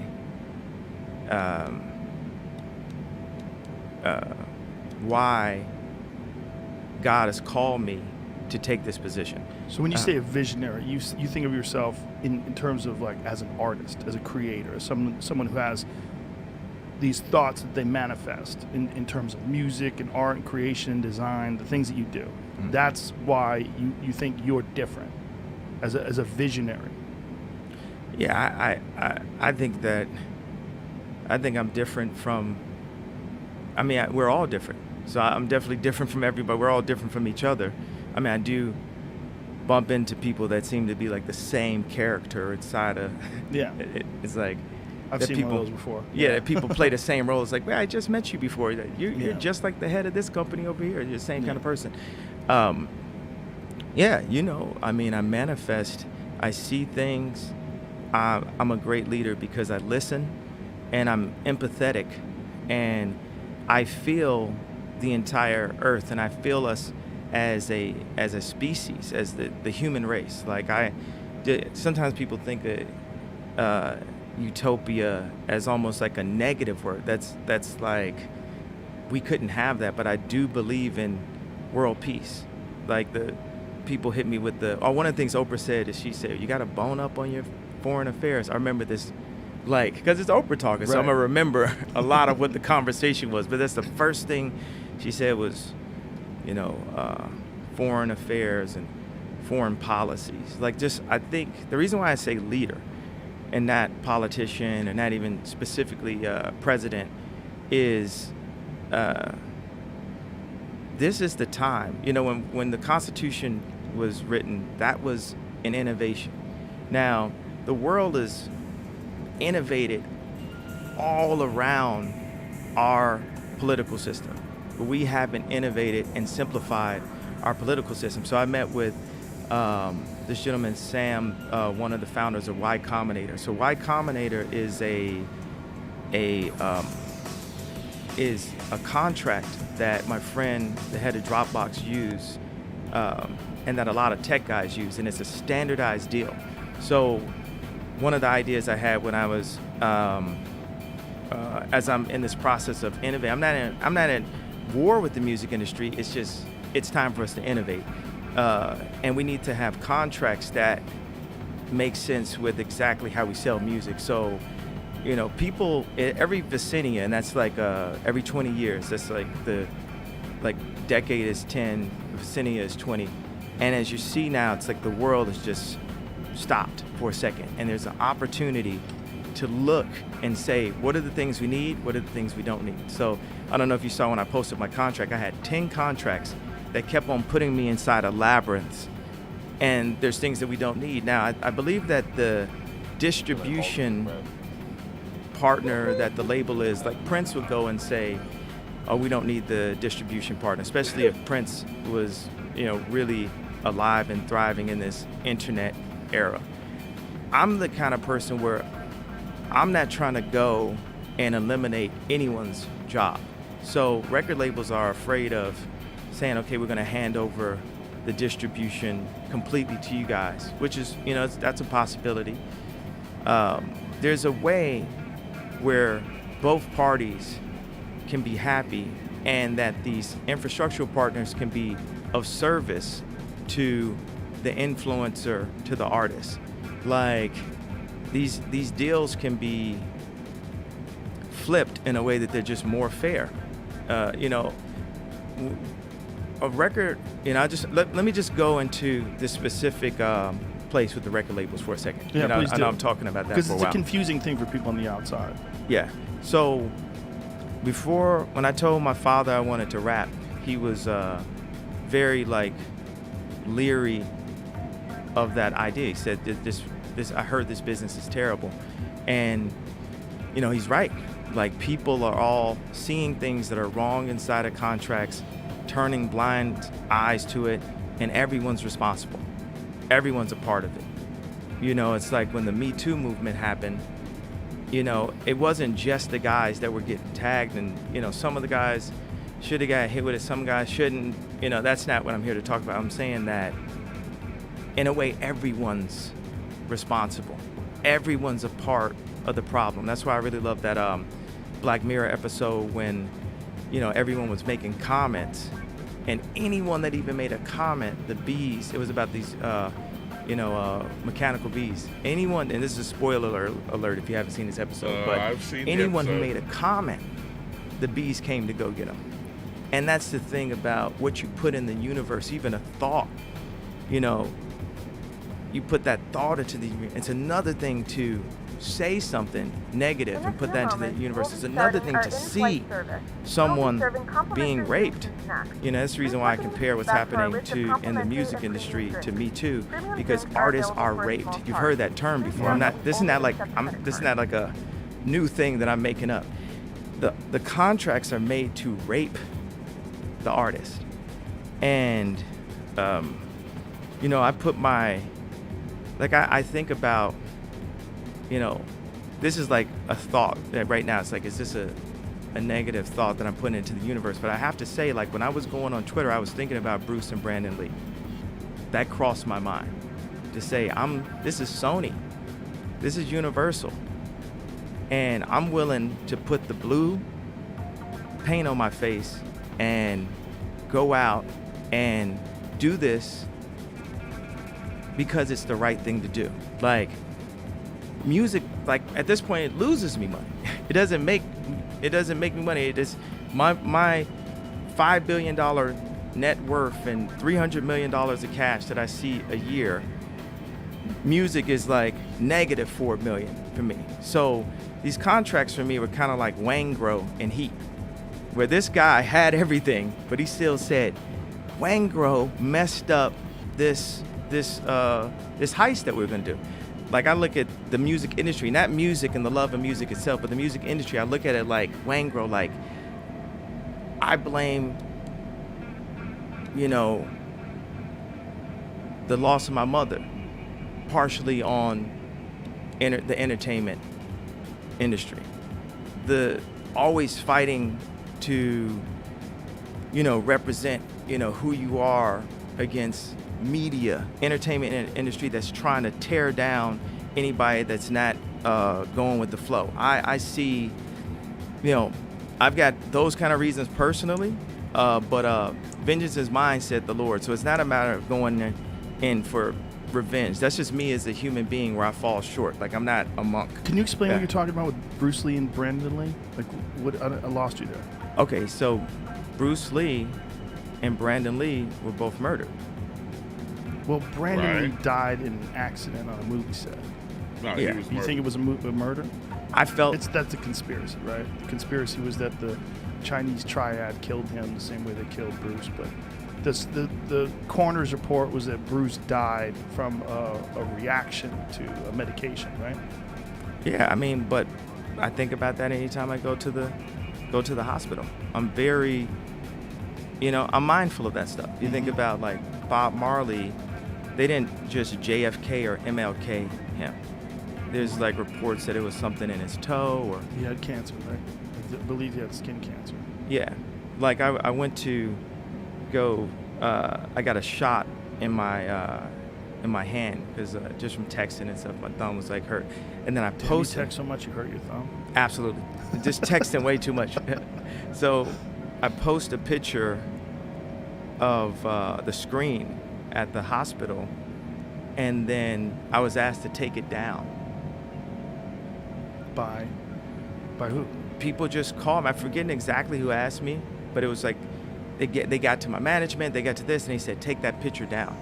Like, the hospital, it was in the weirdest place, so. What did they not like about the picture?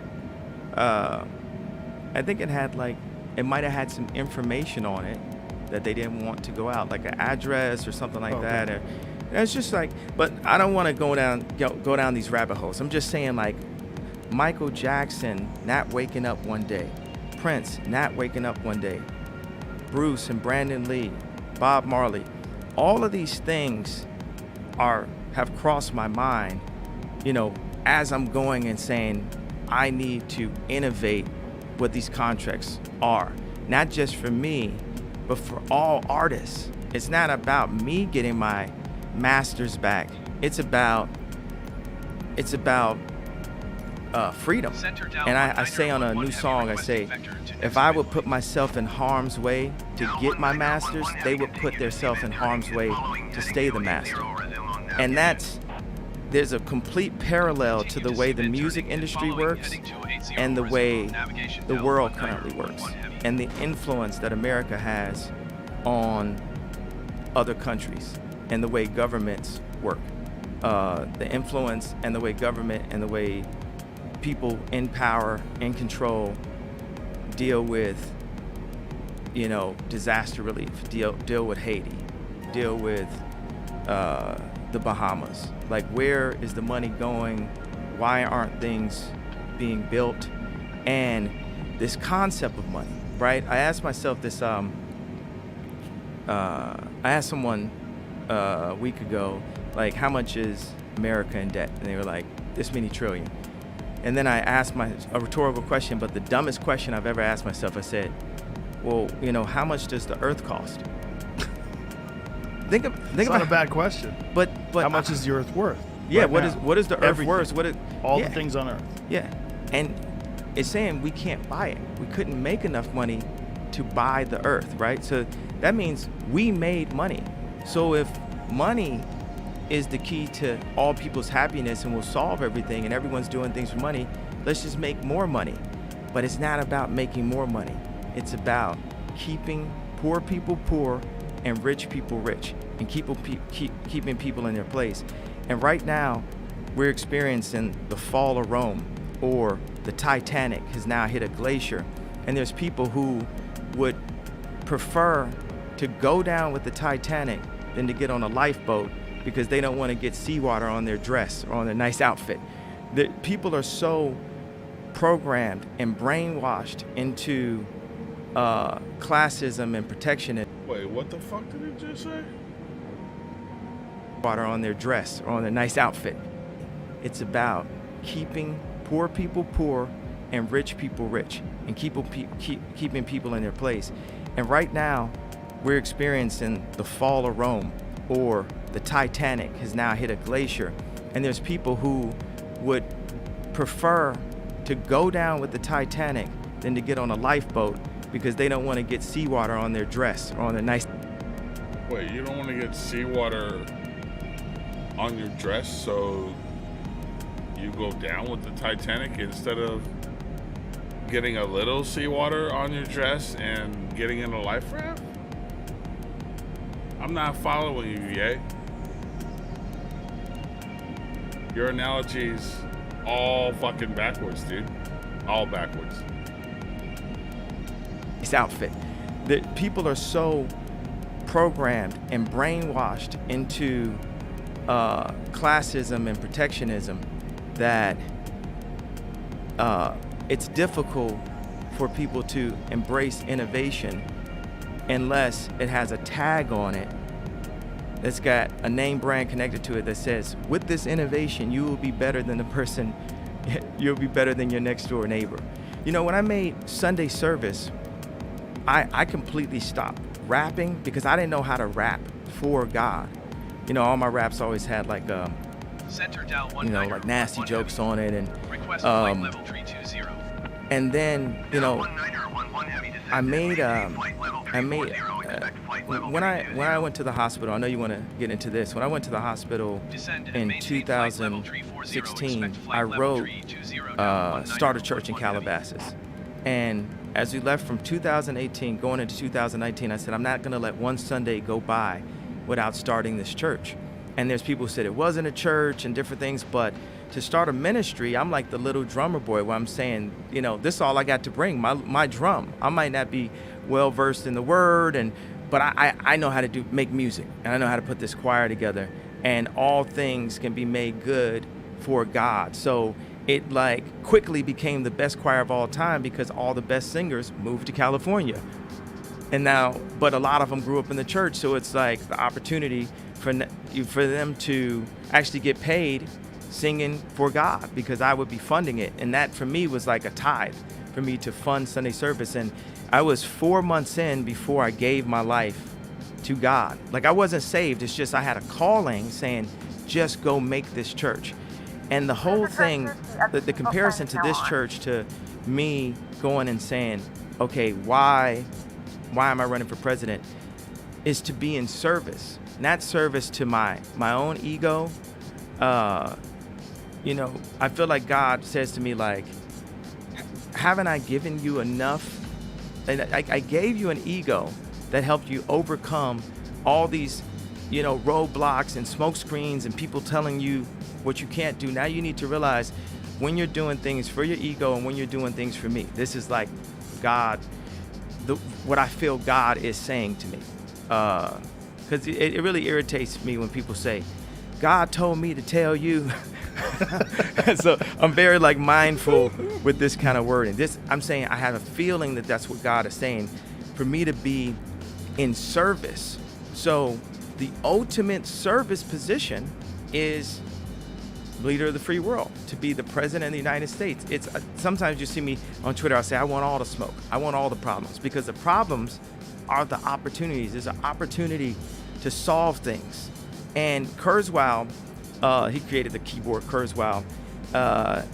He has this video that Mark Romanek, this director that shot 99 Problems for Jay-Z, which is like my favorite, maybe like top 5 or top 2 favorite videos of all time.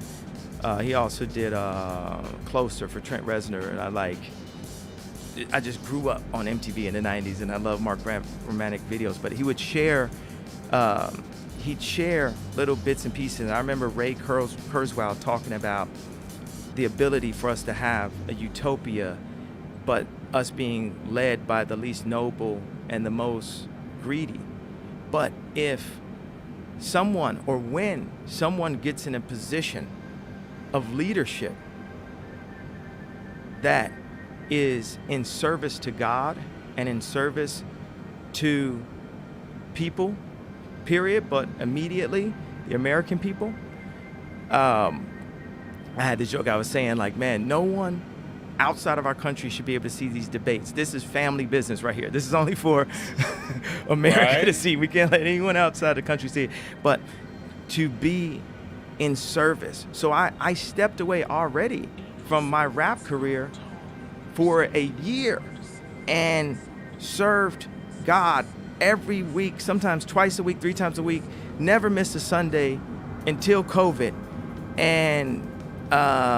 And this is the thing, there were people inside of the church stealing, doing different things, trying to just take them, and God still provided a way for us to keep that boat afloat. We never missed a service. And then one of my pastors, Pastor Adam, who is the way he preaches is called expository. It's like 1-to-1 by the word. I like all different kind of preachers, but there's some type of preachers, they get up, they have the Bible in their hand, then they close the Bible, and then they just talk for 2 hours. And some do have anointing, but the expository preachers go line for line. And for me, it's like I come from entertainment.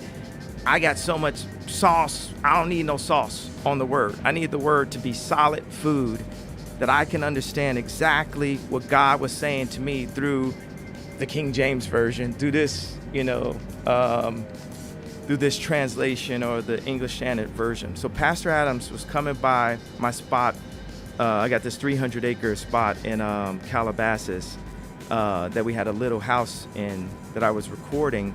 And I would play this music, these chords that I love. They're almost like monk-like. And that's going to go into something we'll talk about later, because I'm building a monastery. I'm building a monastery that will then be the future of monasteries. It's like full sustainable energy. Now, he says to me, Pastor Adam says to me, when I was thinking about should I rap or not, he said, my son just said, I want to hear Ye rap, do an album about Jesus, a rap album about Jesus. And it was through the mouth of babes. Like, this person, I'm going to listen to the kids, bro. I'm going to listen to my daughter. I'm going to listen to kids before I listen to, super programmed out adults. And especially if that adult hasn't done something that I am looking to do. Right.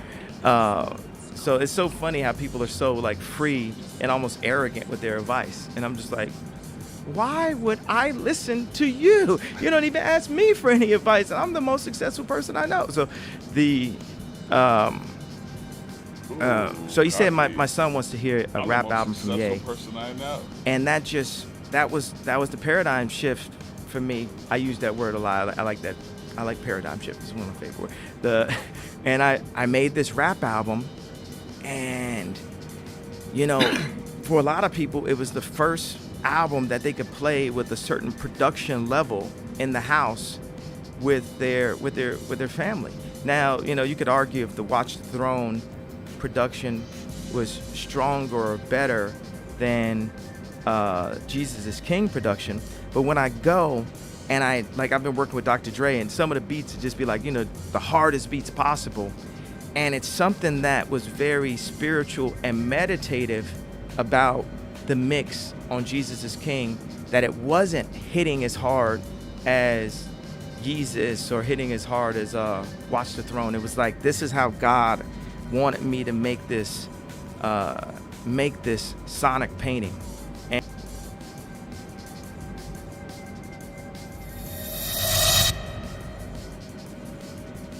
all right, back to this flight, people. We are almost all the way in beautiful, sunny, well, not so sunny right now. It's nighttime. You gotta have daytime for the sun to come up, okay? But, yeah. Holy shit, what is all that? What do I have on? Turn off.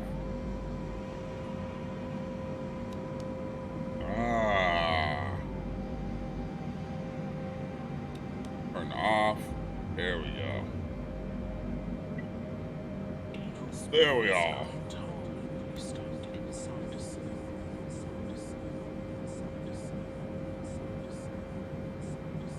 What do we call the seaman? Seaman. I'm sorry, guys.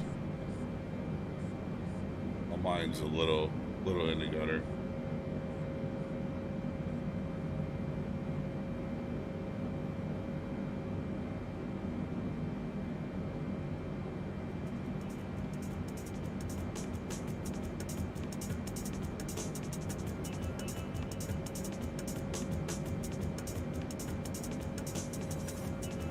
Right.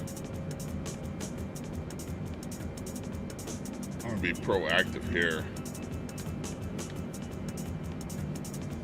Setting auto brakes to 1.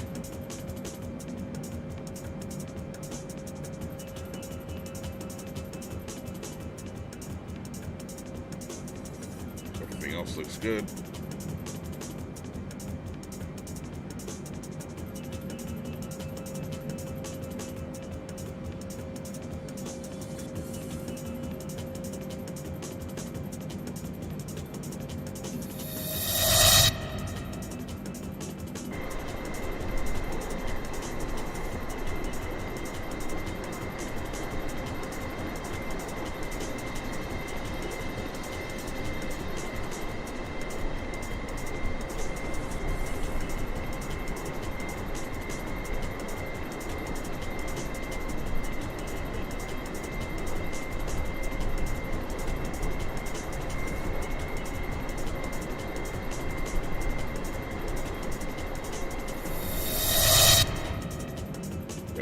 Focus on this landing.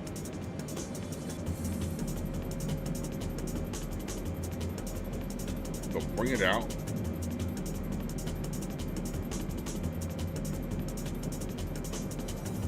We're still 640 nautical miles away.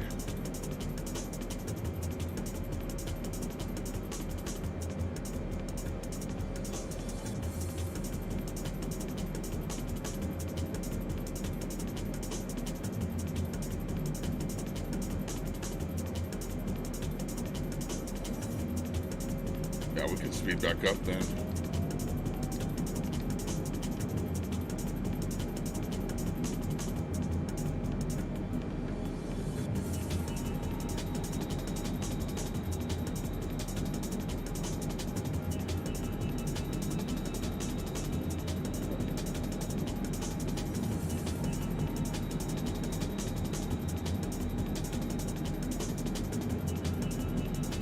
Thank you for joining me on this final leg.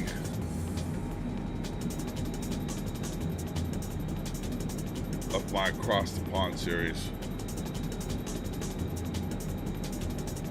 Actually, I haven't flown across the pond, so I need to do that too. I need like a JFK to Heathrow flight. It's coming soon.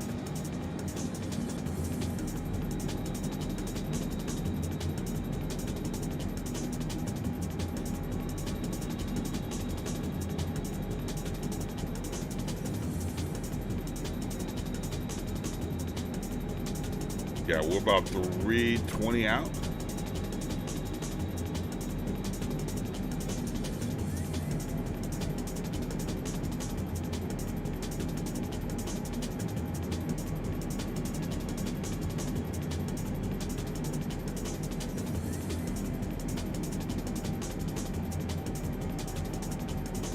And I seriously hope that I'm able to put some extra butter on this for you guys.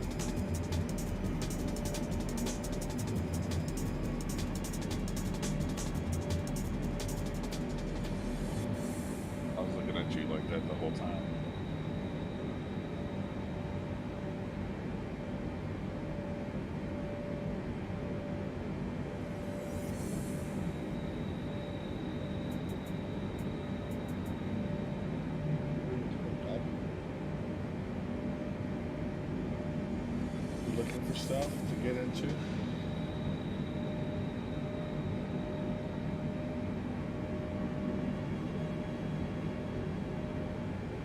Come here.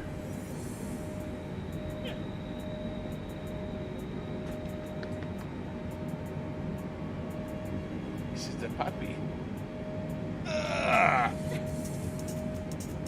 He's so big.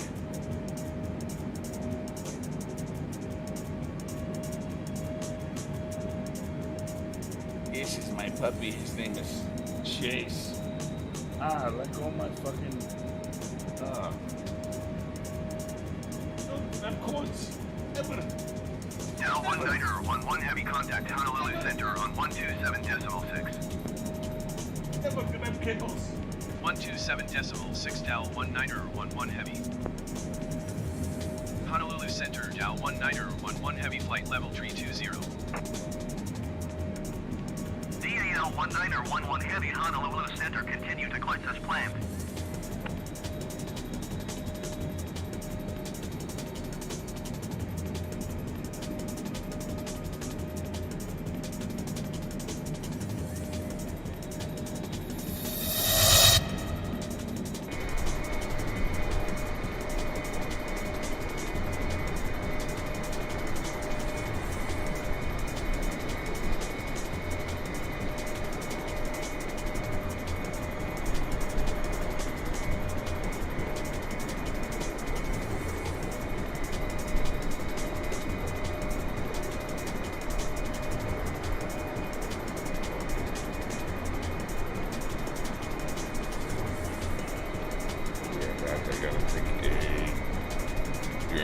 Break and a refill beverage break.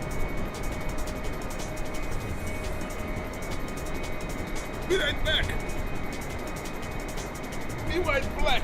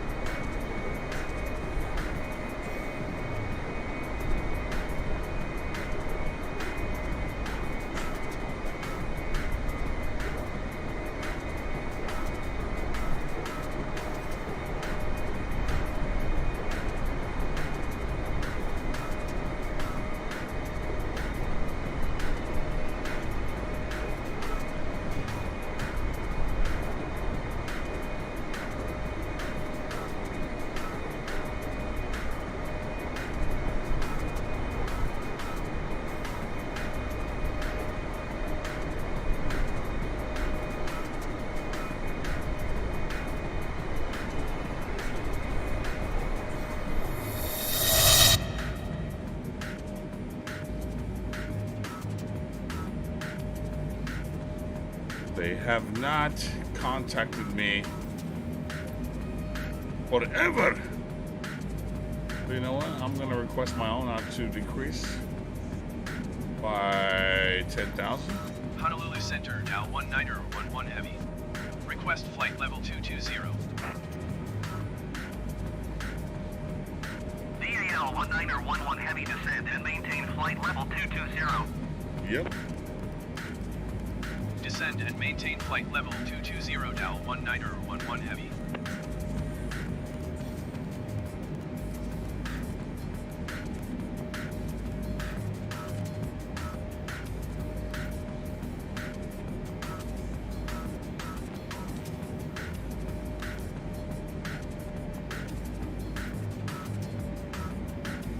Lower down a bit.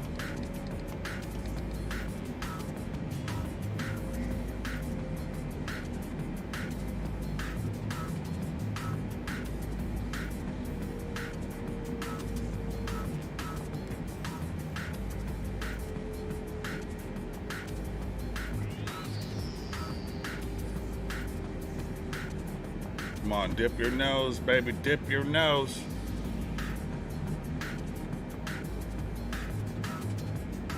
Dip it. There we go. DAL 19er, 11 Heavy, please expedite your descent to flight level 220. Okay, dude. What do you expect me to go to 220 in like a half a second or what?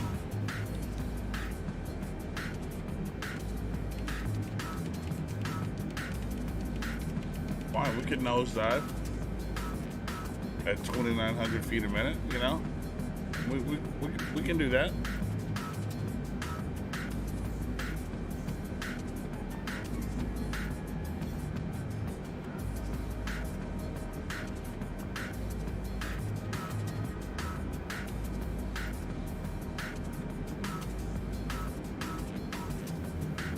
What I find hard to believe is that somebody as impatient as myself has been streaming for like 5 hours, close to 5 hours.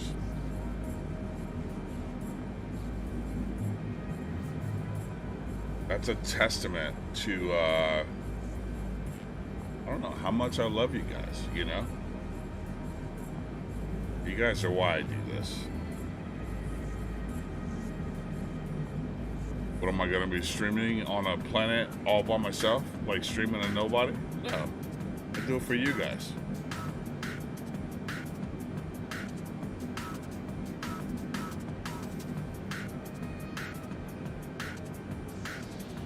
Now the real question is do I fucking man up right now and take off this bullshit Adidas cap? You know what? Fuck this. Fuck this.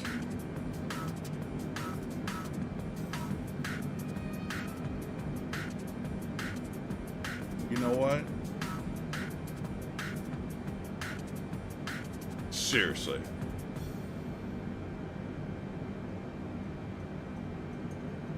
Put on the hat, put on the aviators.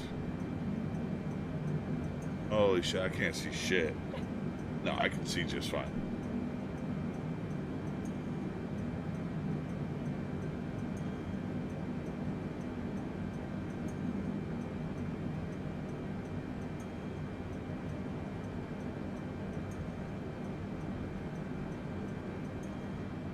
Speed's a little bit fast, but we'll let it ride out.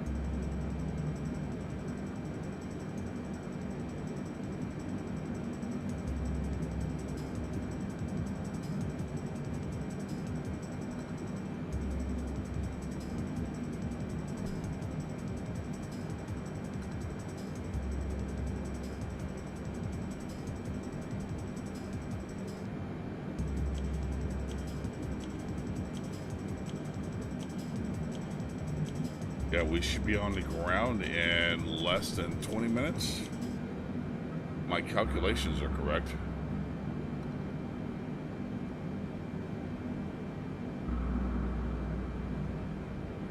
Oh, I forgot the mustache. I forgot the mustache, dude. Ugh. Ugh.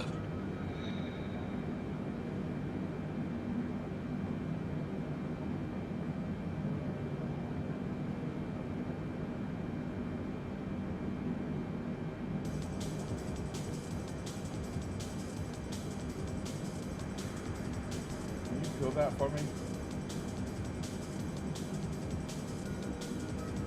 Forgot the goddamn mustache, you know?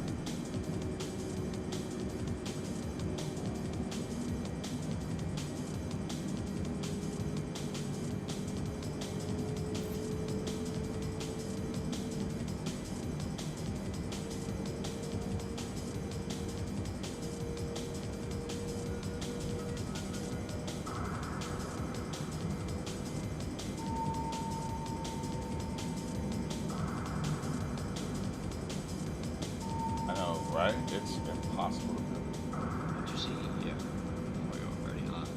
There we go.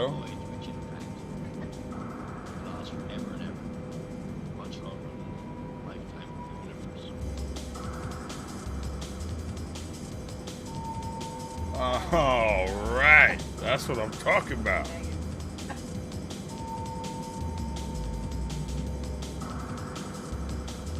And this mustache doesn't even, it's not even phased by my beard. The other one I had, it was a bandit mustache. Now I'm rocking the party boy, you know? The party boy.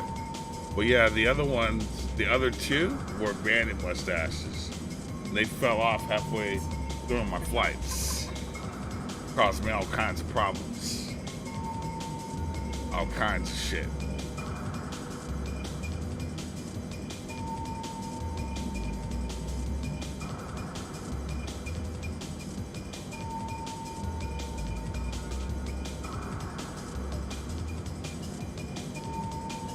Now we're ready. Now we are ready.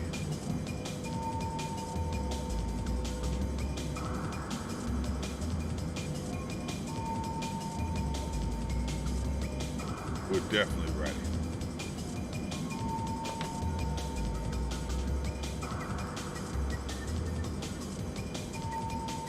So we're about 160 out right now. And apparently this drop is pretty fast, so let me go back to some nice and calm.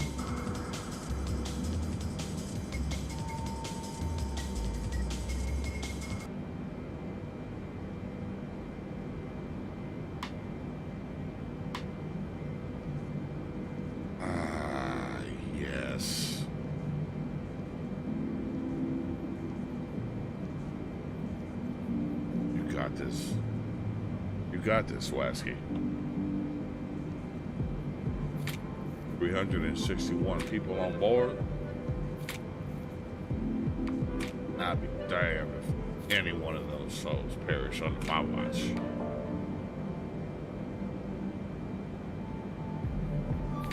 Shit.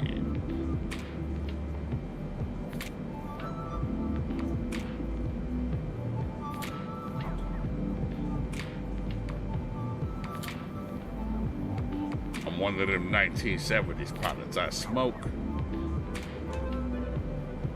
I do coke in the you know, the laboratory. You know, me and the stewardesses. You know, back when they were called stewardesses, when they were all female. Yeah, you know, we do all kinds of shit in the labs.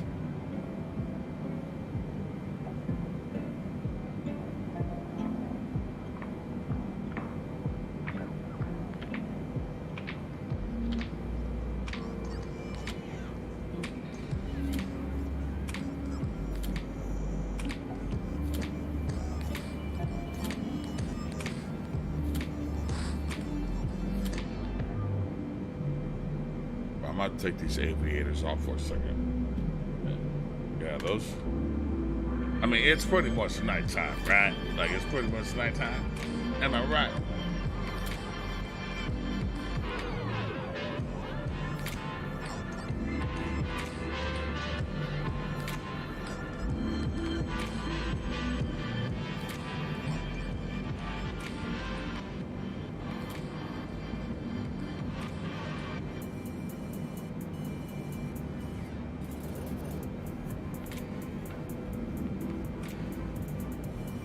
All right, we'll just fly it in, wait for constraints.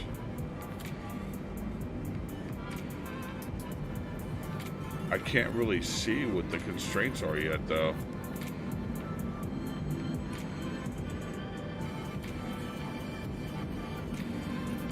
Yeah, that shit says 2200. So I need to slow down. Air traffic control is doing me no fucking justice right now.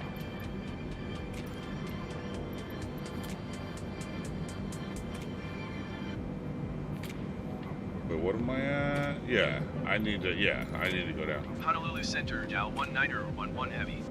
Request 12,000 feet. DAL 19er 11 Heavy descend and maintain 14,000 feet. Expect 12,000 feet.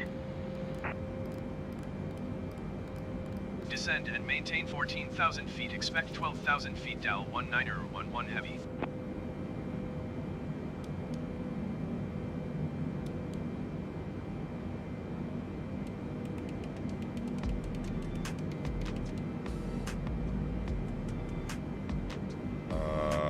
Why aren't you descending?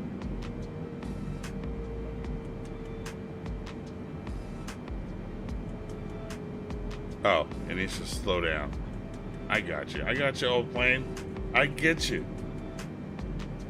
Everybody wants instant results these days, you know? Sometimes the plane, you know, you gotta fucking, some conditions gotta be met.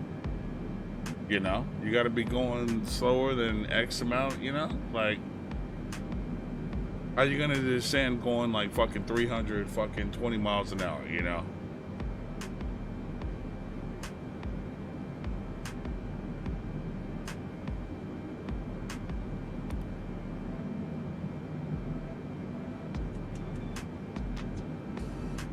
Yeah, we need to vertical this.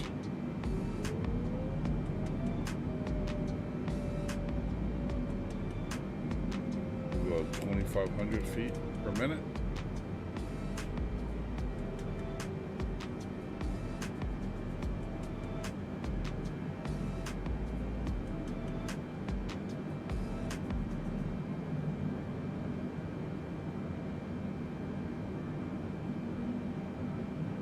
DAL 11 Heavy contact Honolulu Center on 124.1. Roger, 124.1. 124.1 for Dow 19er 11 Heavy.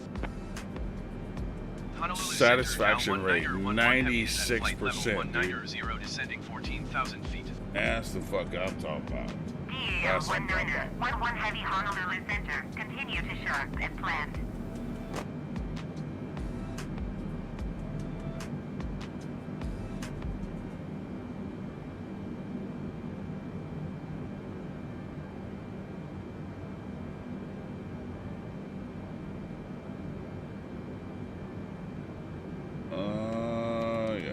Let's go 3,500.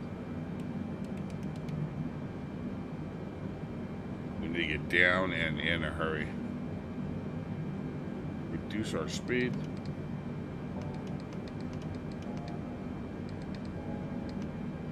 Reduce to 280.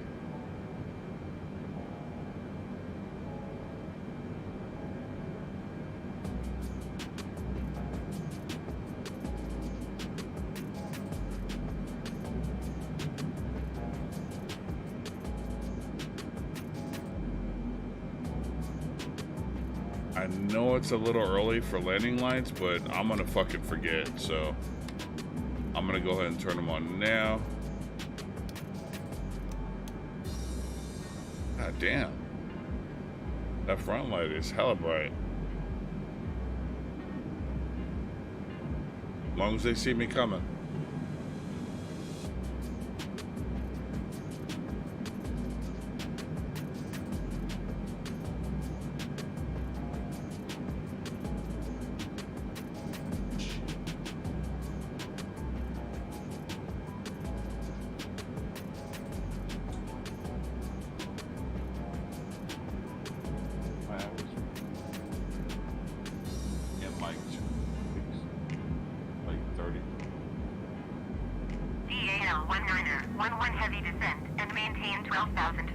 Oh shit, girl, you telling me Okay. Descend and maintain 12,000 feet dial 19er 11 heavy. Maybe Honolulu is on point, you know?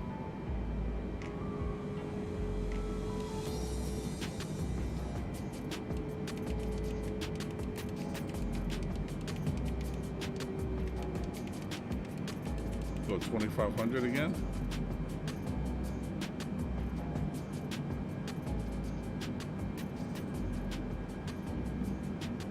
Let all the passengers fucking barf up everything that they've eaten on this flight so we can reuse it.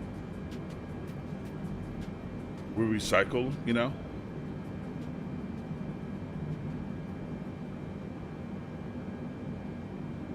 It's like, nah, dude, just feed them a bunch of shit and then I'll get it out of them and then just scoop that shit up and feed it to the next crew, you know? Duh. How do you think you get rich? How do you think you capitalize? That's how.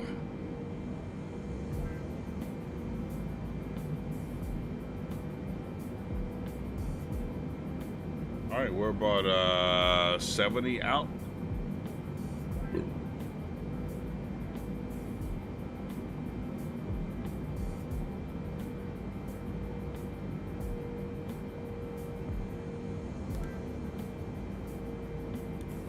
No, we're about 150 out, 140, 150.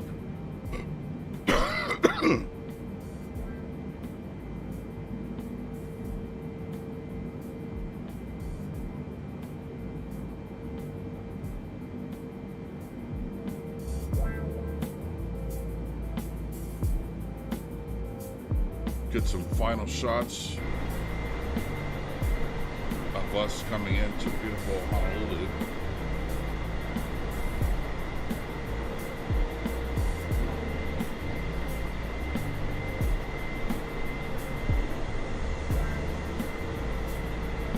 If I butter this landing, the aviators are coming back on. Definitely.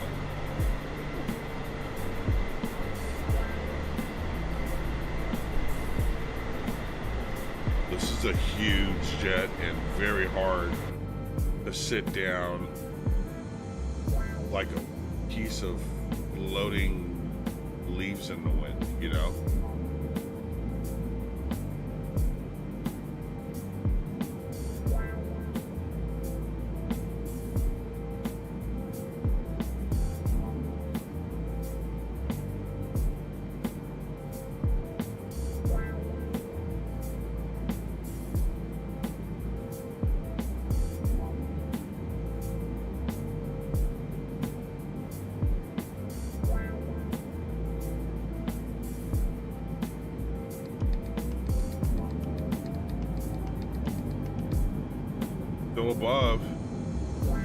Still above 10,000. That means I can haul ass.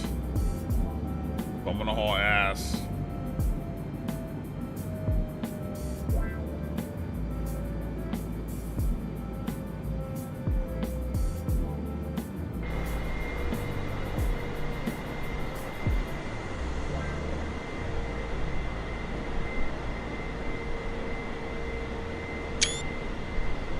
Shot.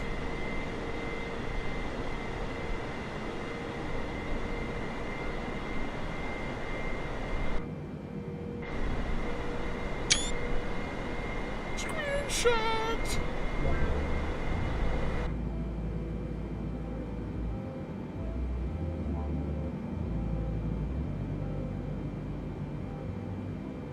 I really want to hear.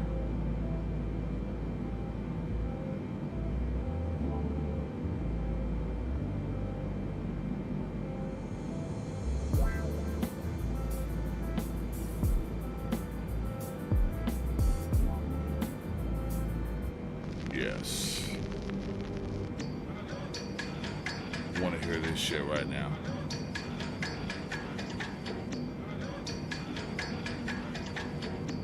So help me butter my landing.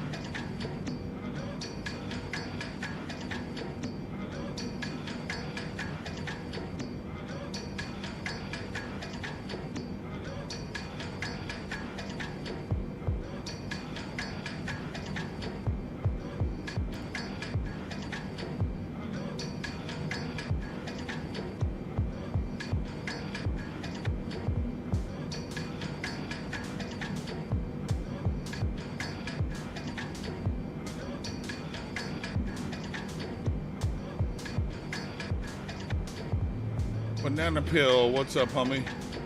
He said it's now 7:10 p.m. Let's confirm that fact. Oh, it says 6:08 p.m.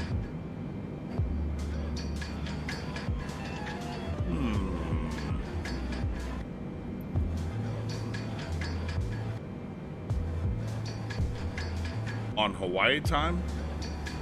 Hawaii 5:0 time?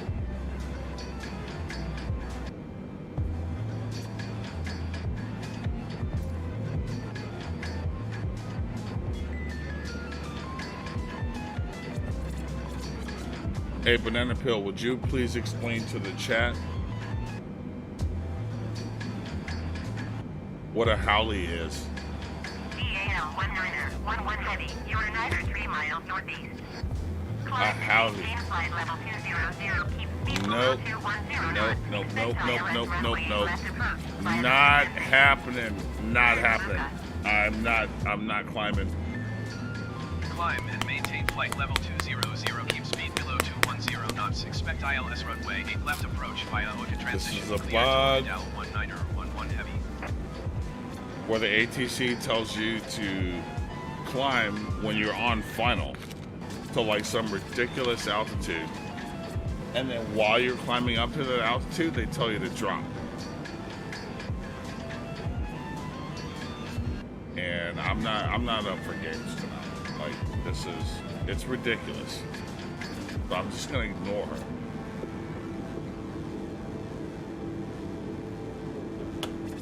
And she's gonna tell me to expedite, and I'm gonna be like, no. Not happening.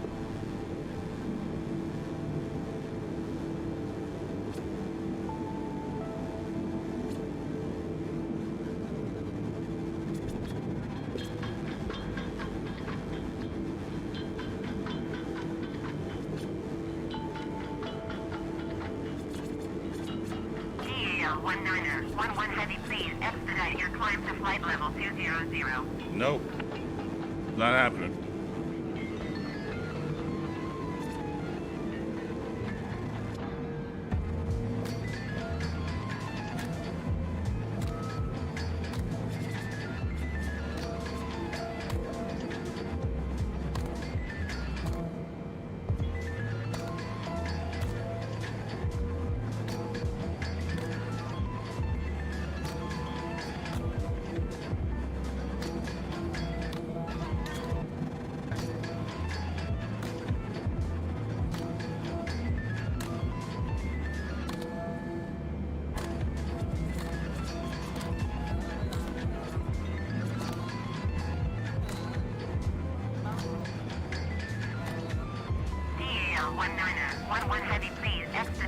No. I'm not. I'm not.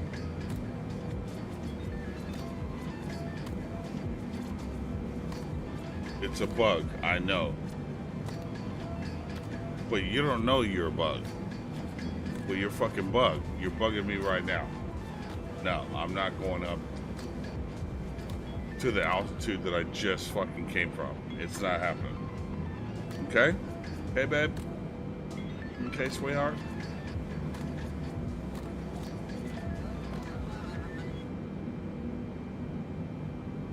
Okay, Toots. Okay, ma'am.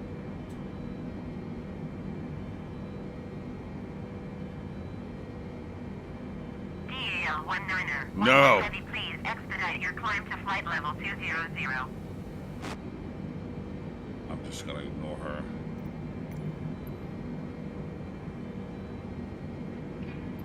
Ooh, I want to cancel my IFR so bad.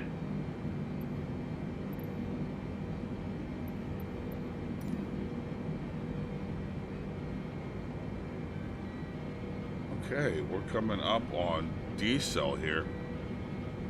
Let's see what we got. That looks fucking low, dude. 2200, 2700. What?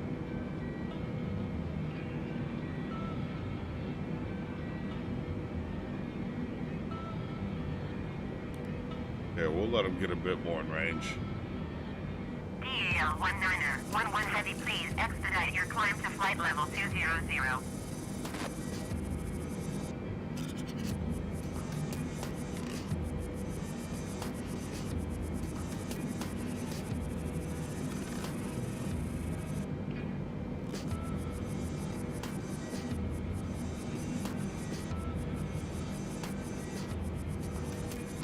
Yeah, we chased the sun as much as we could, but it's still bright out. It's not nighttime by any means. Well, yeah, it is. There's fucking stars out, Greg. I mean, who are you kidding? Yeah, but you can see stars in the morning too, dumbass. Oh yeah, you can. You can.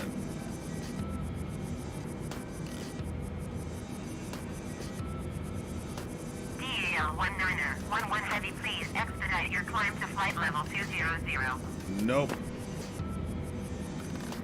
Actually, I'm gonna request a decrease. Oh, I can't. I'm gonna request back to the next Honolulu waypoint. Center, Dow 19er, 11 heavy, requesting vector to next waypoint. DAL 19er, 11 heavy, continue to Oka turning and following heading 220. Okay.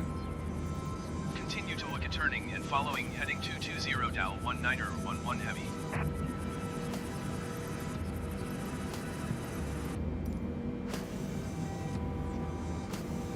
She changed her mind then, didn't she?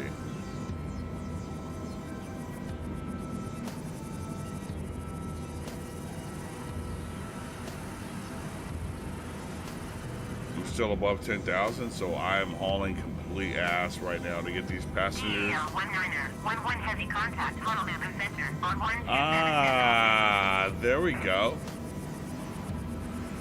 Going Contact to Honolulu Center. 6 Dow 19er, 11 heavy. Honolulu Center, Dow 19er, 11 heavy is at 12,100 feet climbing There it flight is. level 200. DAL 19er, 11 heavy, Honolulu Center, continue to Oka as planned. Altimeter 29er.98. 29er.98.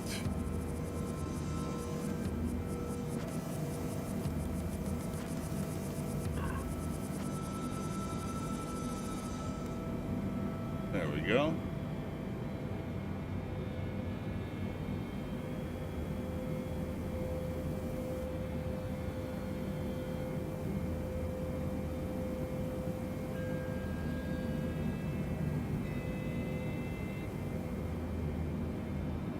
This shit is. Wait, are you okay to fly right now, Captain? Who are you to question me? Of course I'm alright. DAL 19er, 11 heavy, please expedite your climb to flight level 200. Oh, now you're gonna start on me? Really? You're gonna start with this expedite business? No, I'm not expediting my climb. It's a bug. You don't even know it's a bug because you're part of the bug.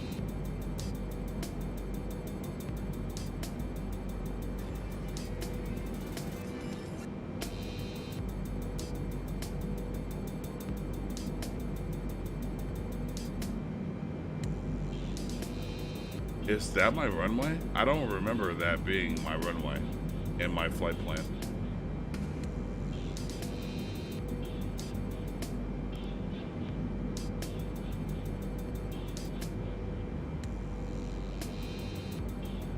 Yes, I've got to fly around. 19er, 11 heavy, please expedite your climb to flight level 200. Nope. I'm gonna drop to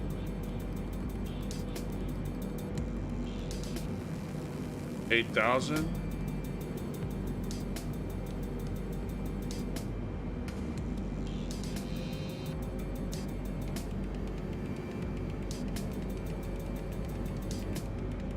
We're coming in, whether you want us or not. We're coming in.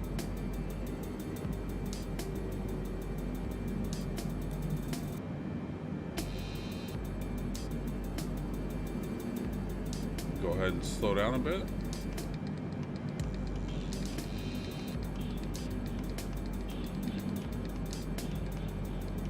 Go down to 280. Good enough. DAL 1911 Heavy, please expedite your climb to flight level 200. Throw on some speed brakes. Slow us down a bit. Oh, there we are. I'm like, where are my speed brakes? Dude, really? On a 747, that's all you got for speed brakes?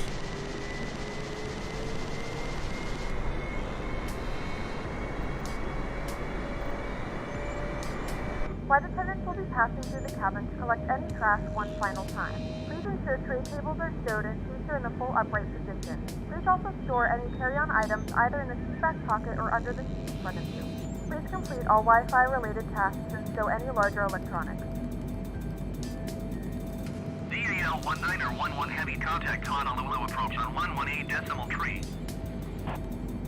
Going to 3,000, bitches. Going to 118.3, Dow 1911 Heavy. Honolulu approach, Dow 1911 Heavy is at 8,200 feet, climbing flight level 200. DAL 1911 Heavy, Honolulu approach. Continue to Nuka as planned. Continue as planned. 29.908. 29.908. Got that dialed in.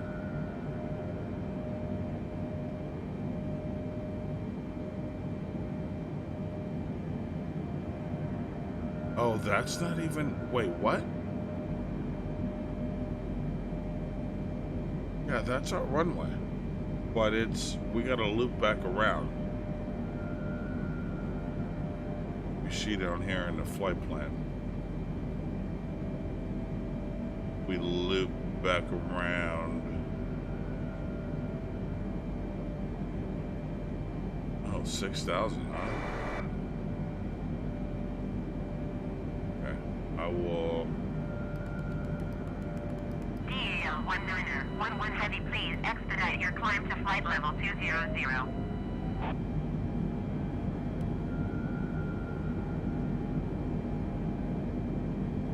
Nope. Known bug.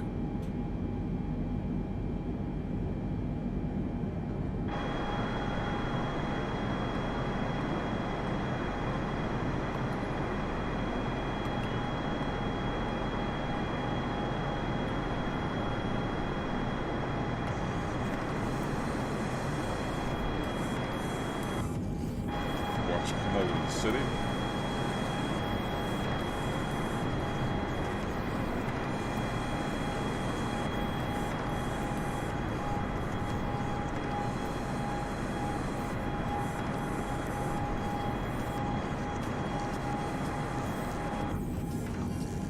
DAL 1911 Heavy, please expedite your climb to flight level 200. She wants me to climb to 20,000 feet when I'm this close to the airport, and there's no other traffic around me because I have all traffic turned off. Like, it's only me. I'm the only person in this world right now with a plane. And no, I'm not gonna follow her orders because they're fraudulent.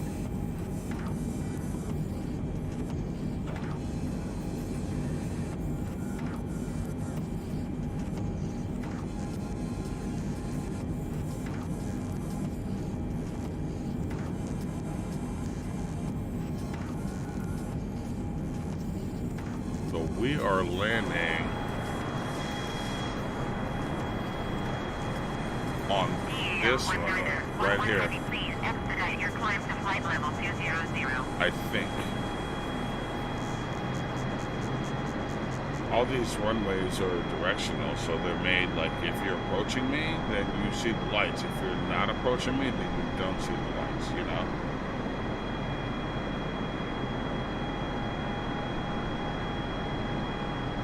See how the lights for those just went out?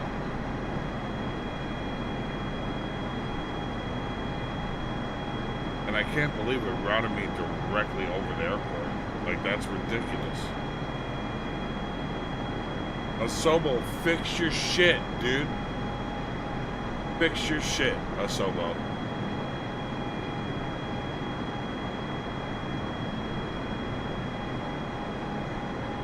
You're like, oh, oui, oui.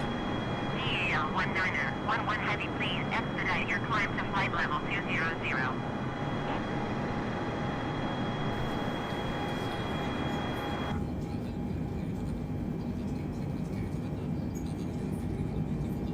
Come out on the range. We're doing 284. We can go ahead and slow down some more.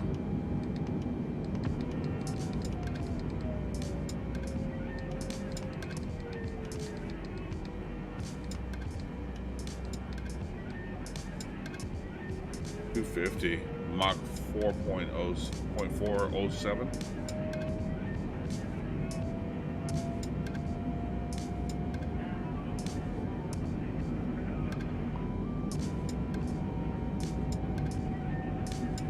I got a good feeling about this, you know? DL19er, 11 heavy, please expedite your climb to flight level 200.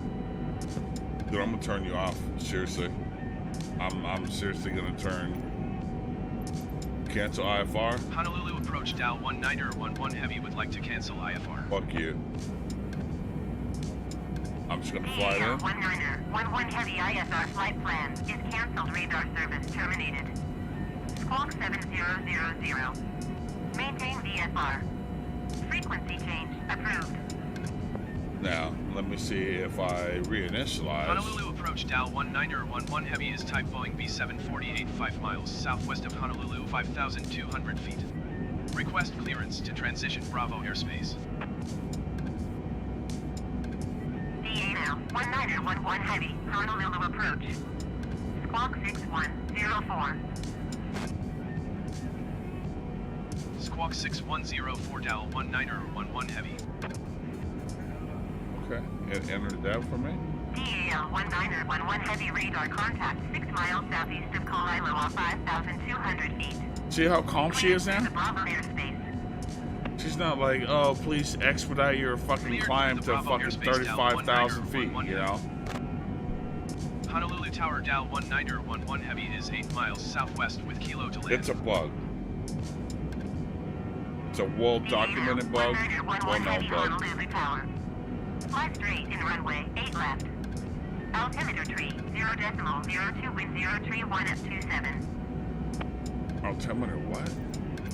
Make straight in runway 8 left Dow 19er, 11 heavy. 30.02.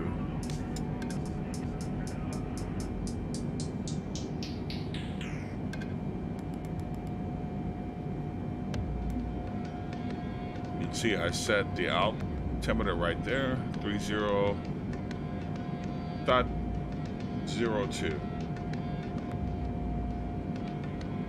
Let's look at our constraints. 4,400 by Ritz and 3,500 by Jevit. Okay.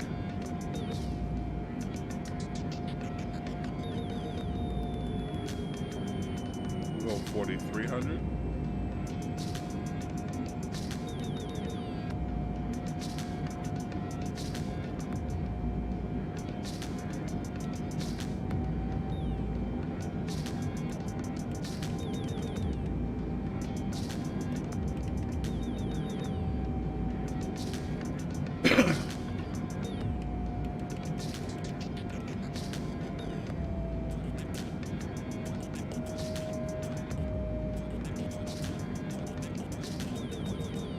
I can see the glide scope and localizer coming into action.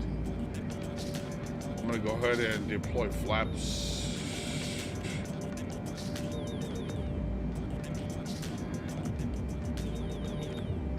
Gear can come down.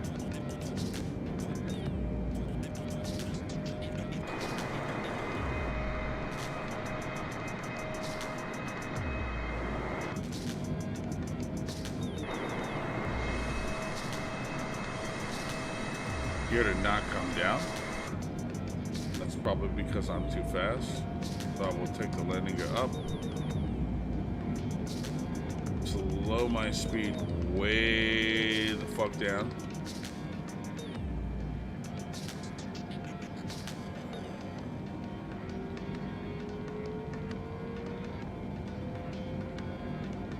There's my runway.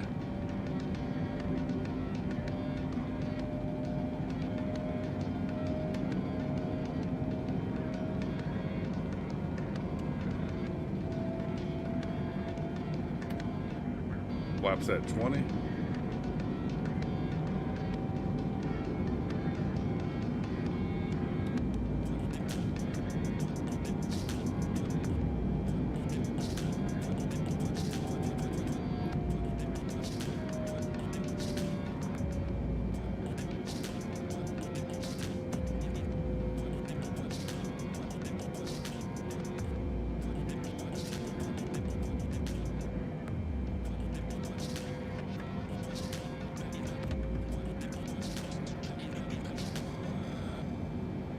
Bring the speed brake in.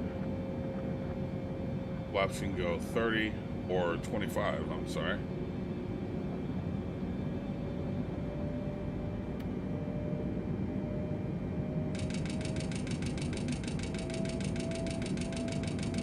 We're gonna go ahead and turn off auto throttle.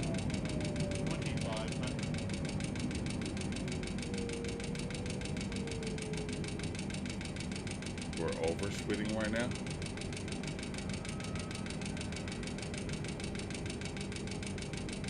I'm gonna go ahead and set the auto brake to 2, just to be safe.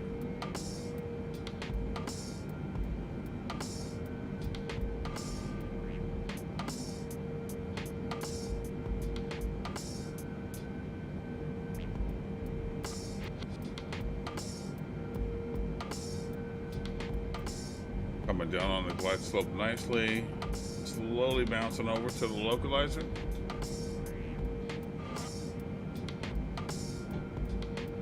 Let's give the gear another chance. Yes. Oh wait, don't put them up. No, yeah, let them down. Gears are green. Okay. DAL 19er, 11 heavy cleared to land runway 8 left. We're 032 at 27. Cleared to land runway 8 left, DAL 19er, 11 heavy. Got some wind.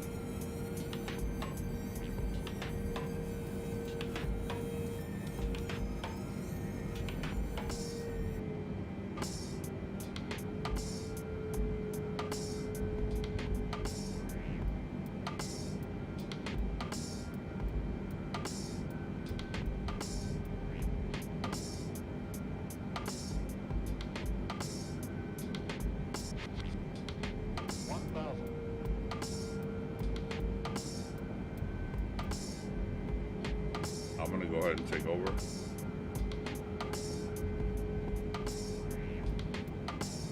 Holy shit. Don't know if I should take over.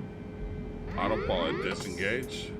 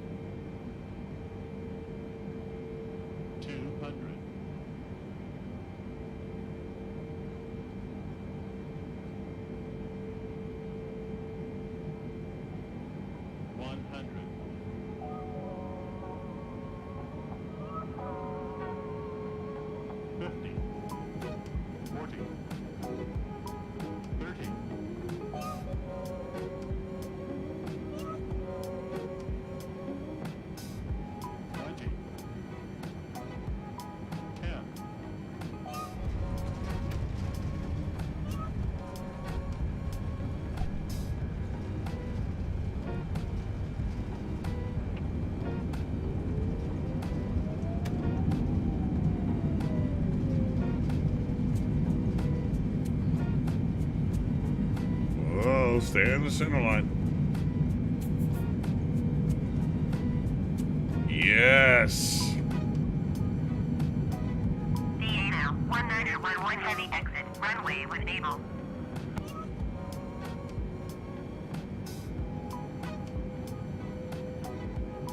Extra butter on that Ladies popcorn. and gentlemen, welcome to Hawaii. The local time is 6:33 p.m. and it's currently about 77 degrees Fahrenheit. You can now use your mobile devices. Please remain seated until the aircraft has come to a complete stop and the seatbelt sign is turned off. Remember to use caution when opening the overhead bins as items may have shifted during the flight. If this is your final destination, we thank you for flying with us. DAL 1911 heavy contact ground on 133.6. Going to I'm running over all 133 kinds of decimal shit, 6 Dal 19 It's or okay. 11 heavy.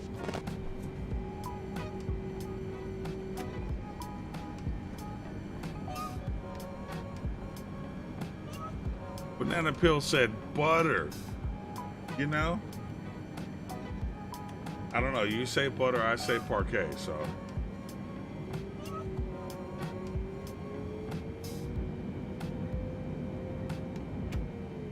Ground Dal 1911 heavy taxi to parking. DAL 1911 heavy taxi. This thing is General aviation definitely parking hard using to taxiway cross runway 4 right Echo Charlie.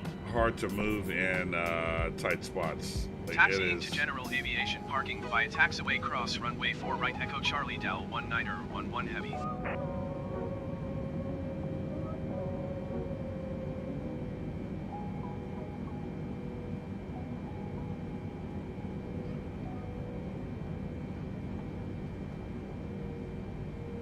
I gotta swing out when I'm making a turn. And this motherfucker. Swinging out. Making a turn.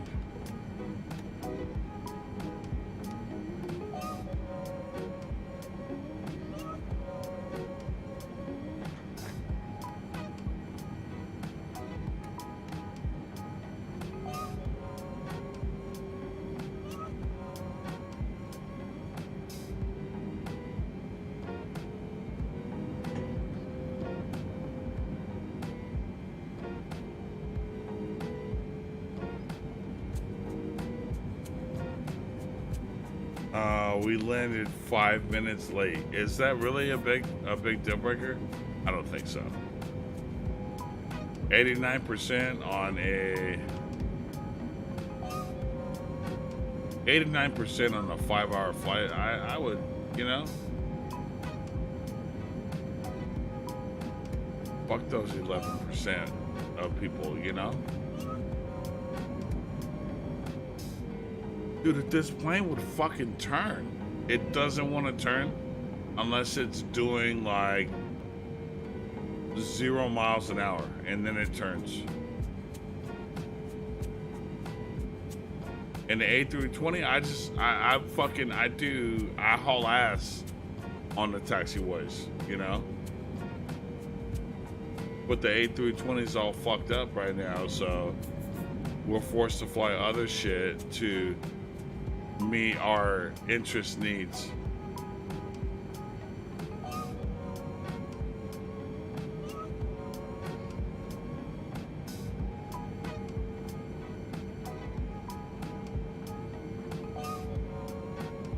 What's this blue spot? Oh, dude. Well, I had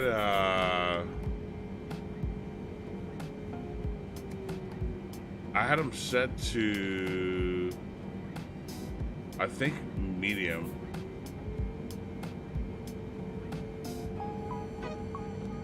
But in this warm Hawaiian air, yeah, you're right. They're pretty hot. What is this area? I've never seen this before. What is this? Does it mean I have an unlock or something?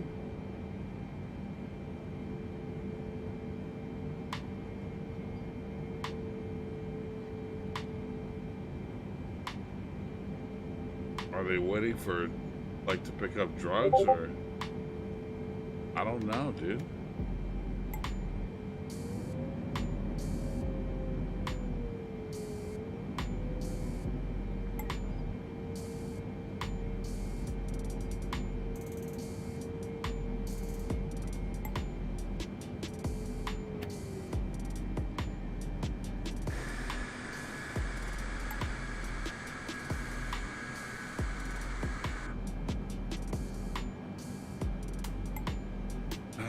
We made it, dude. Yeah, I've never seen these yellow markers around somewhere. I've just seen arrows that lead you in. But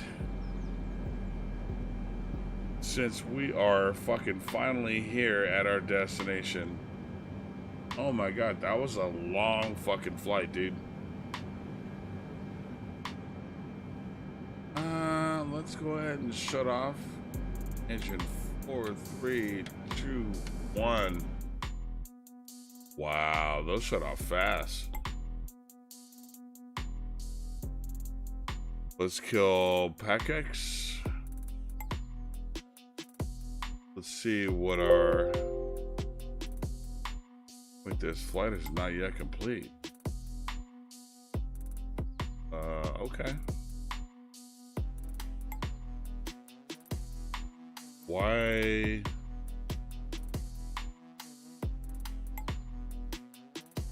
I'm getting my fucking rating for PACX, I guarantee you. I don't know how. Restart back to main menu or continue? Okay, I'll continue. There we go. We'll bring up pushback helper. Let it get activated.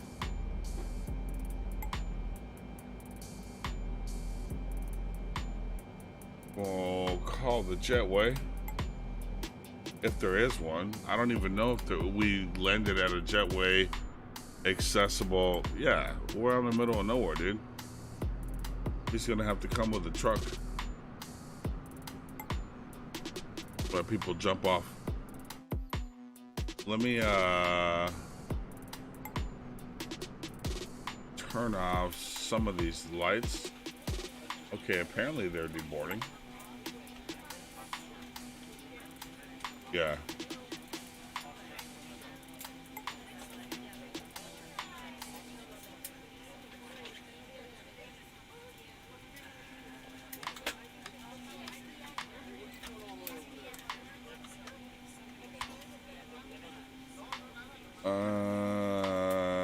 Beacon can come off. Nav lights, all these shits can come off.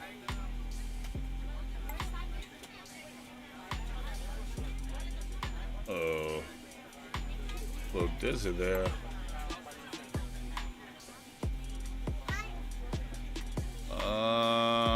Open button guard, turn. Oh, sorry. I killed the lights on all the passengers getting out.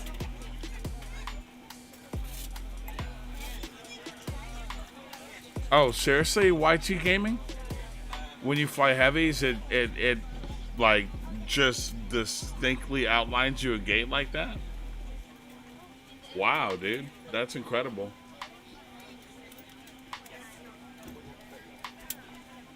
I guess you would know, you know? Big up for flying them heavies, dog. We'll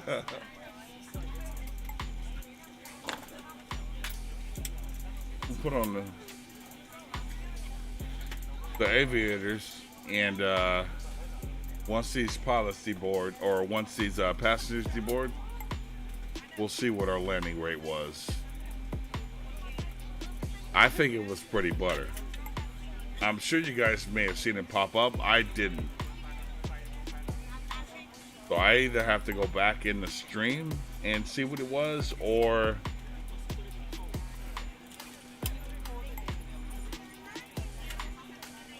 right on. Thank you, YK.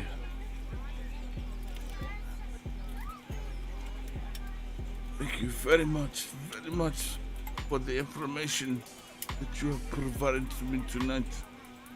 I'm so grateful.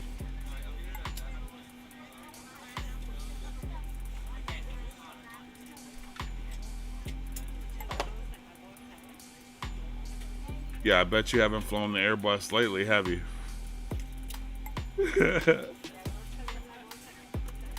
It's a nightmare.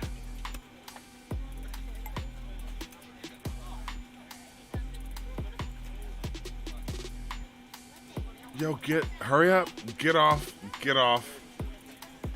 so I can see my landing rating, okay? Get off all 2 flight levels. Yep, you. Yo, what did he come up the stairs for? Just, really? He came up the stairs, walked around, and then exited through the outdoor? Like the upper? No, that's not even connected to a jetway, dude. You're killing yourself. It's not, this door is not connected at all. Like, no doors are connected to jetways at all.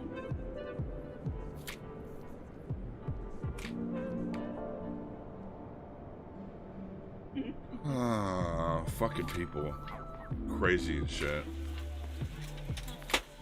They're like, I'm gonna jump out of a 747 to see how it feels.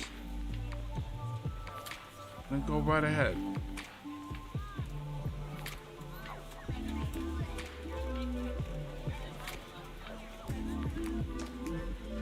Turn off all fucking 3,600 of these fuel pumps. That's a lot of fuel pumps, dude. Meaning our car only has 1 fuel pump. A normal combustion engine only has 1 fuel pump.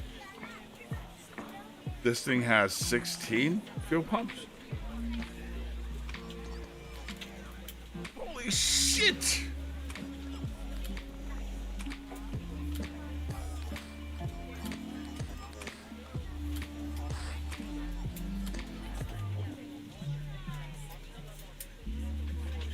What are you still sitting here for? Like, okay, thank you. Get out. Like, there's nobody next to either one of you.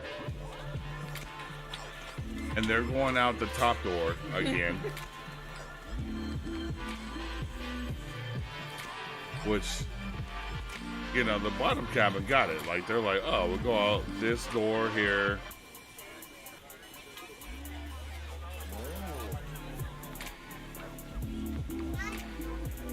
But the top, not so much. Like, they're just jumping out of... Look, they're coming upstairs to jump out of... Yeah.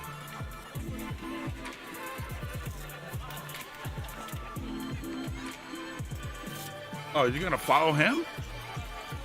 Whoa. They, like, bumped into each other, and he was like, no, this is the way out, my man. And he's like, okay. And they followed him to his death.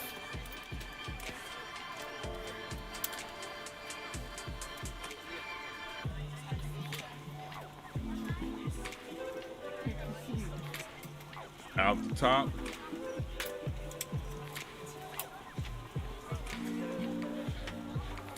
All right, we're almost done deboarding.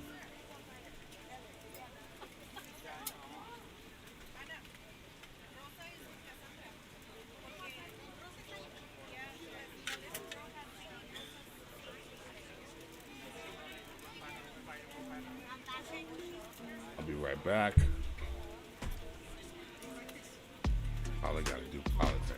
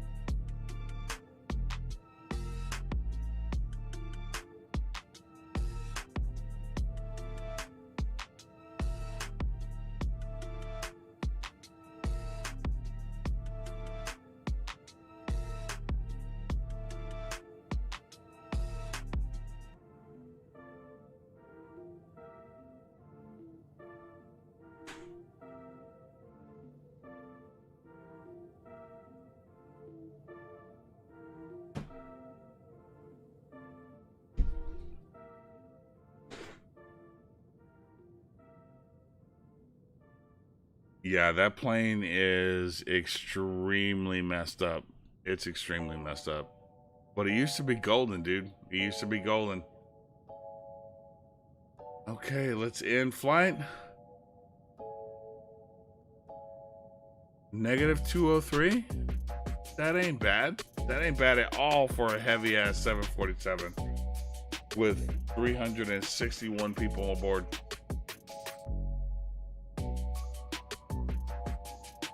I thought I had 361, but no. Overall satisfaction, 89%. Flight time, 5 hours and 7 minutes. And in Microsoft, they told me like, this will be like 4.5 hours.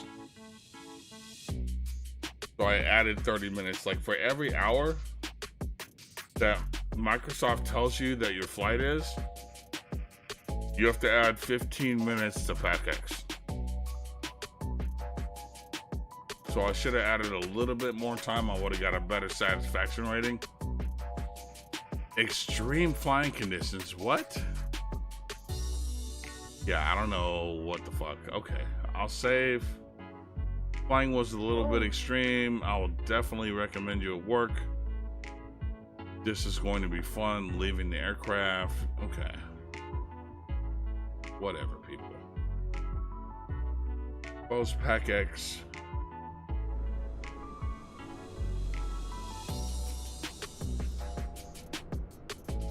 And we flew, I don't know how many miles in this big, beautiful bird right here. So I will leave you guys with a shot of that. Actually, I'll turn off this fucking beacon light.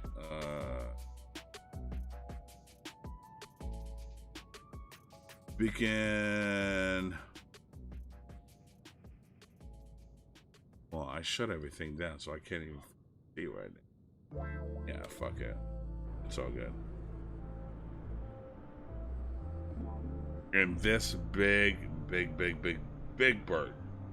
But I like the smaller planes, but you know, I can rock them. I can rock a big bird too. So if you like this video, please drop a sub, drop a like, drop a comment, drop whatever you want.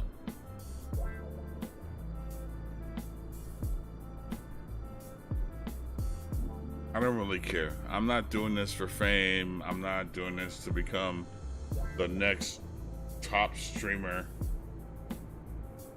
I'm doing it for people that love aviation and love flying places and whatnot. So my head will not change once I have 500 subs. You guys come back in a year or two, I've got like 2,000 subs. I'll still be the same person. Trust me. Not really, but I plan to be. No, I'm kidding. I'll be the same person, trust me.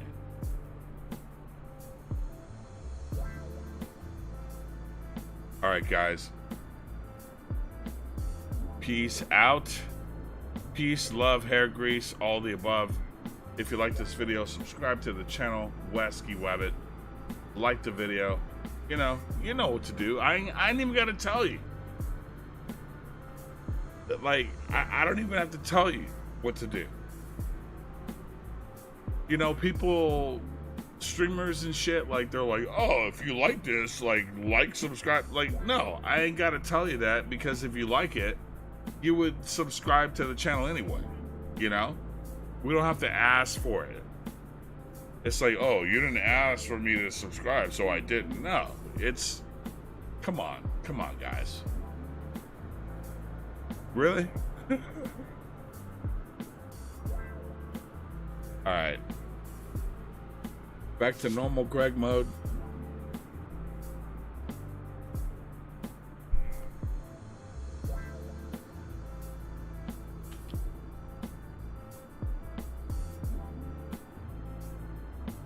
And the last piece,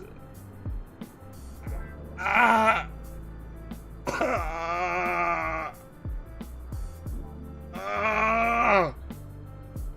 Woo.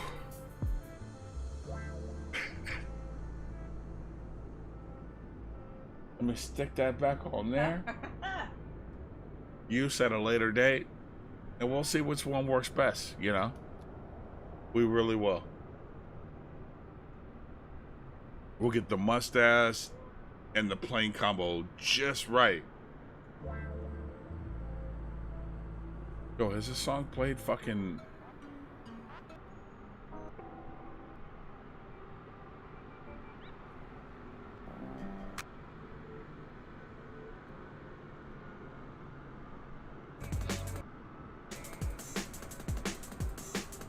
Alright, I guess we're gonna end things on some D&B. Courtesy of jungletrain.net. Look them up. And I will see you guys maybe tomorrow. I don't know. We'll see. We'll see how tonight goes. But big up Banana Pill.